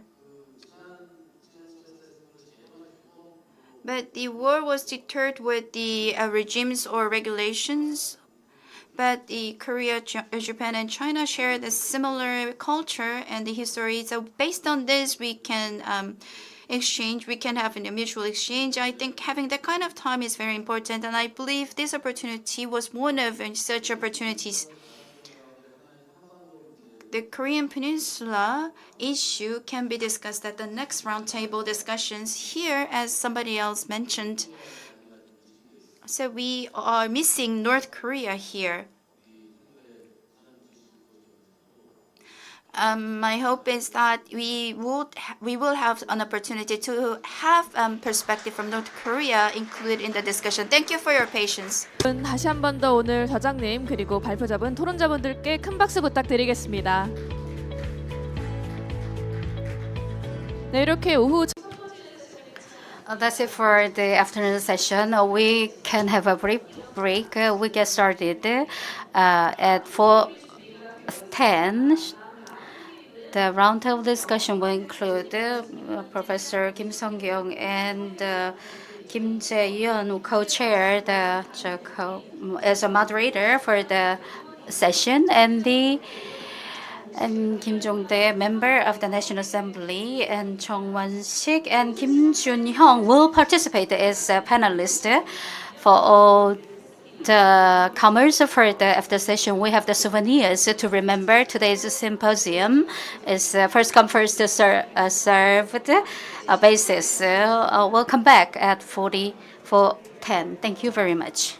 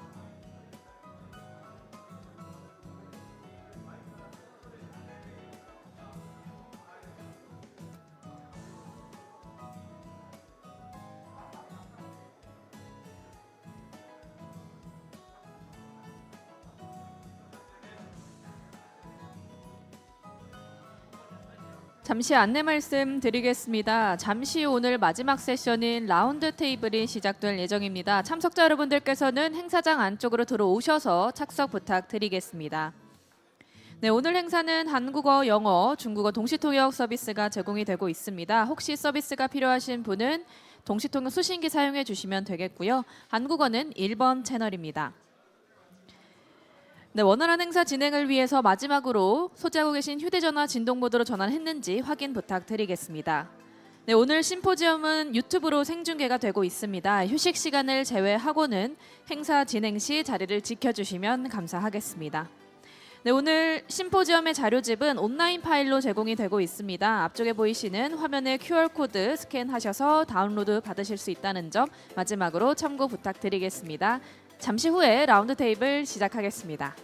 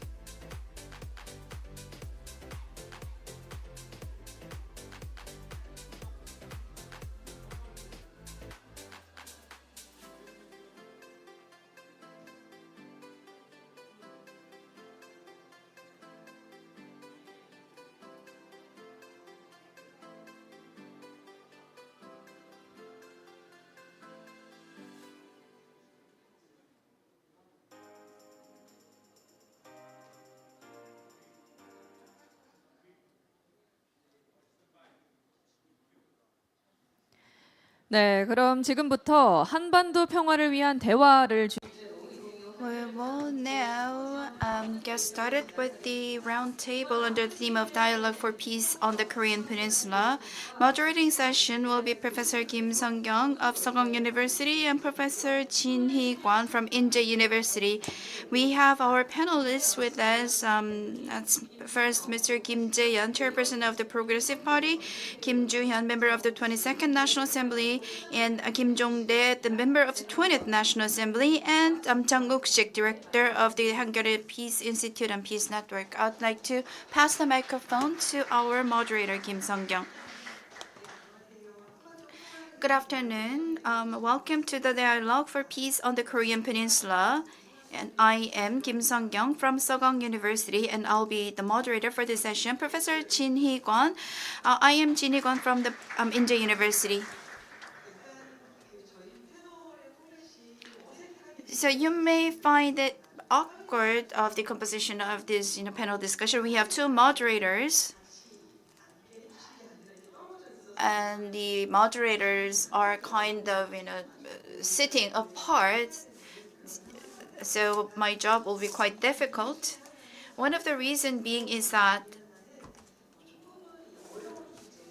we are going to be dealing with a very hard issue, but in a comfortable situation and be frank.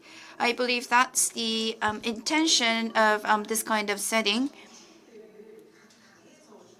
Originally, we wanted to have the politicians from all the parties in Korea, but due to time constraint, some members of the National Assembly could not be here with us. So I'd like to seek your understanding. But we have a lot of politicians who are very active, as well as scholars. We have about 2 hours for the discussion, and I hope our discussion will be frank and be in depth. Why don't you introduce our panelists? The panelists have already been introduced by the MC. I believe you all know these people.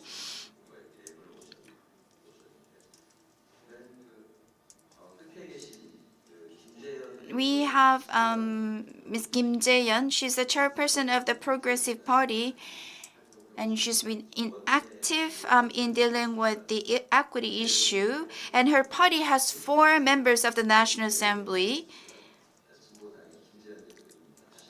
Why don't we give her another round of applause to welcome her? Next to her,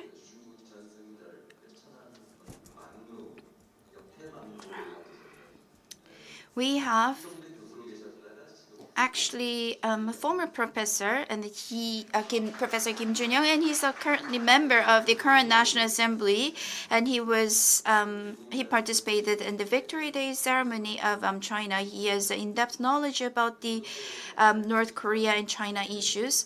And next to him, we have Mr. Kim Jong-dae. He was the member of the 20th National Assembly, and he's appearing in many TV shows, and he has the most vast knowledge about weapons, and he's been working a lot to improve to progress with the democracy. It is nice to meet you all.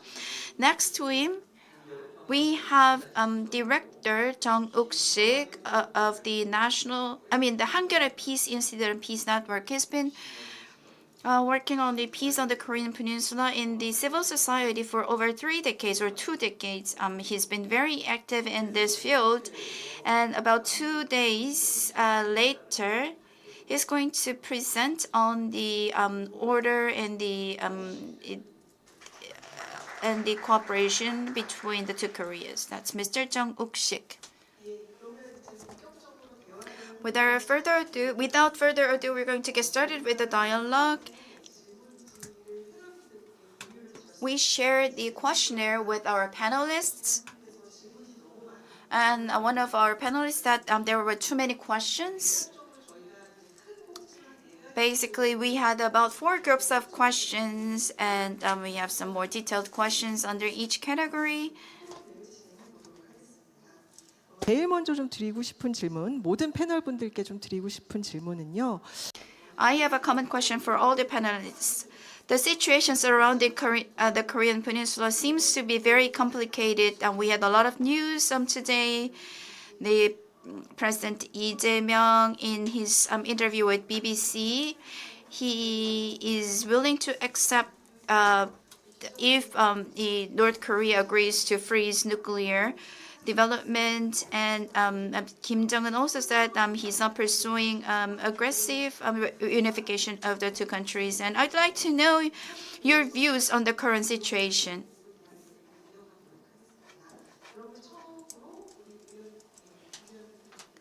Ms. Kim Jae-yeon, please begin the discussion.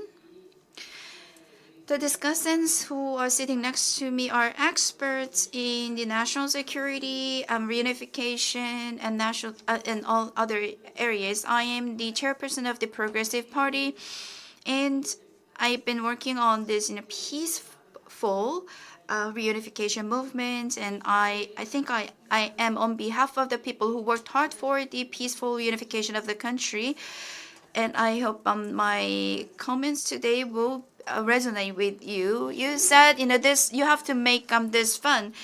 I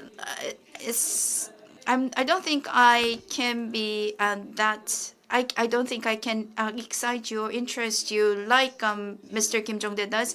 Like you said, President Lee does a lot of interviews with foreign press like Time or BBC and Reuters, and they ask questions that are not usually dealt with by the Korean presses.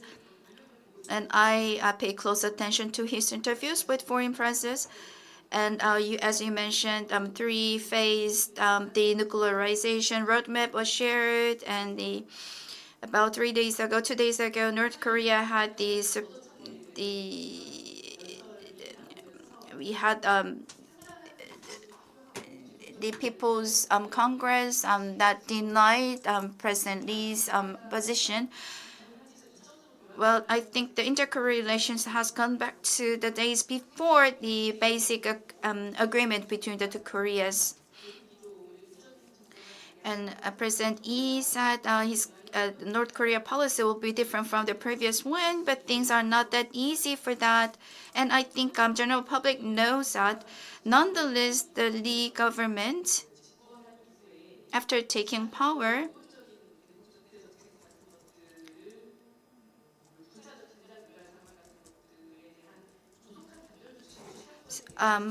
took measures to sever the sentiment that would excavate the tension or the hostile position towards North Korea, and I welcome that movement. The Hangyeole had an interview with Minister Jo Hyun of reunification. And there he mentioned something like peacemaker or pacemaker. I don't think that's enough, actually. And Kim Jong-un said this three-phased approach is just a copycat of his predecessor's approach.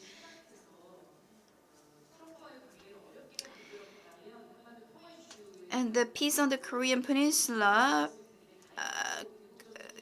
the Korean government could not participate in achieving peace on the Korean Peninsula, but there seems to be no trend that seems to hamper Korean government's intervention on achieving the Korean on the Korean Peninsula. And I believe North Korea will maintain its hard-lined approach for some time being.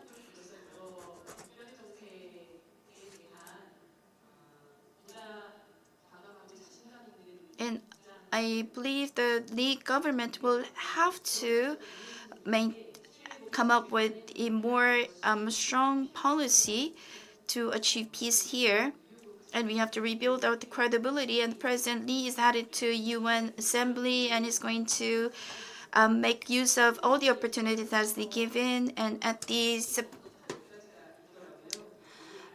North Korea mentioned several things, giving up on the denuclearization and the scrapping of the national security law, and all the things cannot be done in one shot.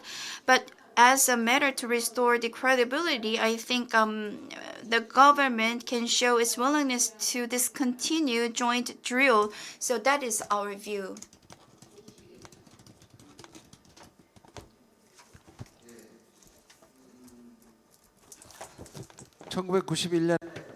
Back in 1991, after the collapse of the Soviet Union, a generation had passed by, and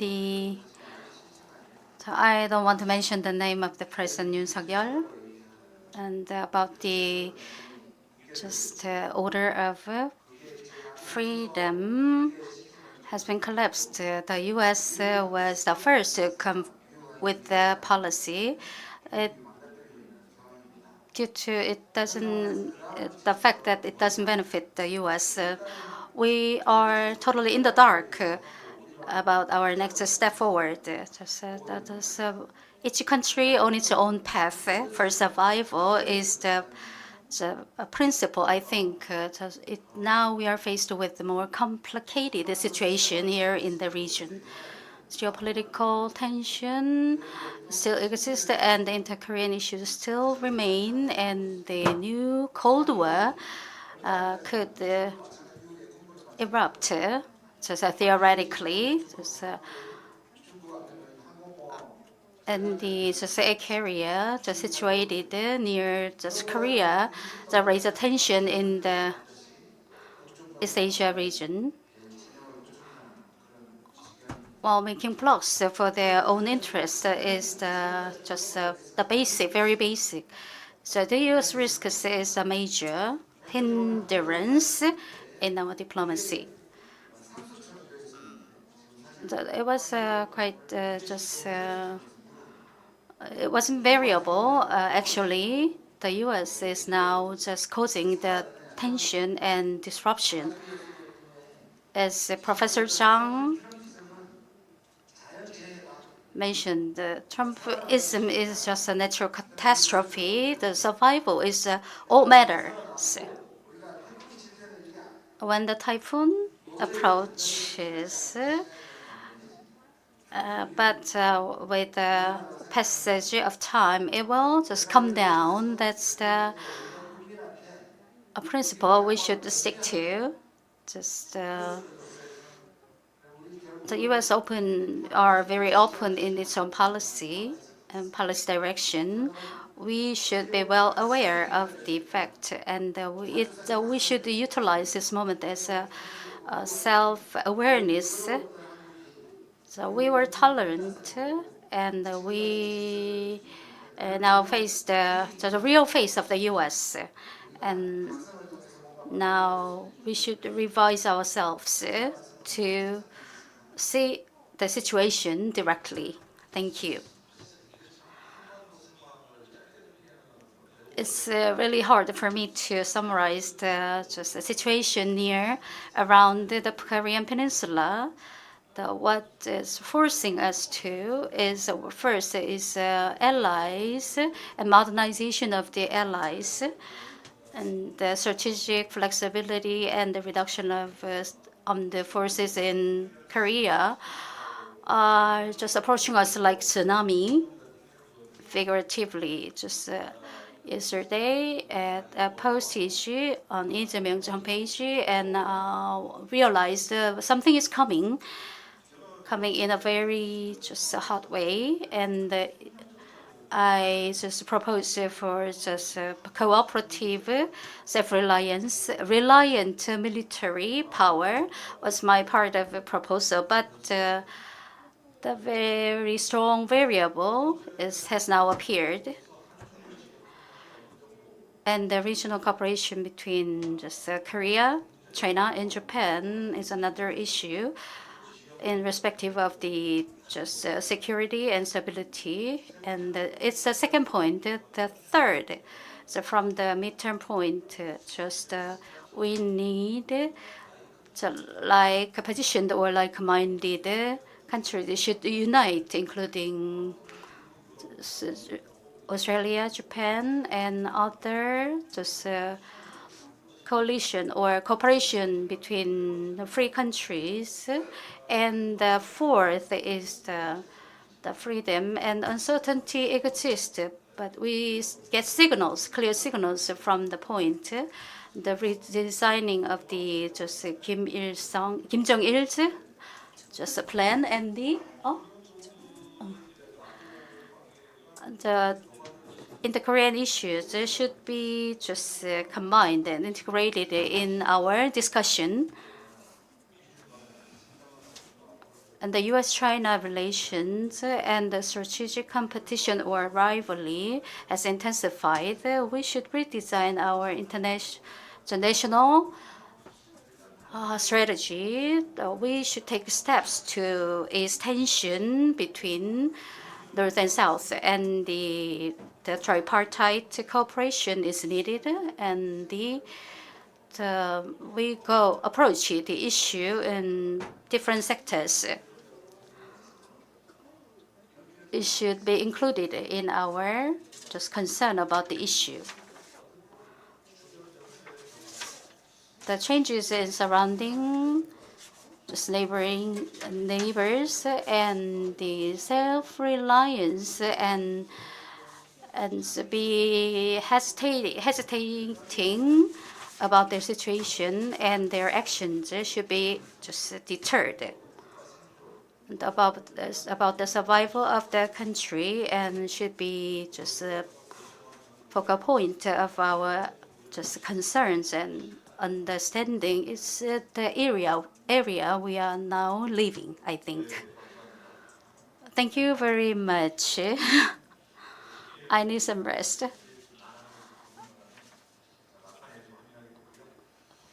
as just a last-minute choice in terms of the just discussant. Since last April, I participated in the discussion, and the DPRK is the full official name of North Korea. We call ourselves, and they call us South Korea. It's rather just a contradiction of North Korea, I think.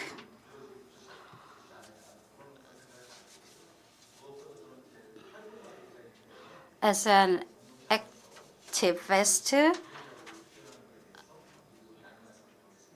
I call North Korea Joseon or Bukjoseon. I need your understanding, I think. For your friends, I was a PD.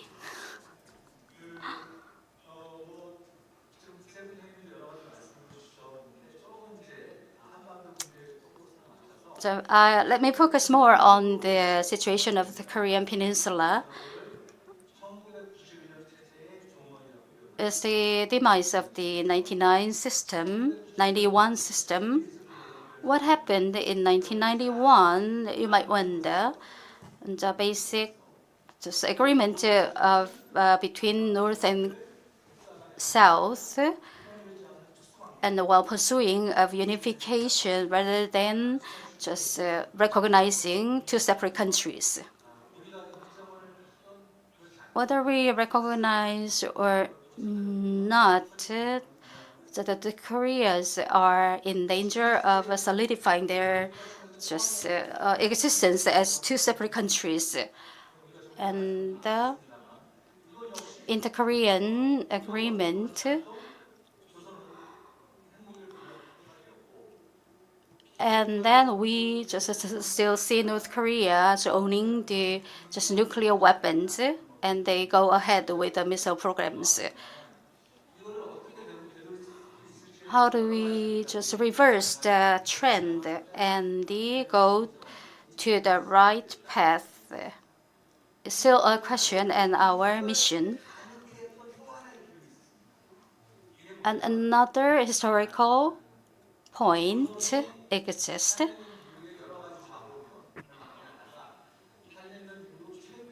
Since the post-Cold War, the normalization of just the relation to U.S.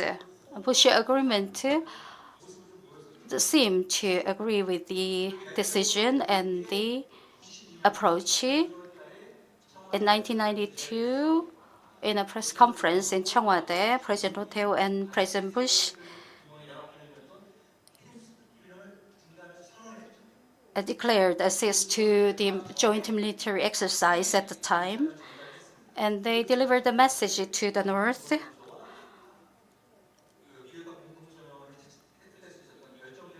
So as a basis of the just inter-Korean agreement and the nuclearization declaration, that we are totally in the dark for the future, but they are in the process of normalization. The basic just agreement between the South and the North and the normalization as a priority are collapsed totally. As a total just failure is not actually. We were worried about the wars, the breaking out just in many different regions of the world.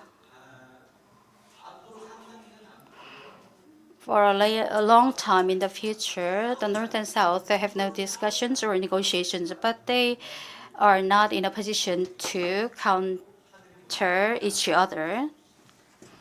That's my point. Thank you very much.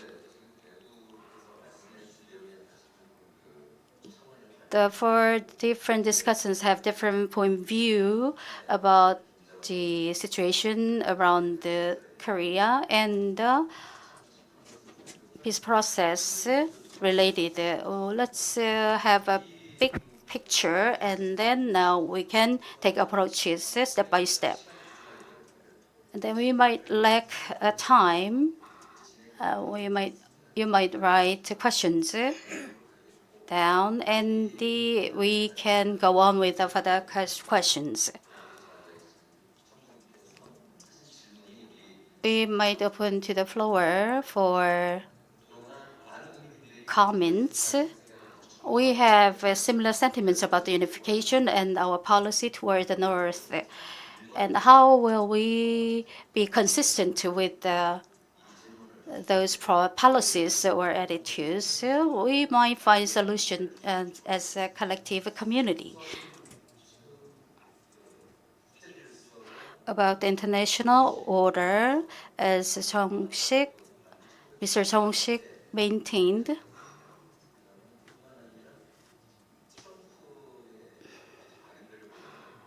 and Donald Trump's response was the reversal of the San Francisco system, and we are in the era of confusion, and we now witnessed the 3-year-long Ukraine-Russia war.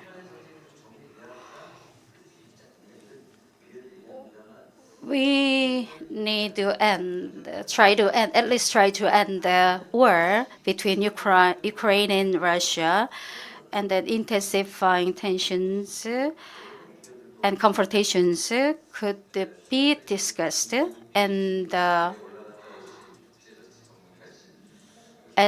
we now expert of just the international order here, and we need more comments from you.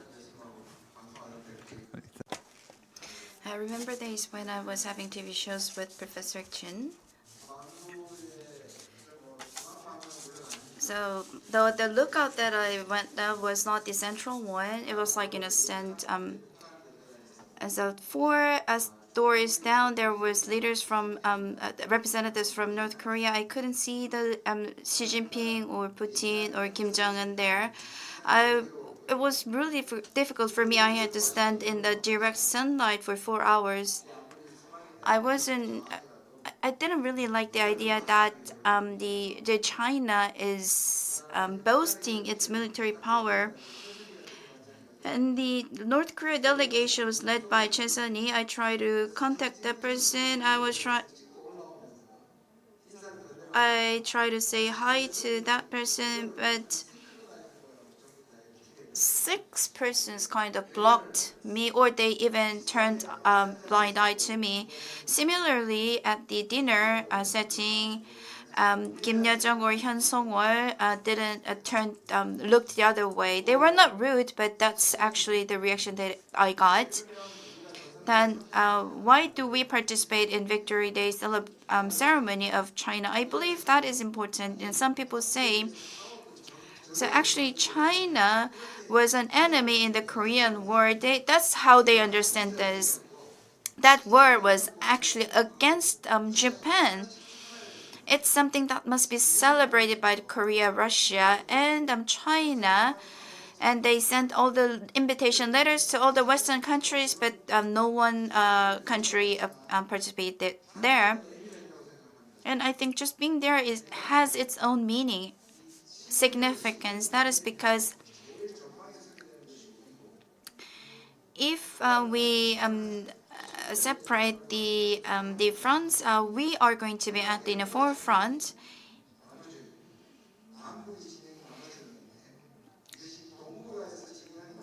So if the blocks are separated in Northeast Asia, we are going to be the biggest victim.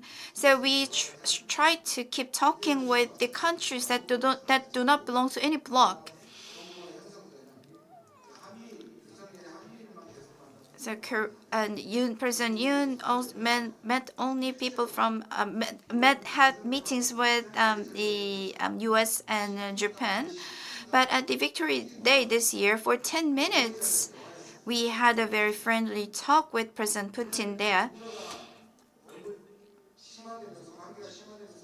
As the relationship between North Korea and Russia are deepening, we believe our relations with Russia is going to rupture. But when I looked at President Putin, we thought I could sense that he's still friendly towards Korea.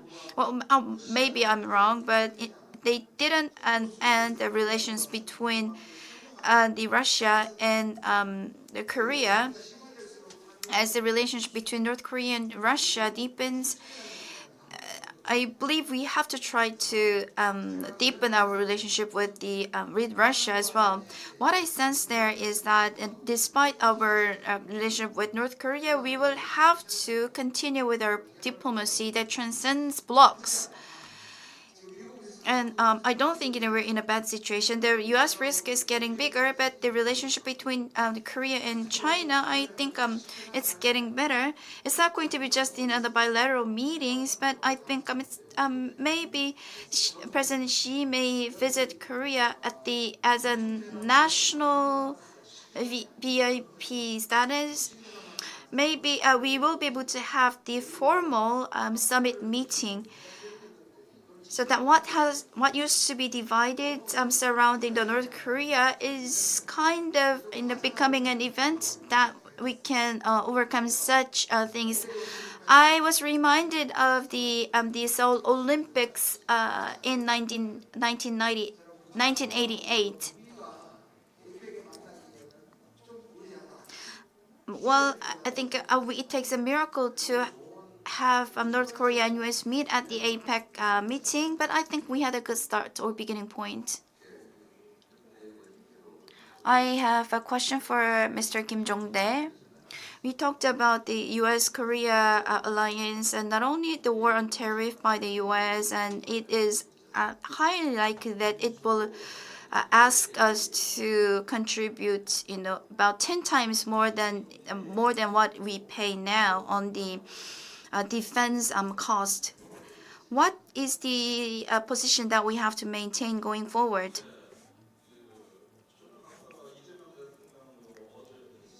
President Lee posted his message yesterday on his Facebook, and how we interpret it, I think, will show us the clue how the Korean government is going about the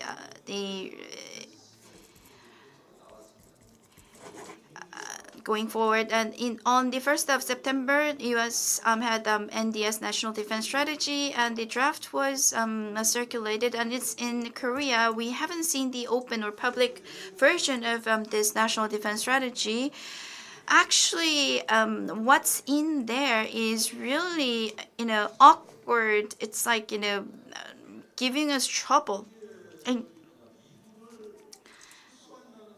it's not saying that we have to relocate the U.S. Army stationed in U.S. troops in Korea. Actually, in April this year, there was a 2-page initiative in the changes of the Army of the U.S., and the idea was already there. The U.S. Troops stationed in Korea may be replaced with the data set or the drones, so that they can be used as a platform for intelligent war. So it's like, node. So there will be many hubs in the Indo-Pacific region. So that's called multi-domain operation. And in order to wage the modern time war, we need to modernize the bases. So the army will be reduced, and they will be replaced with the drone centers or data centers, and they are going to additionally deploy F-35. The F-35 are usually known as a stealth fighter, but they are intelligence airplanes. They collect more information than in a fighting. We have to get rid of the concept of keychain. Instead, we should have the kill web. It's a multi-layer network. So we have to disperse small size the capabilities, and we have to make the the troops more agile in the South China Sea or in the Taiwan Straits. These troops can be used in such areas.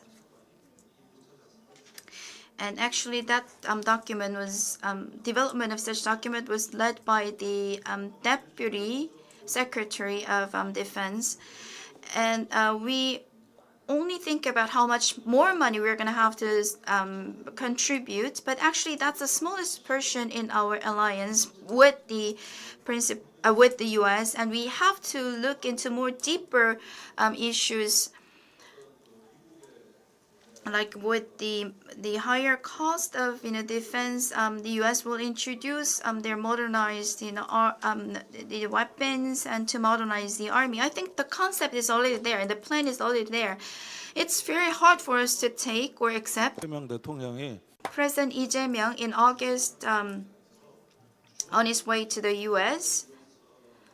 The flexibility, strategic flexibility of the U.S. troops in Korea, it's not something that we can accept, and he bluntly or explicitly mentioned it, and I could see his position again in his message yesterday. That is very strict. I think that's very similar to the situation in the early days of President Roh Moo-hyun. The U.S. tried to modernize its troops, but it was not made realized due to the situations in Iraq or Israel. But I think the Trump administration wants to complete that plan now. I think we are under enormous pressure, so that is very serious situation. And to what extent we have to accept and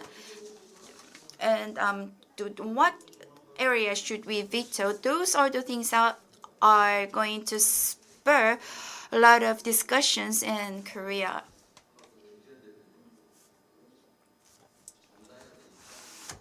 And I believe political parties have your own position. Ms. Kim, Chairman Kim, what is your party's position? Our party's position on the U.S.-Korea alliance is really clear and is well known. With the Trump administration 2.0, some people say that's a disaster and that they are just extorting a lot of money from us. It's like extorter. It's like sometimes more like robbery. It's like extorting a lot of money from the allies, and I think that's what a lot of people feel. And we were really concerned after the situation or incident in Georgia, and we even think that we have to think of making investment in the U.S. And I see a lot of strong-lined, hard-lined comments on the web, as Mr. Kim mentioned. A national defense cost or the modernization of alliance. So general public's concerns or sentiments, I think that they will lead to the changes in the general public sentiment or concerns. In the past, it was like blinded the sentiment that we have to be dependent upon the U.S. for our national defense. But there are some people's opinion that we have to put a break on this rush of the U.S. And my party has a position that the alliance with the U.S. alone cannot make us break through the current situation. And if I may add one more thing, North Korea, China, and Russia were standing together, and looking at that, maybe people are worried that it might restore the neo-Cold War era or the Cold War era. So our traditional approach was strengthening our alliances with the U.S. and Japan.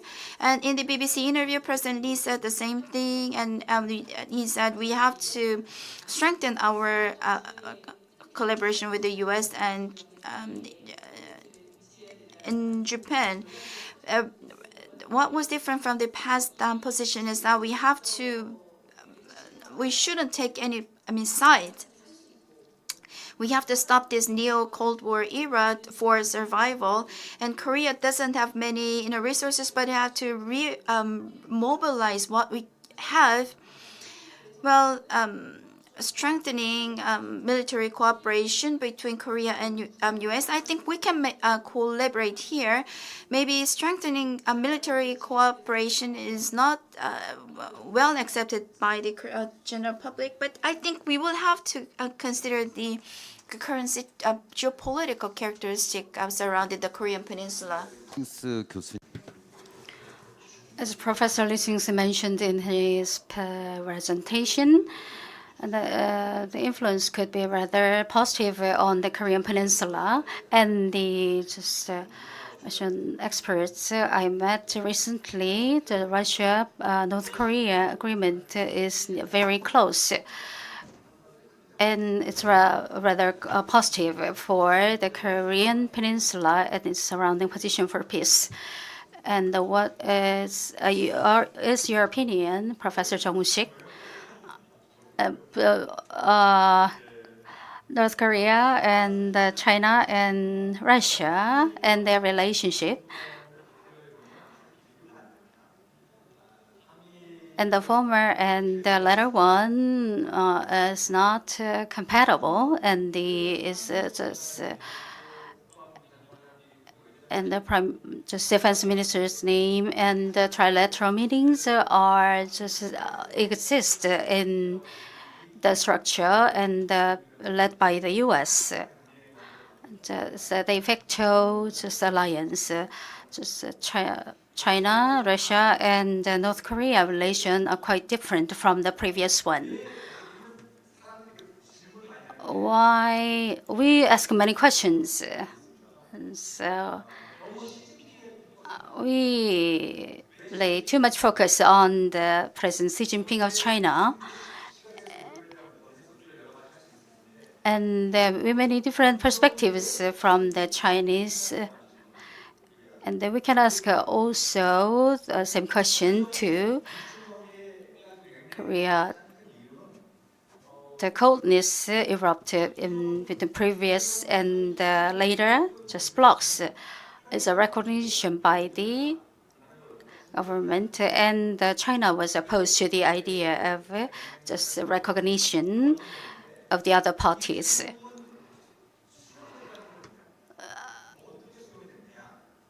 It was condensed to this idea, then at least they do not challenge each other's existence or suggestion. They raise no question about the relationship between the two countries, and Joseon or DPRK, if they don't recognize the other's existence, we are rather directed to the vacuum in the political arena of the situation. It's quite variable. It lasts long, and we have no concrete plan for the future. We may have room for changes of the policies if Kim Jong-un just highlights his relation and supportive relation with the U.S. It could be just accepted, and if he wants to meet the U.S. president, it could be a possibility. So we need have a different view on the situation. And Kim Jong-un really wants to meet the president of South Korea. We may consider several factors. What will the meeting will go forward in the future, and the method of holding the meeting, and about the denuclearization, the three-step roadmap for the nuclearization has been scrapped by the North leader. Kim Jong-un recently mentioned and the conventional weapons for conventional weapons and nuclear weapons. Need to increase just military spending, and the military spending is enlarged about conventional weapons. The scenario could be just a pretext for them. Let me add one more, and the question about just changes in the North policies, depending on government, is a major issue, and regardless of the change of the government, the North Korean policy stay the same, I think. Since the DJ government, Nomuyen's or Lee Myung-bak or Park Geun-hye's government,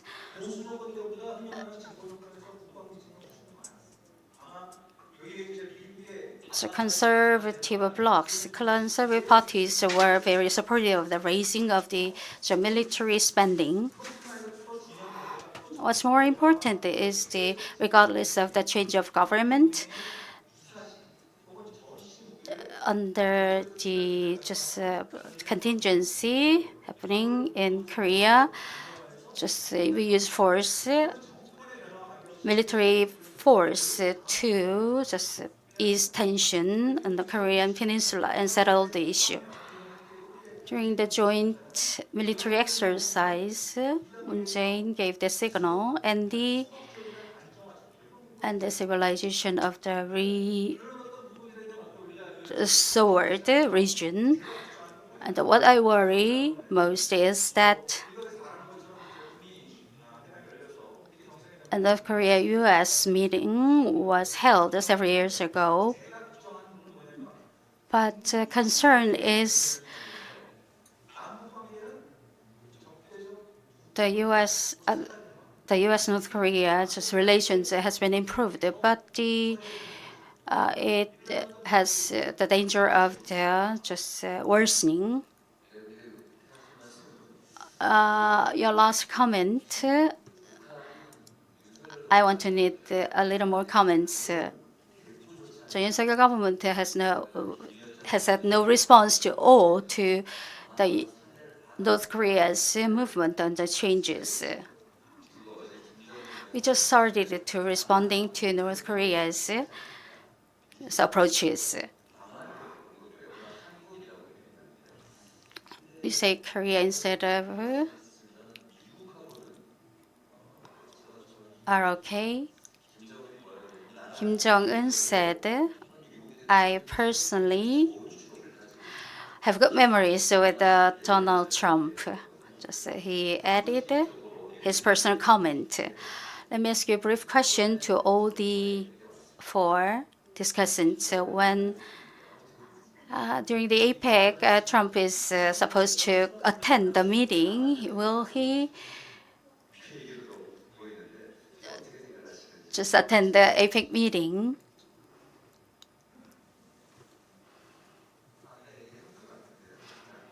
I told you before, and Trump might want to see him here at the APEC. Trump signaled several times in a failure 18 and 19 was due to failure of neocon. So we might say further the Trump's perspective of the new Cold War and strategic flexibility and military flexibility have different meanings. Trump is very dual concerned, and he could give U.S. to Russia, just abruptly speaking. It's a 10-year, a 20-year, just wish. I think the worry of U.S. decline in hegemony in the region is shared by Trump, and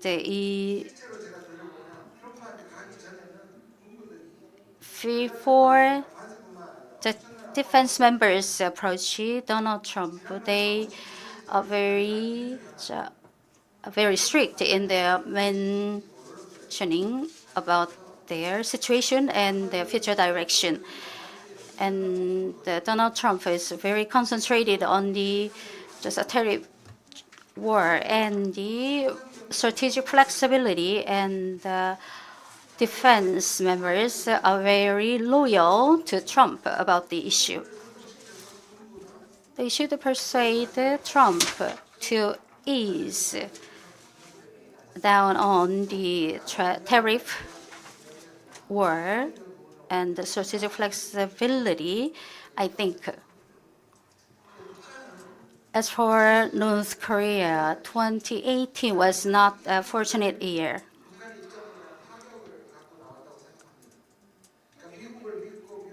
They were reliant on the U.S. on their pledges and promises, and they take the attitude of just accepting the guarantees first and then move. And 2018, North Korea was very just tolerant about the U.S. behavior, and they got hit in Hanoi. They required and they just demanded in cash, and the denuclearization is negated, and the security is guaranteed by the U.S. and the demise of the U.S. Korea joint military exercise. So will it be applicable for the AP? It's next year at the earliest. It could be a fate, but Korea is not in a position to decide. And even President Lee Jae-myung cannot be decisive on the three agendas. A military just pressure on the military, and the other two factors need more time. Not this time is my answer to your question. We should wait till next year for the further development. For the Trump just should be ready to give up certain amount, I think. For pleasure,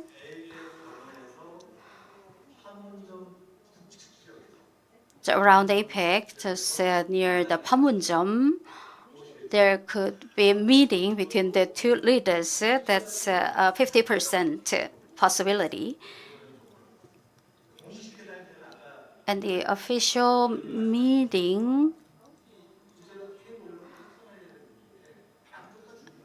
should carry just concrete agendas. Official meeting will be impossible. Through his speech, the denuclearization should be scrapped, as to by the reporter. After the inauguration of the Jae-myung was mentioned twice, but it's not about the denuclearization of Korean Peninsula. It's rather about the denuclearization of the international community. Russia and the U.S. have major nuclear powers, and centering around the U.S., China, Russia, and the U.S., the North Korea can join their efforts. And the nuclearization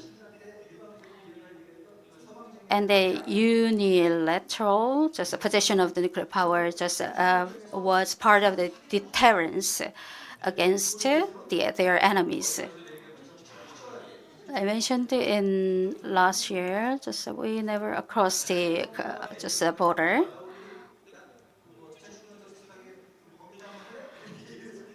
Just a abrupt and sudden meeting will be possible without the concrete agendas. I think about 50% possibility. About the APEC, we have enough conversation, I think. The essential point, regardless whether it's just the Korean issues, we have basic principles. So we have yet to have new principles to replace the old ones. First priority is the U.S. Korea just agreement to include the economic and political issues. Well, we have to change the agreement. What is the maximum content and what are our limitations about the issue? Presently, has two different perspectives. It's rather positive.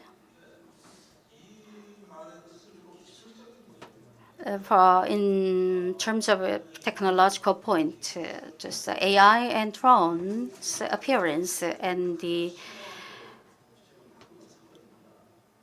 and their appearance is just a major point of concern in the war scenarios. In the Pakistan and Gaza, Qatar, an Iranian airstrike and the Ukrainian war are national wars, and it's if they are combined, that the whole concept of war has been changed. It's actually now undergoing changes, and the war spending has now lowered dramatically with the help of AI and drones. As for Israel, in their attack to Israelian, it took $27 million. But for Iranian war, it took just 1.3 trillion, almost 5 times. Very cheap drones are just recovered, just war drones.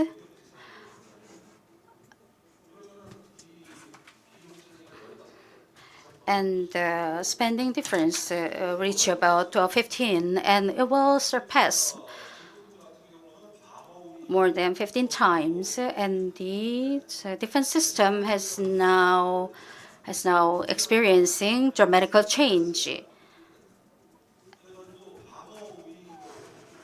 And defense advantage was the lesson of the past, but modern war can be waged just with a small amount of spending. First-person view of the drones. Drones can be controlled by one person and at a lower just expenses.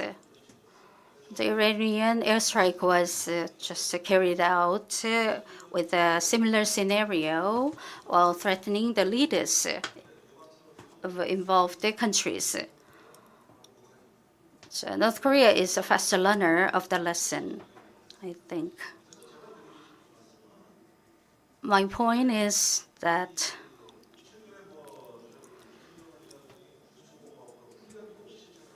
Kim Jong-un inspected the military site and witnessed the drone and drone development.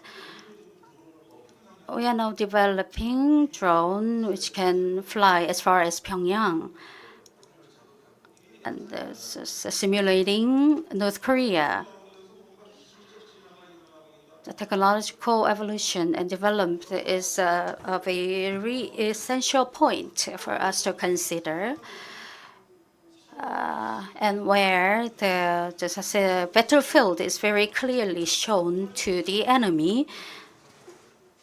We need a very modernized just response. The September 19 just military agreement also the designated ban on the certain zone where the drones are prohibited. The Lee Jae-myung administration pronounced the revision of the related laws, but the defense minister has denied Lee Jae-myung's proposal, and we need to improve our inter-Korean agreement and the military agreement. So more revision and the review will be carried out in the future. Busan, Changwon, and Sachin and saw the increase in the stock prices and more than 10 times.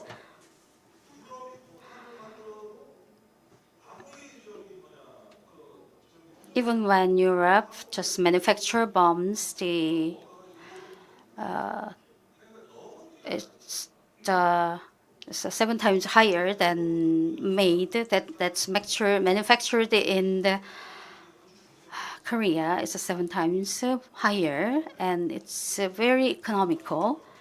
We need more modernization in this field. My point was mentioned very much, and Mr. Lee Jae-myung highlighted this point several times in his message to the nation. And then comes a red line. The constitutional sovereignty should not be infringed and violated in our efforts. The collective security and mini multilateralism should embrace the idea. The sea routes from Malacca Strait should be just recognized and just protected. That's part of the obstacles we are facing. We should be very just considerate and careful in drawing lines, what we can accept or not. 네, 읽은 글이 So the U.S. we used to know is not there anymore. As Mr. Kim also mentioned, it is difficult for us to trust the U.S. And if you look at the movement of President Trump, we cannot trust him for future alliance. And I think we have to give a rethink U.S.-Korea alliance. Mr. Kim gave us his ideas as to what we can do in terms of military, and I think that can be also added by other discussants. So we are now moving to our second group of questions. Then amid the situation, what are the things that we can do? North Korea refuses to talk to us.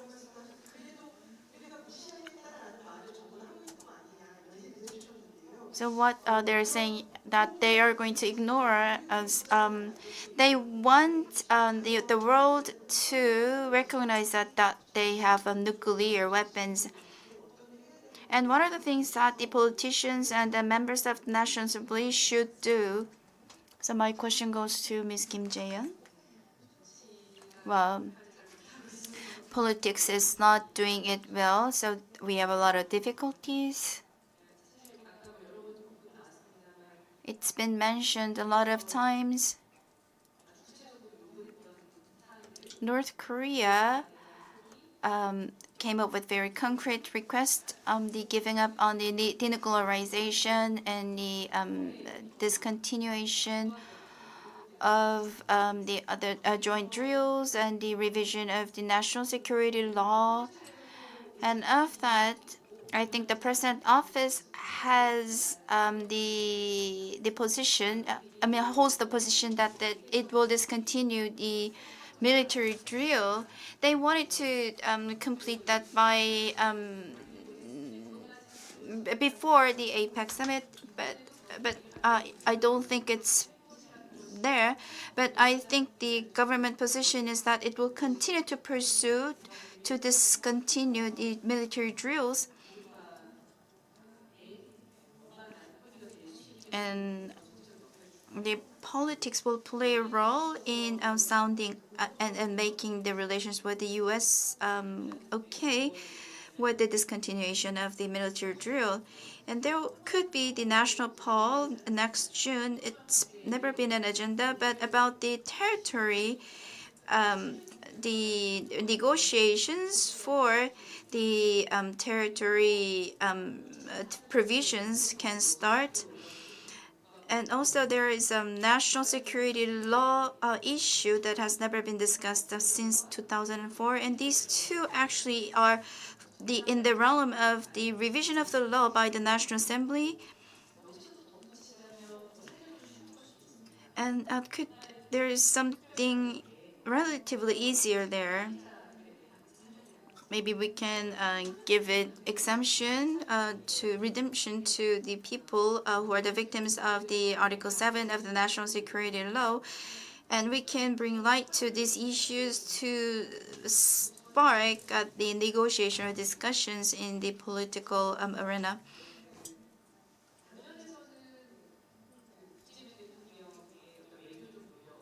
President Lee Jae-myung's diplomatic efforts will have secured some empathy and the consensus, and I think the government is in the good position.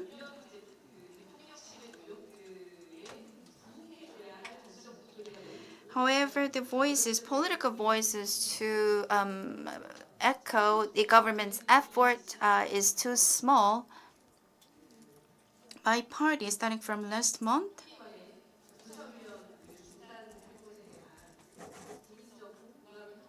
is trying to build a consensus on the need for discontinuation of the joint military drill between Korea and the U.S. And we are doing some demonstration or protest to gather the opinions of the people.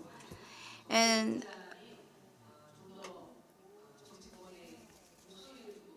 we want to raise the voice in completing the negotiations with the U.S. on tariffs and inter-Korean issues, or the relation with the U.S. Well, those issues require stronger voices in the National Assembly. I hope we'll be able to see more and stronger voices there. I have Mr. Kim, and the 4 members of the National Assembly from my party are having a very lonely fight. And in the tariff negotiations, and some people say they feel lonely because they feel like they're fighting alone. I think it's time for us to raise our voices there. And why is it so? The voices. Why are the voices so small, Mr. Kim? I'm trying hard, but as my party doesn't have many members in the National Assembly, the voice is not strong or loud enough. North Korea wants to be recognized as a nuclear country. It includes guaranteeing the security of North Korea. And if we narrow down the scope to the nuclear issue only,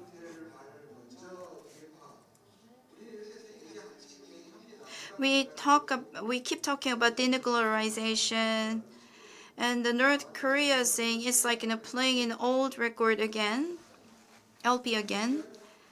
Freeze, reduce, and denuclearize. That's the stages that we're going to follow. But the idea has already been there, even with the Moon Jae-in administration. I think we couldn't accept North Korea as we put this denuclearization at the entrance, and we are now putting it at the exit. This entrance issue has been discussed all the time. But at the time, North Korea took initiative, but it failed. the real reason that North Korea doesn't talk to us is that we cannot move the U.S. In 2018, whether North Korea was deceived or not, they extended their hand as Korea seemed to be moving the U.S. and as they feel like they realize that Korea cannot move the U.S. That's why North Korea met the U.S. alone in Hanoi.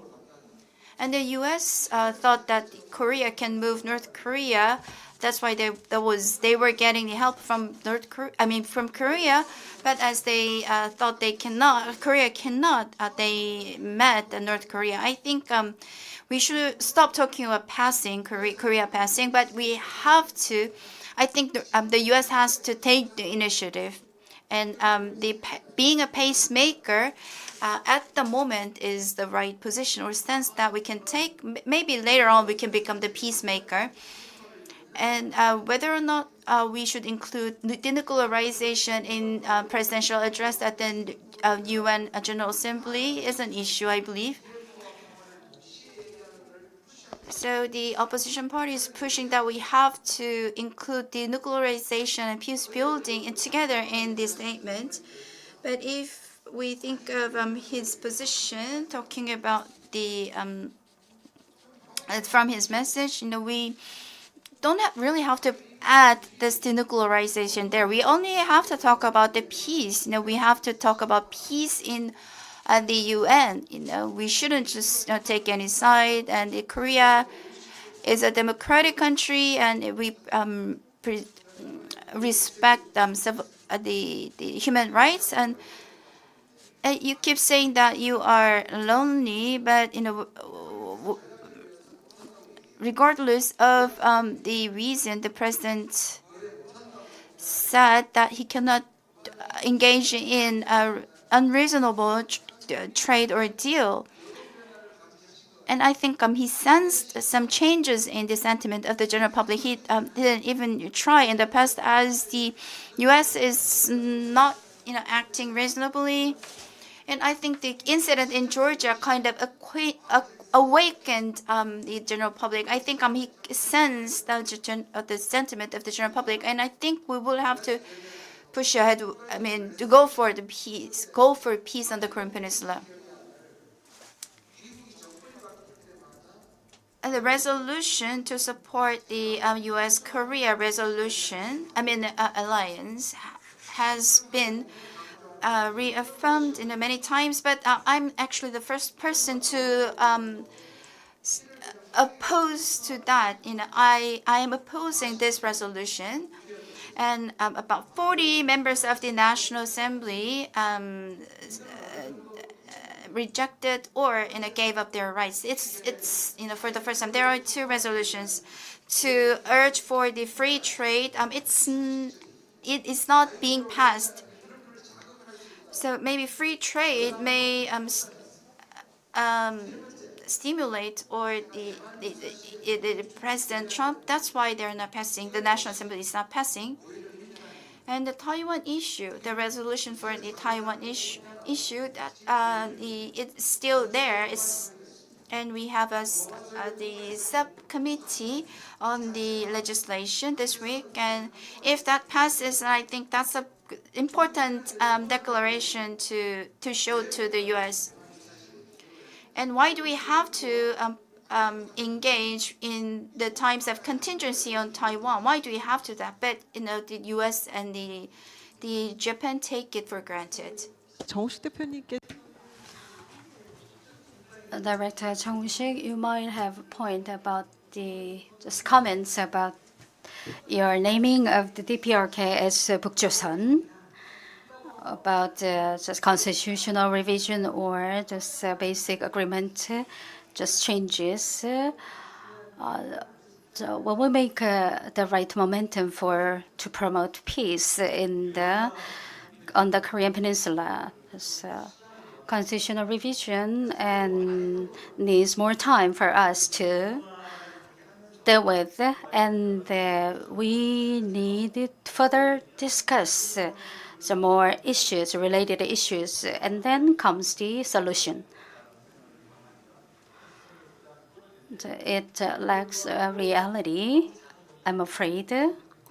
Even a small political party can resonate there, just strong voices about the issue, and the territorial disputes can be discussed further among the general public, and combined opinions can be a part of the process to solve the issue. The immediate issue we should discuss is about the denuclearization, and we need a policy of no mentioning as a priority. We should be doing. Denuclearization still cannot be accepted by us. Without the acceptance, we still can go on with the issue without just mentioning. Just if we are asked the questions from the reporter about the denuclearization, we can give them a basic and general answer to their question.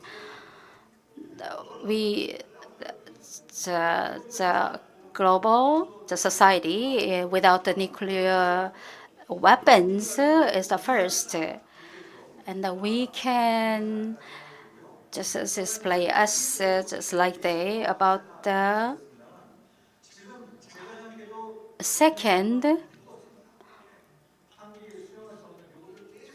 They keep asking just demands, so we cannot accept realistically, and they recognize them as the nuclear power. And for them, to the north, the nuclear issue is a matter of survival and a matter strong weapon of diplomacy. As Director Jin pointed out earlier, so why do these questions arise recently? It was mentioned by Kim Il-jung, and it's also mentioned by Kim Jong-un recently. We should read between lines, I think. They know, they might well be well aware of the issue. They should at least do this. I think they give a strong message in a silent way. They're not mentioning the nuclear weapons is a part of my suggestion. And we get a hint from the Kim Jong-un from the north about the disagreement between gentlemen, and when Trump and Kim Jong-un meet, the North can ask the U.S. to recognize them as the nuclear country, but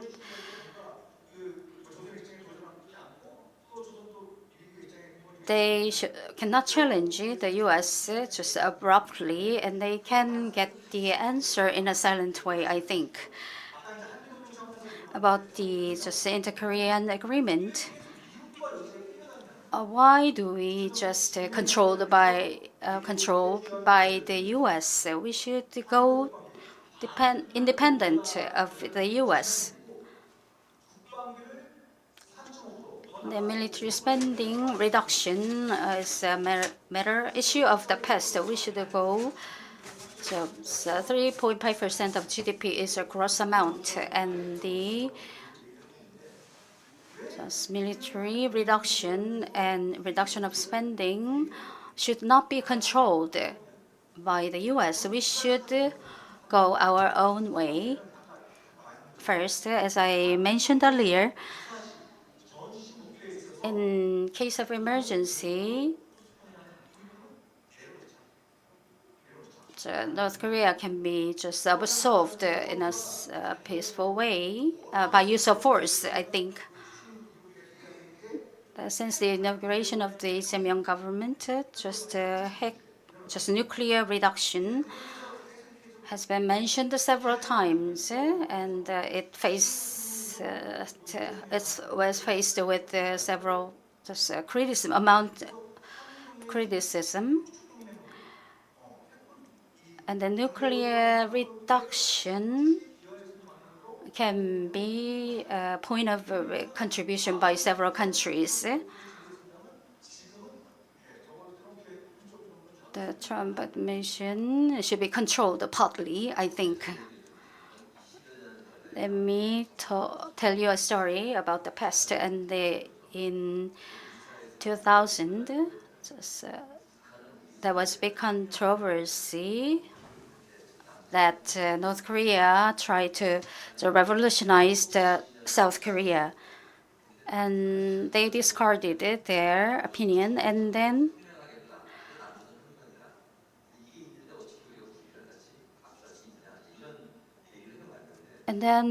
our position was not to just go with the North Korea with those trial. And of course, on the North,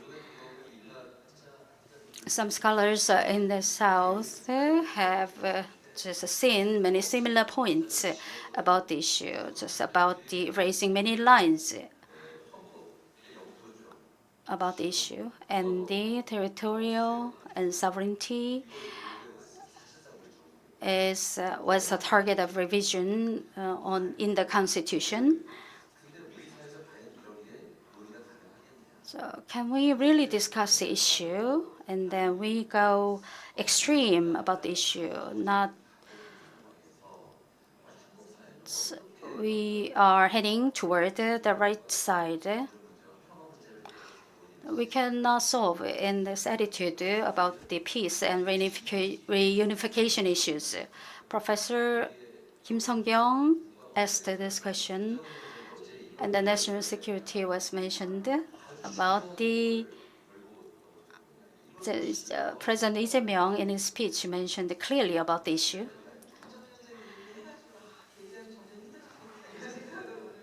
Will be harder for us to mention the issue because just leader Kim Jong-un also mentioned. It's a question from the floor, and our reunification policy, we should be consistent.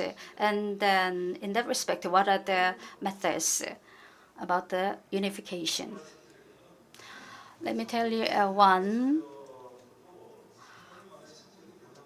The Conservative party also go through changes in their policy direction. And national security law was just a key to all matters, and the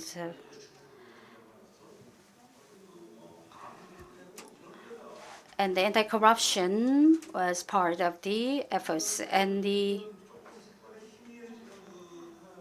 there was a gray zone, and at the end of the administration, and the followers of North, the issues was also mentioned. So going to the right and getting more conservative is related to those religions and religious movement, and the part of the national agenda. And the institutional norms are replaced by just hatred and in a more primitive manner. So our politics cannot solve those problems posed to us. In a multi-party system, we can solve this issue, and the aggressive confrontation should be just voiced down. In the past, the repealation of the national security law was part of our revolution, but it cannot solve our efforts to stop and block the right-wing movement. Constitutional revision will also be carried out with the end of the demise of the current related confrontation. Are we really prepared? Is my point of concern, and that's all my comments.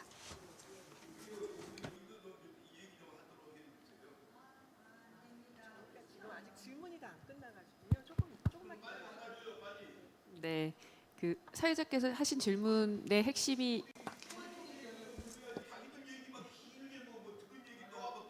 네, 제 답변까지 좀 마치겠습니다. Let me finish my answer. 국민 여론은 확산. So what can we do to achieve the peaceful reunification and to when I met you, I emphasized your question twice. 페이퍼를 받았으니까 검토해서 말씀해드리도록. We just received the paper. We're going to review your question. 예, 대표님 말씀해 주시죠. 네, 두 가지 So I think I have to mention 2 points. First is the extreme rightism. They gain the power, and that rapidly escalated to the international situation. And we have to proactively respond to this. And Build Korea event was participated by many teenagers, and Starbucks coffee was sponsored there. So that kind of events are taking place. And also the messages for the death of Charlie Kirk was sent out by many celebrities. And so I am really sorry that we are in the environment is there that the people can freely send out messages to the extreme rightists. And the response by the democratic people are kind of slow. So international expansion of the extreme rightism can be deterred by the international coalition of the democratic people. Maybe Korea can take the initiative in this movement. And President Lee Jae-myung's UN address will deal with some proud development of democracy in Korea. Maybe he can also emphasize the need for international coalition of the democratic forces around the globe. President Lee kept emphasizing the message towards North Korea. So that has a pragmatic approach.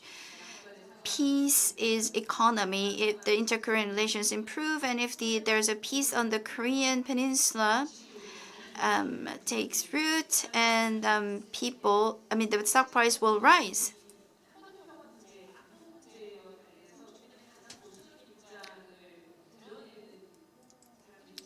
So the people in their 20s and 30s who seem to be most conservative about the relationship with North Korea, and they also consent to the idea of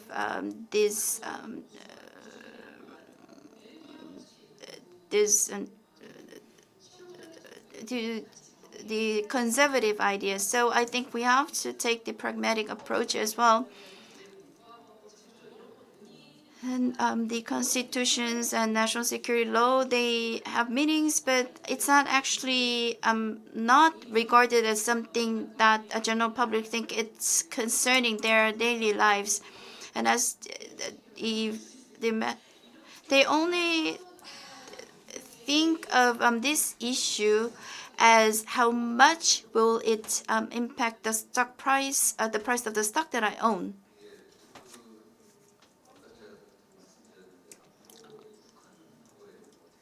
And dialogue with North Korea in order to pursue that. What kind of communication do we have to have? The government has 117 policy initiative. K-Boy tells about agreement should be made with the social discourses. And what about the general public? How can we come up with the at least minimum agreements to abide by? Who shall start? I've been in school for 25 years and now I'm working at the National Assembly. There were things that I imagined, but there were a lot of things that were not imaginable that I didn't even expect. So the ruling party and the opposition party, they're like arch-rival or like enemies. In the past, even if they fight in the open space, they would be like friends behind the scenes. But sometimes I feel like now it seems like they don't even want to share the same air.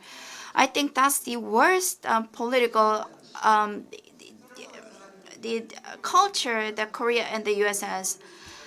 And Trump could become the president there in the U.S. because the political system is polarized and there are only concrete supporters. As long as you secure these concrete supporters, you can become a president. But in about 2 months after this, civil, the upheaval of the country, the opposition party could garner about 42% of support from the general public. Right? That's a big issue, and I think that's the future of my party. Like the Progressive Party, if Democratic Party has the power, they will have to change the election system. You will have to realize that's going to be like weapon or knife, a sword that might hurt you. The Korea is divided between north and south, and the society is also divided. We have to have the sense of history. We have to wield our power in the right way to prevent the same tragic past to repeat. Without the changes in the election system, there is no future for my party. No matter how hard we work, that's not going to happen to us. There is no future for us. France or Germany, where the extreme rightists have power, they are the ruling party, but other parties say that they formed a coalition to stop that the extreme rightist party or conservative party to take power. That's not possible in Korea. We have to have a long-term project to overcome the division in the society.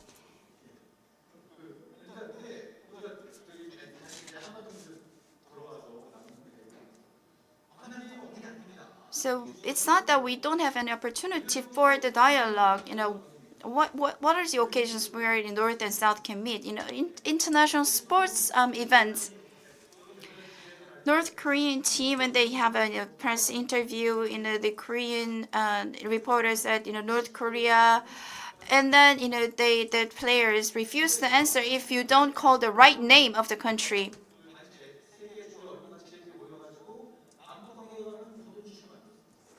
There was the guideline on the reporting, and the first article is that use the right term or the name of the country, to use the right name of the country in the reports or the articles, but that's not been kept or respected. The Korean reporter can raise a hand and they use the right name of North Korea. Instead of calling North Korea, we should use the name of the DPRK. If they don't want to use the right name of North Korea in Korean, maybe they can ask the question in English. Y 했을 때 그 조문 파동 이후에 저쪽에서 Y 성분은 상대하지 않겠다. They just told they do not respond to the actions for party talks. They were actually responding about the factors, and the people living North Korea knows a matter of response, but they actually did through six-party talks through both inter-Koreans. So peace agreement should be just a part of the opinion and general opinions of the nations. So we got many questions from the floor. So let me summarize the questions, and so you can answer if you can. Ms. Pastor tells about the suggestions to promote peace of just inter Korean Peninsula, and how do we just reach agreement with each other, and what are the solutions and path for us to follow, and the recognizing two separate countries. We should tackle the issue partly by promoting tourism between the two countries, and one more is the change of the name of the Unification Ministry, and Mr. Kim Kwang-hoon asked a question about our just a way of thinking, which is just from the colonial period.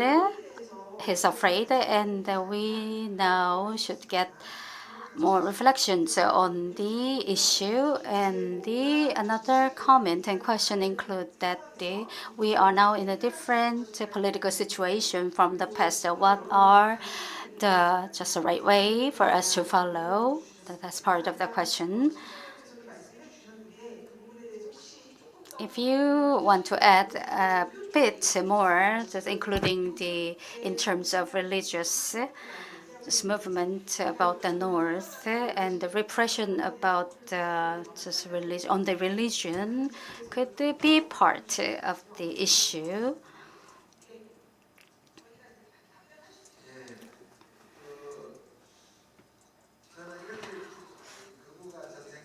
I think the reason for the rise of the rightist is our impending issues internally and externally are really hard to solve.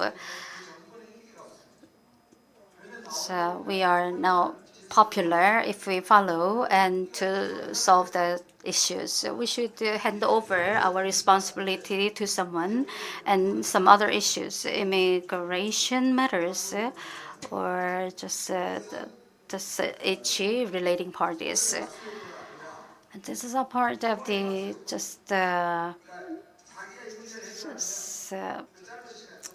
a ripple effect of the hatred. I'm afraid just maintaining power is a very cheap in comparison with the power gained through a peaceful process. The U.S. is the leader in the process. So two different kinds of fear. Just for the U.S., a decline of hegemony in the region. The white-led just led decline in the U.S. internally, and the basic is the fundamentalism in Christianity, and why they are related. We both have both at the same time, I'm afraid, and the anti-Chinese is also rooted in our country. The U.S. agenda, North Korea is not a factor actually. So North and South is just rightists are linked directly under the umbrella of and they are trapped and leading to the destruction of the two systems. And we have a pool of water, and it's now related with the downpour of the rain, and the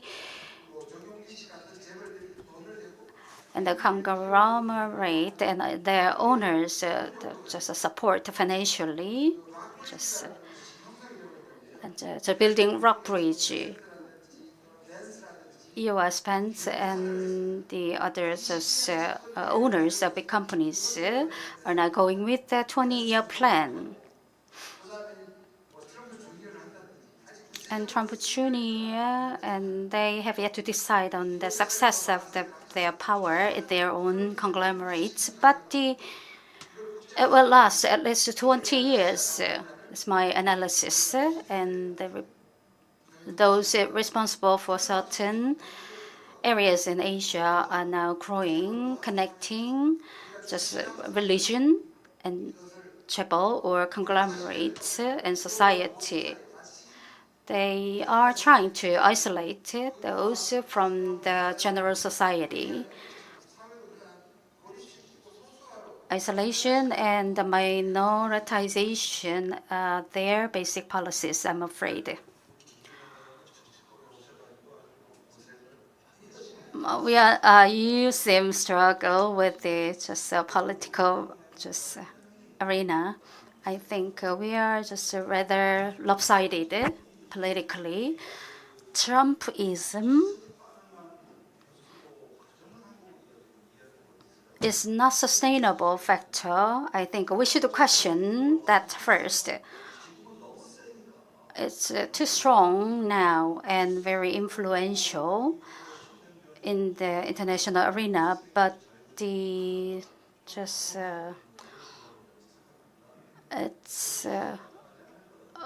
it's rather extreme opinions. If they have a plan for just lasting 20 years, if they hand the power over to MAGA, it's not that. It's not a prospect. It's nonsensical, actually. MAGA is now returning to protectionism. Is can be countered by the U.S. and other countries. Even one country. Even the U.S. Suffer from high inflation internally, and the outcome of the interim appraisal will be still get. And I'm determinedly opposed to the idea, and it's almost impossible. You gave us 7 questions, and about the resilience you mentioned, about the geographical issues and the social tension and conflict. So what kind of resilience do we have, and should we have? Should it be further discussed for us to sustain peace on the Korean Peninsula. And based on the democracy, Korea should expand itself to embrace the global society in a democratic way. We are very strongly determined in that idea. We should be more aggressive and pioneers to that direction while suppressing military power enlargement.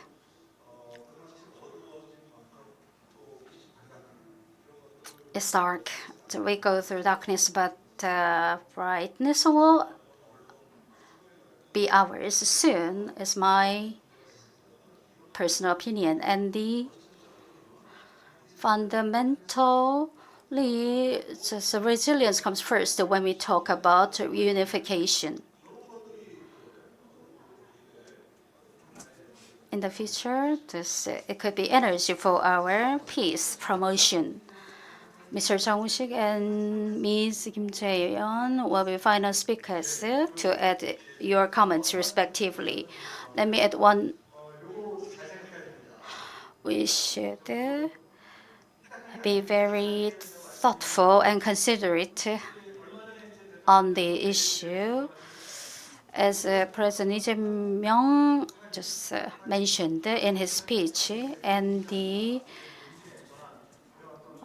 now tries to just a transit policy toward just Korea-centered instead of U.S.-centered. And I read a column in the Hangyeol에 today. You may read it for more understanding. The military operation authority should be suffice if it's allowed to include the South Korea together with the U.S. And the restoration of military operation authority is part of the issue and our discussion. And the peace agreement I mentioned earlier, the Donald Trump administration is very positive, and it could be our chance to go forward with our policy. Just if the agreement is reached, the wartime operation authority could be handed over to South Korea. With the cessation of the South Korea, just this dialogue could be just restored. And the inter-Korean peace agreement have many implications and many possibilities. And the peace agreement, the building could be further just focused, and then later we can focus on the wartime control power. That's you wanted me to summarize your questions and answers. I totally agree with your opinion, and the hegemonic strategy by the Trump president is now on the decline and is close to the collapse. About the wartime operation authority, owned by the U.S., should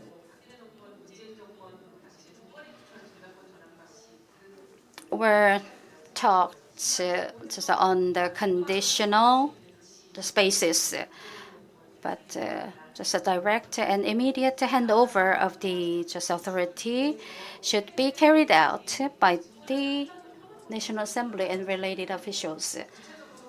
And more concretely, the peace building should be partly included as the responsibility of the North as well as the South. It's part of the plan. And we should understand the special situation of the Korean Peninsula from the a geographical perspective. Thank you very much. 예, 한반도 So establishment of the Korean Peninsula peace law, I think that's a great idea, and I hope that happens. And the peace treaty, maybe it's not going to be an easy way, but I think that's the end that we have to pursue. We are about 5 minutes behind the schedule. We have a lot of questions from the floor. I hope I seek your understanding not to be able to answer all your questions. Thank you for being participating on this symposium. I heard that Mr. Kim Jong-dae had to cancel his previous schedule, many of them, and so I know that you are very busy, but despite your busy schedule, you are here with us. Thank you very much for that. And thank you. I'd like to thank the audiences for sitting through the symposium and staying with us till the end. This brings us to the end of the round table on the dialogue for peace on the Korean Peninsula. So I could see the heated discussion here, and why don't we give them a big round of applause?